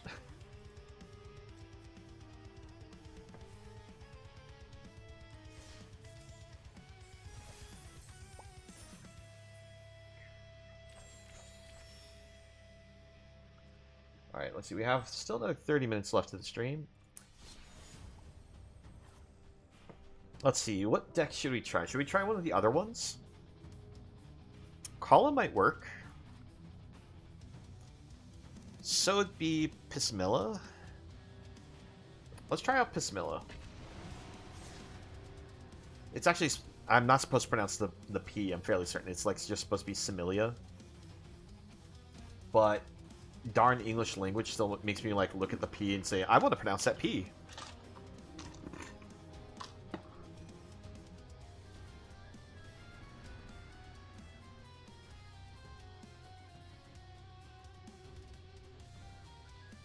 Probably like, yeah, pronounce like something like Similia or something like that, or Simia.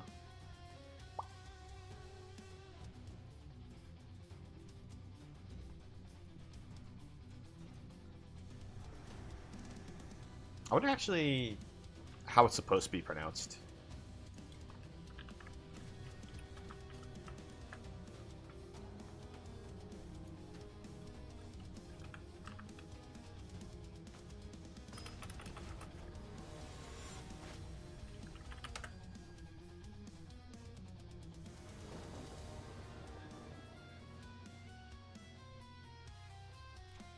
I was kind of curious if there's like maybe in the Magic Wiki like a way to like on how you pronounce its name, but it doesn't seem to be the case.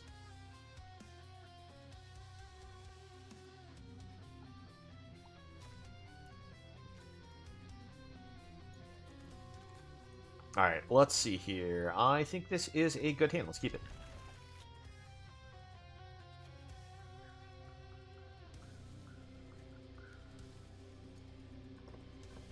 I don't have any of the lockout enchantments with this hand, but it's actually a very aggressive hand for what we can do. So turn 1, we'll go Scavenger. I'm trying to figure out, do I do the boon or do I just cast this? Let's actually do this. Cast this one. Counter here. Attack for 2. I just realized my opponent mulliganed a lot.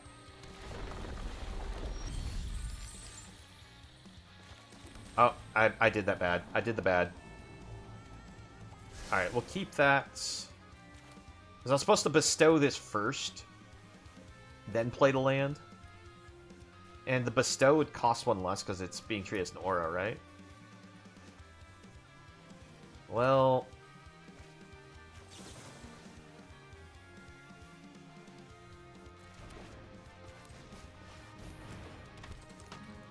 Get in for 1.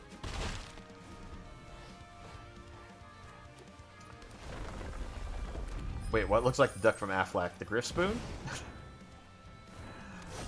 Because I'm fairly certain you don't mean this one. Yep. Let's see. So we can go Cartouche of Solidarity. It gives it first strike. We'll go ahead and put the counter on itself. And we'll go ahead and put a counter here. We'll go ahead and give this flying. Hopefully we hit an untapped land. Nope. But we'll get in there for a lot. What did it bring down? Whenever you cast your second spell each turn, copy it. Except, okay. That's fine. Storm of Saruman is a good card, but... Let's see, they are playing Emoti. I'm not too worried about this. This is fine. Because we'll just... Oh, yep, that's perfect. Again, I am being bad. Oh, man, I should not play with landfall cards. because I'm just terrible with them.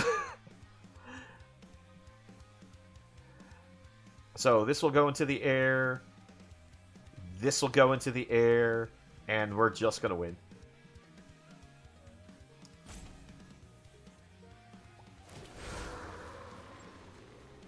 Counter here.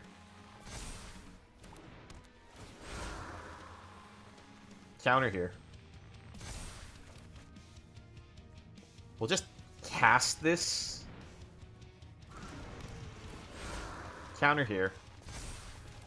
And we'll throw this in the air. And counter here. And yeah, they scoop.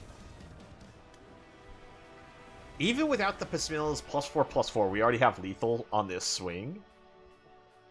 So let's see, that's going to be 4 plus, I forgot where I put the other counter. Where was that targeting? I don't even think I chose a target yet. So we'll say 4, 4, so that's 8. Plus another 4, that's 12. And then this is going to be swinging for 9. So yeah. That's crazy. If you're not familiar with Optimistic Scavenger, this card is the Eerie mechanic. So whenever an enchantment enters, or whenever you fully unlock a room, you put a +1/+1 counter on target creature.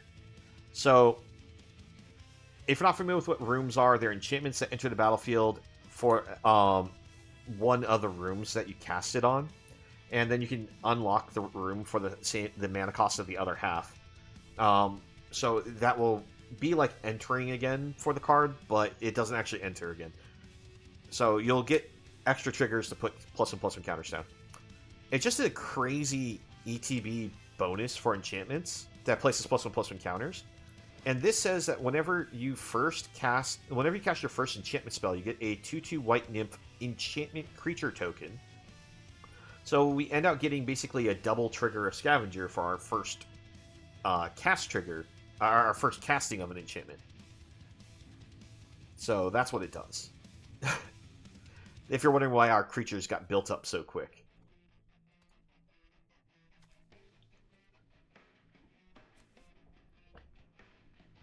Yeah, this card, by the way, is currently in Standard, and is actually one of the backbone cards to what's called Boros enchantments, or even like the white-blue enchantment deck.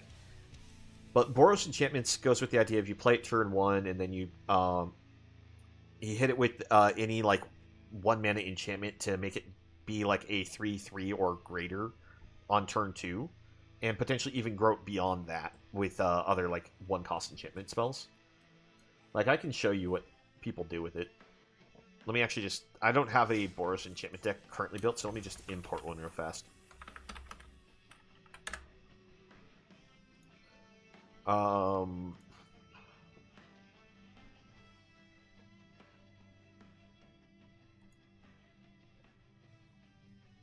Yeah, this is a quick one that we can just steal here, export to Arena.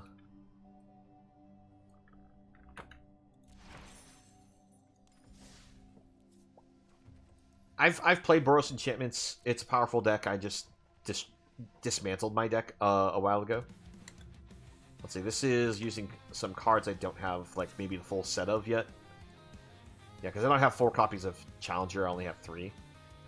I typically... This is basically my version of the deck that I ran. It was basically almost like this. Except I only used, I think, what was it, like 2 Skrells or something like that. Also. But yeah, this is just the general idea of the deck. So, the idea is you play the Optimistic Scavenger, or you play a Heartfire Hero on turn 1. Then you enchant it with one of your spells. Monstrous Rage basically is like casting an enchantment, because it leaves a roll token, which is an enchantment aura, attached to the creature. Now, you can only have one roll attached to a creature at any time.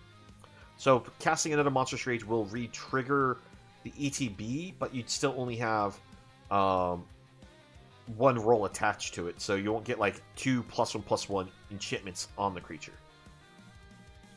Just a quick clarification, since you didn't know how this card works, so I'm making sure you at least know how the rolls work.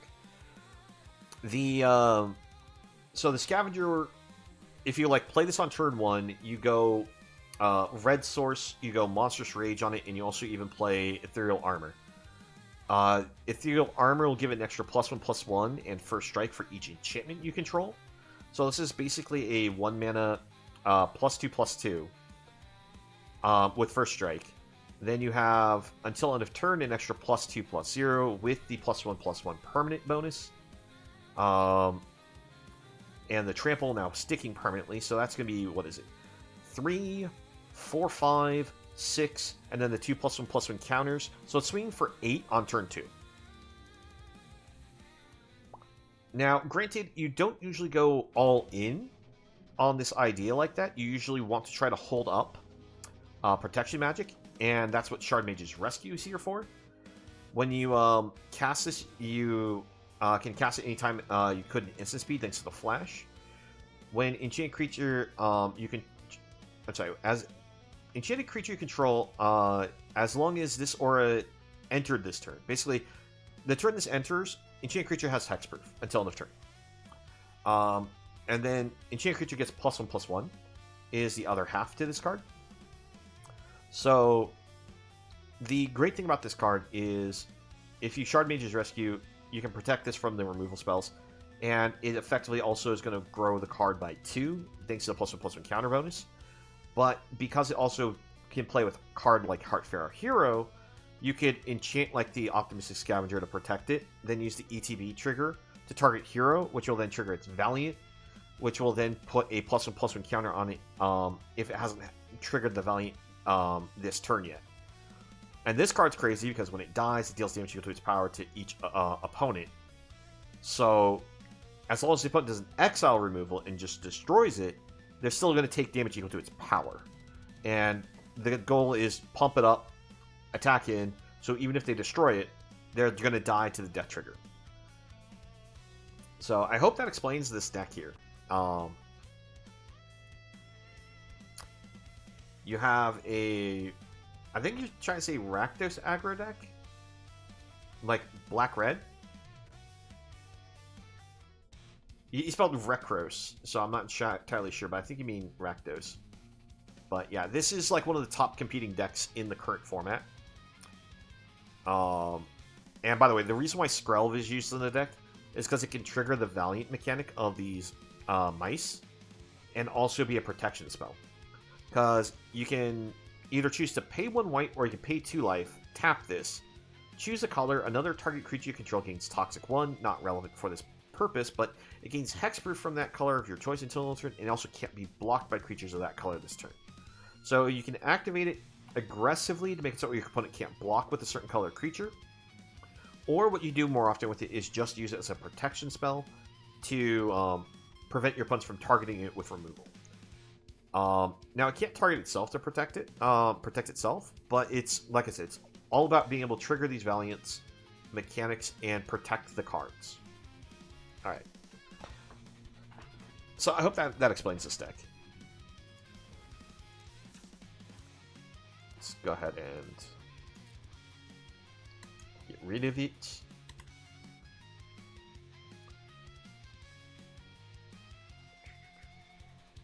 Yeah. The mice are pretty busted.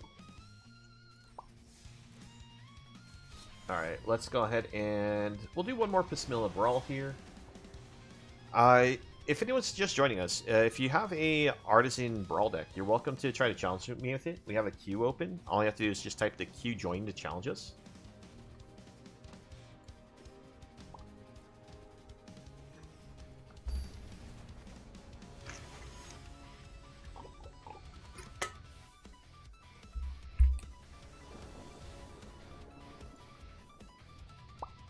Let's see here. I'm not loving the hand, but let's try it. Plus playing black-blue artifacts, probably more of a control deck. Might just be full-on affinity like options they're also doing. That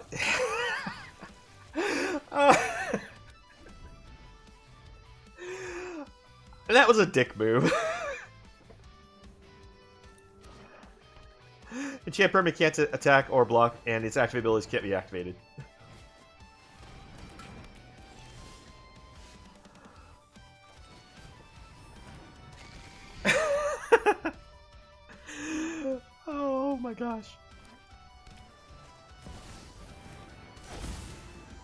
Alright, I need land. Yeah, I'm gonna mill the card. Yeah, we'll lose life. Oh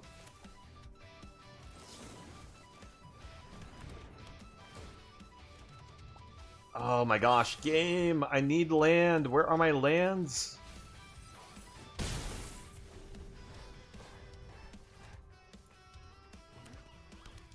The funny thing is I can use this also to exile the artifacts that they're using to ramp. I'm going to use the lose life option again.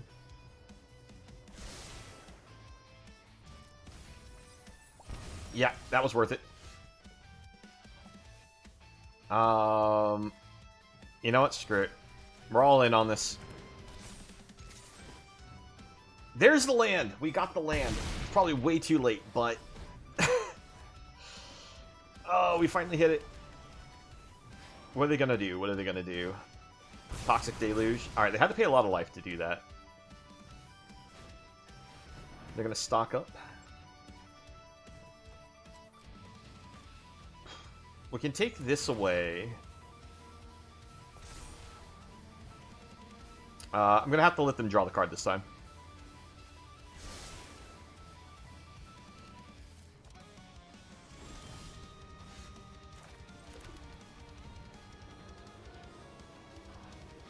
Man, what should I do here? I kind of need to just go for this and hope they don't answer it.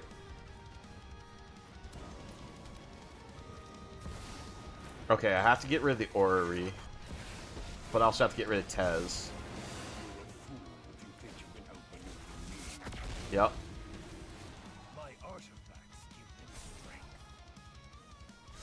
Can we hit the land that we need? Opponent draws a card. Okay, we do hit the land. We'll attempt Banishing Light first. Gets rid of Tez. Trapped in the screen. Get rid of the Orrery.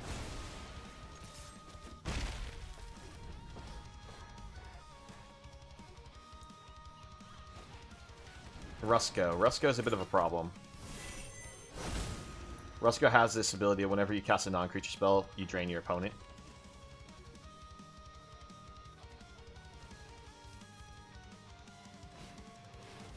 Okay, so that bounces that. And they get Rusko back to hand, which means they can cast Rusko again, which gives them another Midnight Clock. Rusko's one of those alchemy cards that was just broken from the start. You know, lose life.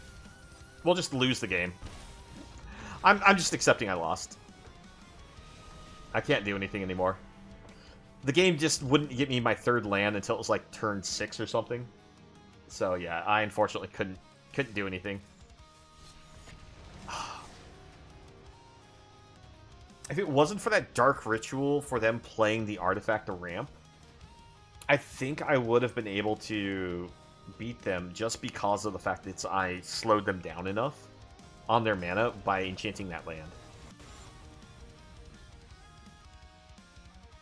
That Dark Ritual saved them so hard. Sure, we'll keep this.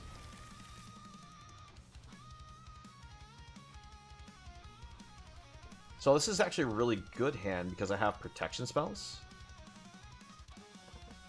And Sentinel Eyes is one of those cards that I could keep replaying if the opponent answers whatever the card is attached to. Opponent is hard mulliganing.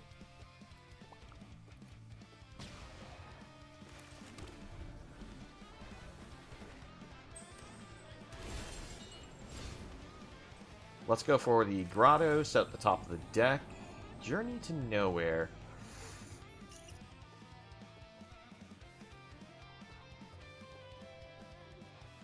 Yeah, sure, we'll keep it.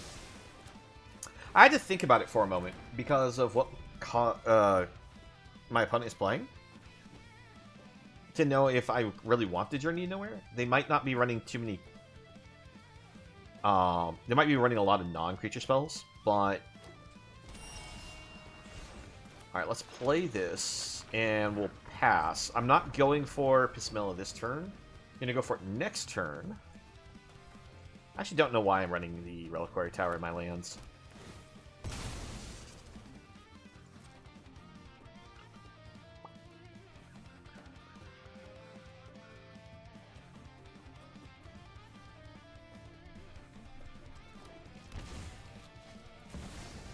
Ancient Cornucopia. Yep. Let's go ahead and bring this out. And we're going to Shelter by Ghosts. Get rid of Cornucopia.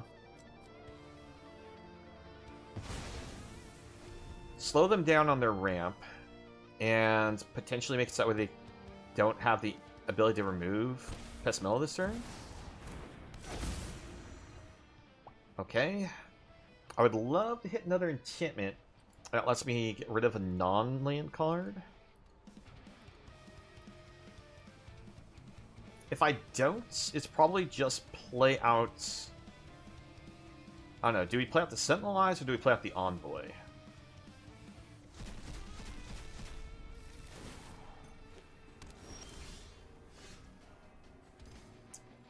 So, 1, 2, play Envoy.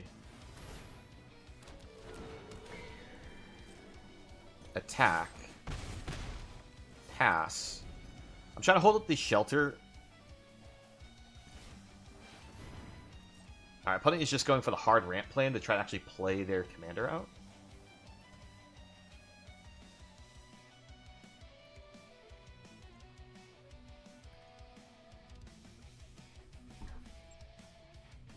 I'm worried I'm just going to get sent back to the Stone Age with a board wipe spell here.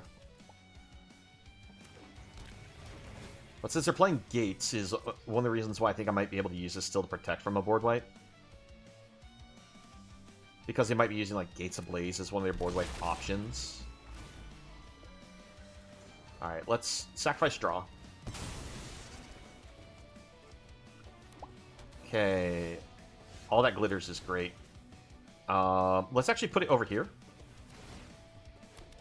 Put it on the creature that's already flying. Did I miss lethal? No, I hit lethal. I was gonna say, did I miss lethal by not playing the Sentinel Eyes? But no, we got there. Opponent was definitely on that hard ramp plan. Like 1, 2, 3, 4, 5, 6, 7, 8, 9. They got 9 lands in play. Next turn, they probably could have played the Progenitus, but let's see. This is mana of any one color, so they probably might not have been able to. I'm not sure. Definitely was one of those cases. We just probably barely beat their clock. And that's the power of the Poet.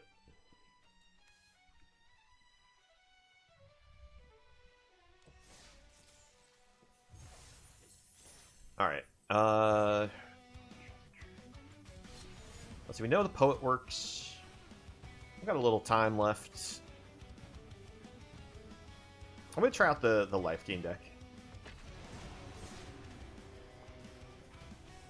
Let's try out Kala. Kala's probably one of the next strongest for my decks. For like just general constructive purposes.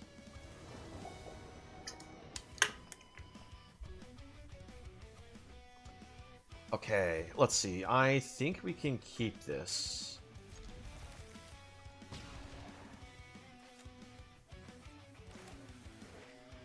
Let's start with this.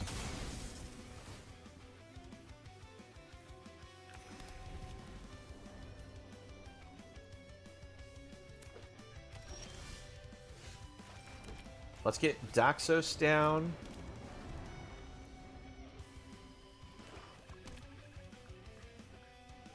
If I can hit untap land, I could gain 3 life and immediately trigger the Lone Rider. Did not get that though. Let's go Priest. Gain the life. Pass.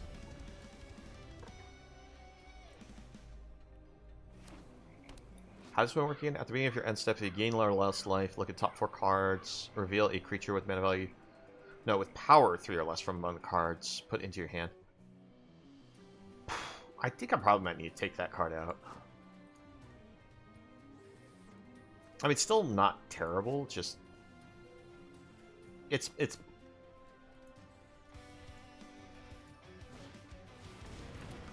no, we're gonna discard it.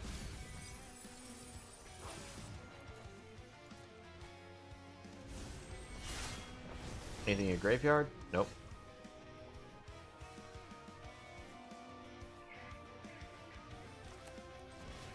Soul Warden.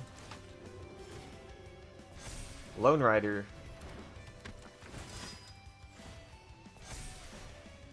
And we'll attack. I will trade off the Hollow Priest for that Triton. I think they're going to go for the Daxos here. Nope. Okay. For a second, I thought they were going to go for it. Alright. Transform on Lone Rider. It's now... It says 1. Whenever this attacks... Enters or attacks mill 3 cards. Whenever one or more creature cards are put into your graveyard, get the zombie. That's fine. Fate's Fetter is an instant. Sadly, I hit tap land. I mean, we'll attack here. We'll hold up Knockout Blow. Knockout Blow, because it's been alchemified, just destroys any tapped creature. And you gain 2 life instead of dealing damage. Now, I do have to pay the full mana instead of, like, the reduced cost, because they're not red creatures, but that's fine.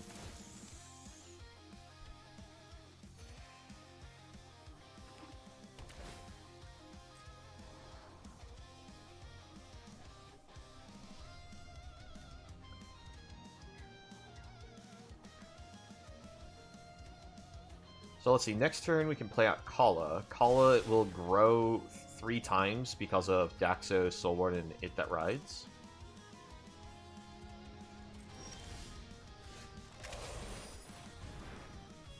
We'll attempt it. We get the growth. So next turn when this attacks, it's going to pump my creatures by 3 because of the +1/+1 counters. Assuming the opponent doesn't have any creatures to enter the battlefield. Are you going to play 1 mana bounce spell? They could play that bounce spell that surveils 2 for 1 mana. It costs normally 3, but if it targets an attacking creature, it costs 1.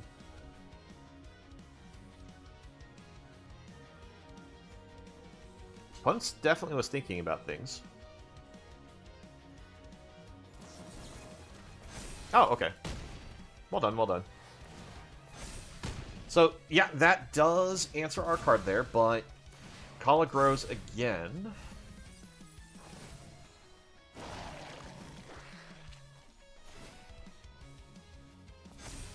Glad to see that got milled, and I don't have to worry about the card coming back.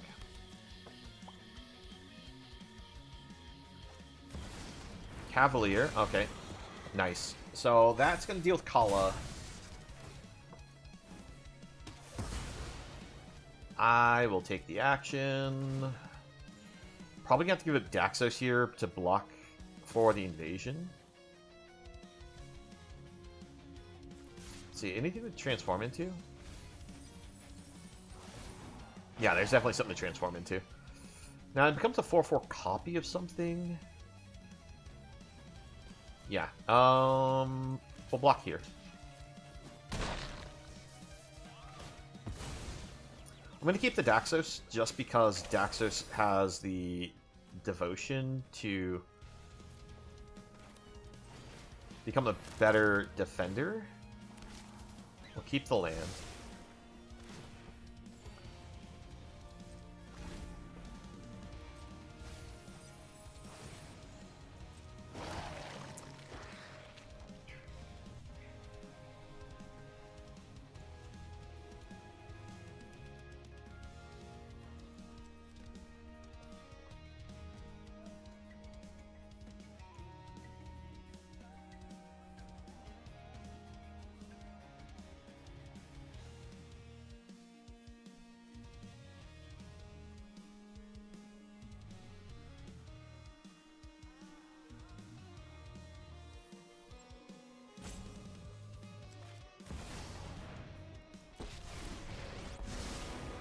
Alright, that Ashok can bounce something. The shadows awaken. If you don't let them transform the invasion... Because if we knockout blow, destroy something...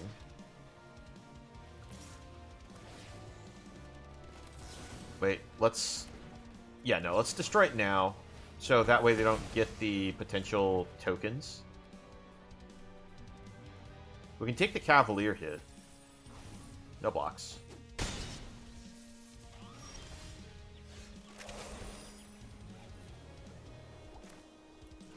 Fate's Fetters prevents them from activating this card.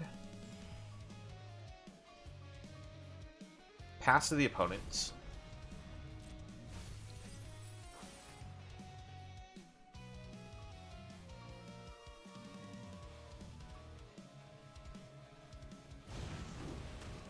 Okay, that's dangerous. It doesn't have Trample or anything, so I can just jump block it with the tokens. I don't think I'm going to get through this one, unfortunately. These have too much value. Yeah, Scarab God in the graveyard now. So yeah, I definitely can't let that transform, but they're going to be able to if they just full send at it.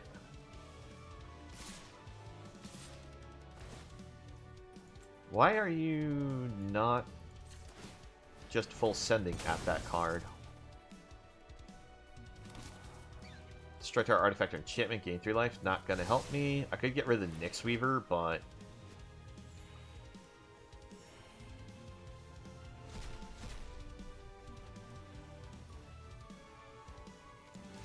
Right, I was supposed to do that after. But that's fine.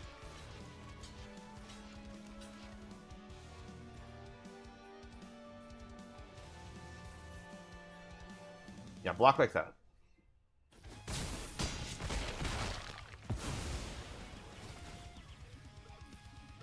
Vonoid Daxo still has 3 toughness. Fate's Feather's still on the board over there. So there's 3 white pips on the board. So whenever we gain life, put a +1/+1 counter. We have the life total to make it so that it says double strike, so let's bring this to the board.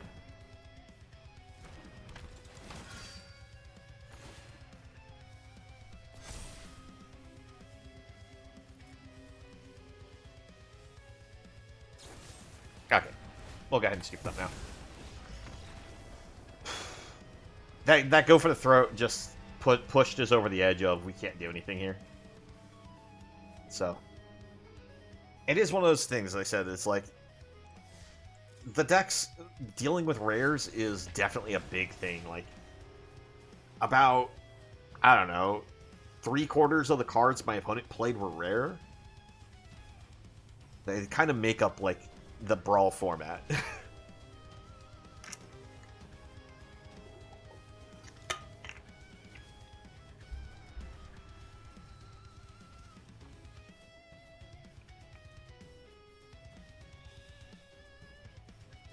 Alright, this will be the last game of the night.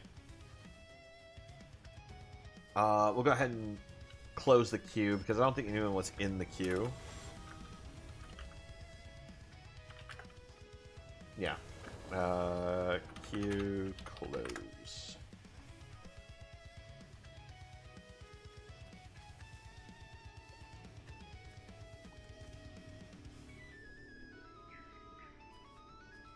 I don't have any life gaining things, which is kind of bad for this hand. And again, I don't like Star Charter really that much. I'm just going to scoop. I don't want to play against this opponent. It's Nico Bolas, it's just hard control. I don't want to play against this matchup.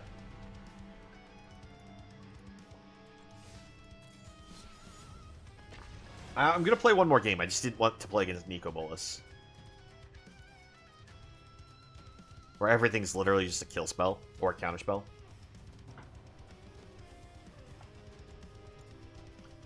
Just not in the mood to play against that right now.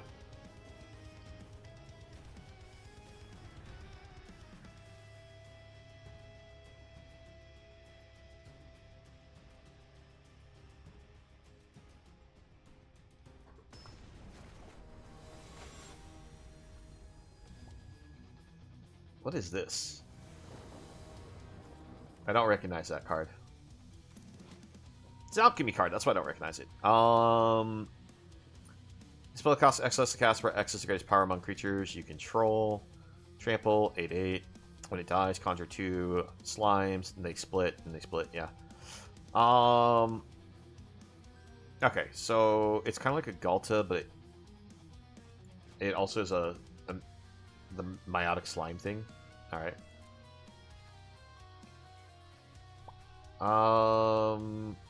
Sure, we'll try keeping this. So, turn 1, Fountain of Renewal.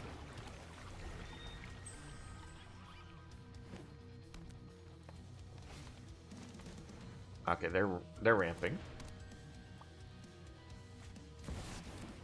They're hard ramping. Hunt's gonna have 4 mana next turn. You have Crater Hoof, which is nice. Seal from Existence on the Chromox might make my opponent cry a little, because I had to give up a card just to even put that out there.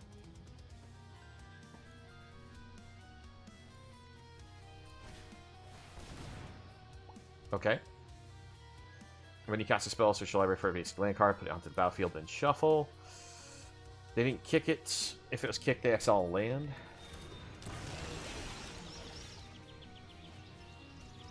Let's go ahead and play this.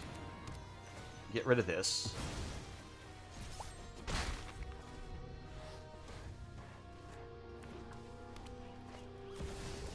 Yep, you got the slime.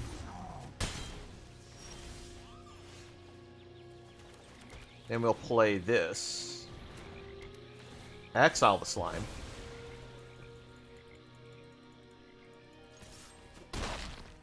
We already put a commander tax on it.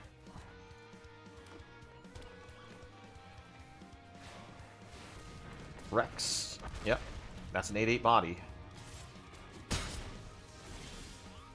Gain a life. Alright, let's play this into Kala. We'll also play out Healer's Hawk.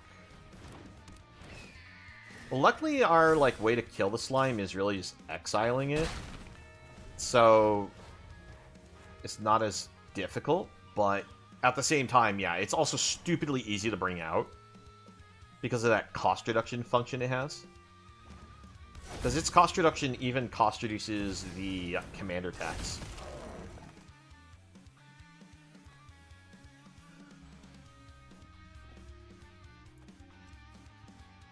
You have a fight spell.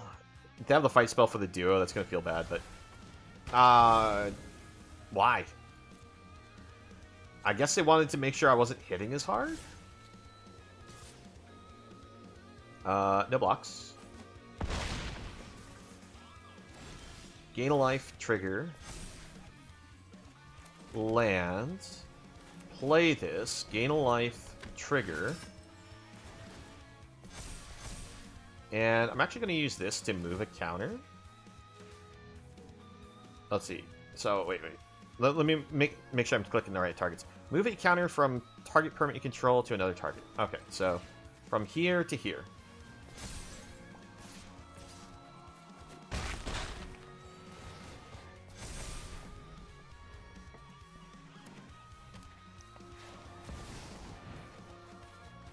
Yep.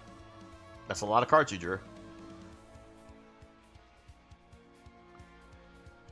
Put any number of creature cards from your hand onto the battlefield. If they have anything that gives them haste, I lose here. And it looks like I don't lose here. Awesome. We'll say no blocks. We'll take the 16. Yeah, I'll block that one.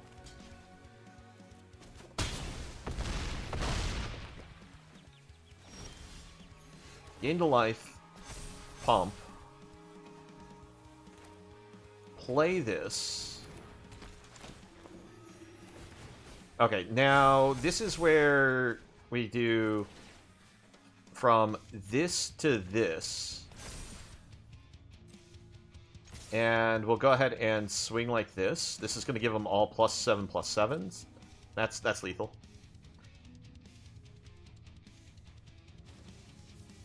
Yes, they can block the Pride Mate here, but that is still 17 damage in the air.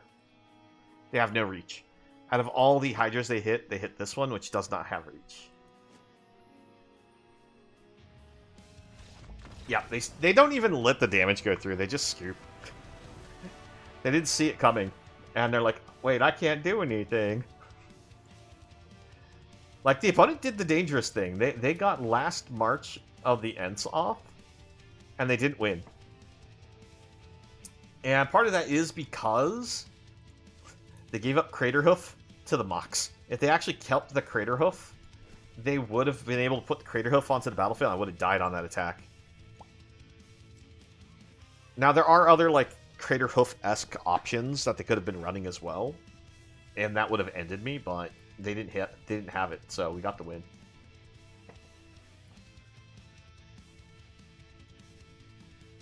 Yeah, I mean, mono green, Crater Hoof is your win con. You can't give up Crater Hoof. What are you thinking? And to be honest, I can understand giving up the Crater Hoof. It was literally their turn 1.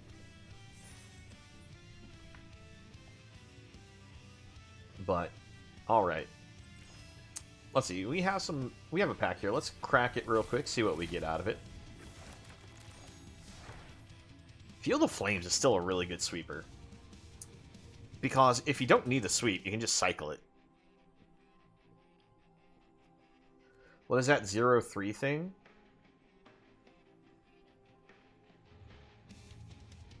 What 0-3 thing? Ooh, Bloodcast. I wanted those. That's good.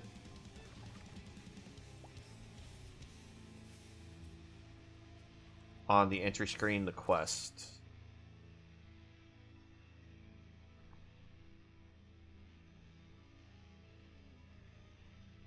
I don't know which one.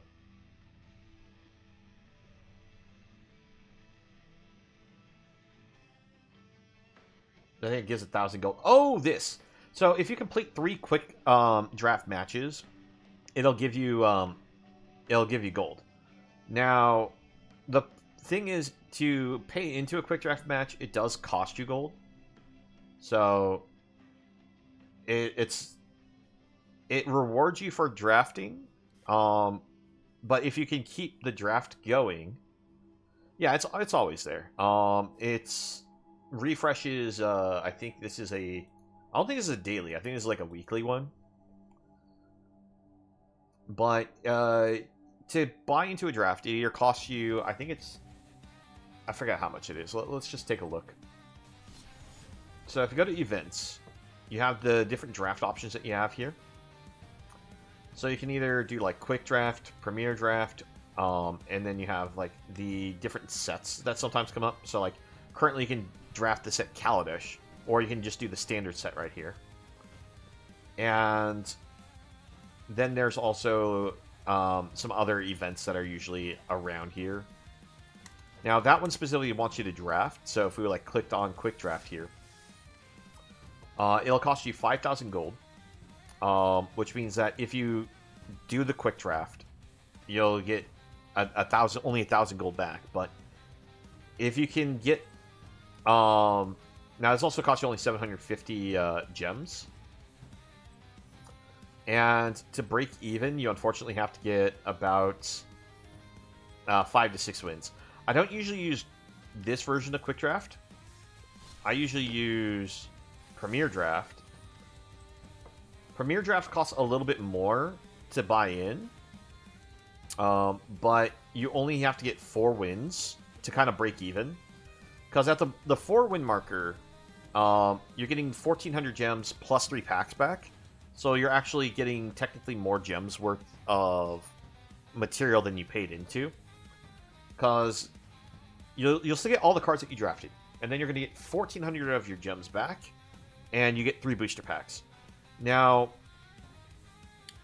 that seems like it's a lot. Now, but like I said, if you compare like the fact that a pack is worth like 1,000, a pack is how much in gems?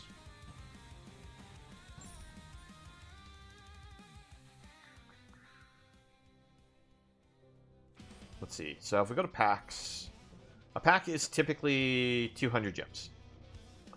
So you're getting like 600 gems worth of packs back, as well as getting most of your entry fee back. So that's why I say you just getting 4 wins is like the break-even point. You know what? Let's buy it. It's only costing it costs 100 gold less. Sure, we'll pick it up. Thunder Junction still has a lot of good cards in it. Oh, we got a special sheet card. Fractured Identity. Exile an online permanent. Each player other than its controller creates a token of that copy. A token copy of that. It's actually a really good removal spell. Oh, we got Satoru. So, yeah, those are good cards. Alright, let's see. It is 10:11. I am going to crash out here for the night. Last time I went much later, but I can't quite do that tonight. I need to get up tomorrow to take care of something. One of the reasons why I was a bit late to the stream was I got a call from family that involved me needing to help take care of something, so I need to take care of it tomorrow in the morning. And now, granted, I ended up getting lost in a little bit of the conversation with them, so I ended up getting late to go get food to then get on stream. So, anyways, guys, I'm glad you appreciated the stream. I'll try to post some ideas in the Discord so people can vote on what we do in 2 weeks from now as another like community night idea. If you have any suggestions on what you would like to see on the poll, post in the Discord. You can use either the general chat or the Magic the Gathering chat, whichever one of the things that makes sense for you to try to like post for it. Maybe I'll create a new channel like saying events, and we'll yeah, I'll do that. I'll make a new channel called events, and we'll let people post ideas, and we'll also post like the polls in there. All right. I hope everyone has a wonderful night, and we'll hopefully see you here tomorrow. I'm going to try to do the events every 2 weeks. I think every week might be a little too much for me to guarantee myself. But I'll try to hold to every 2 weeks. So I think it's so that would mean next week, Wednesday on the 2nd is when we'll try to hold another event.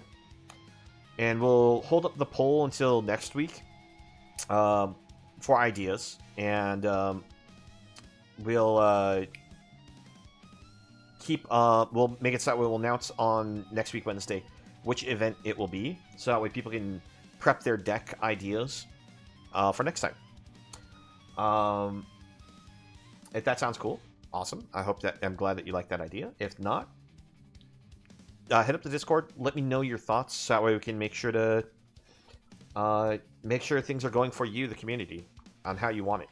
Because that's what I'm going to try to do for Wednesdays every 2 weeks. It's something that's for everyone. That's like they can pick what we do and have fun. All right. Have a wonderful night, everyone, and take care.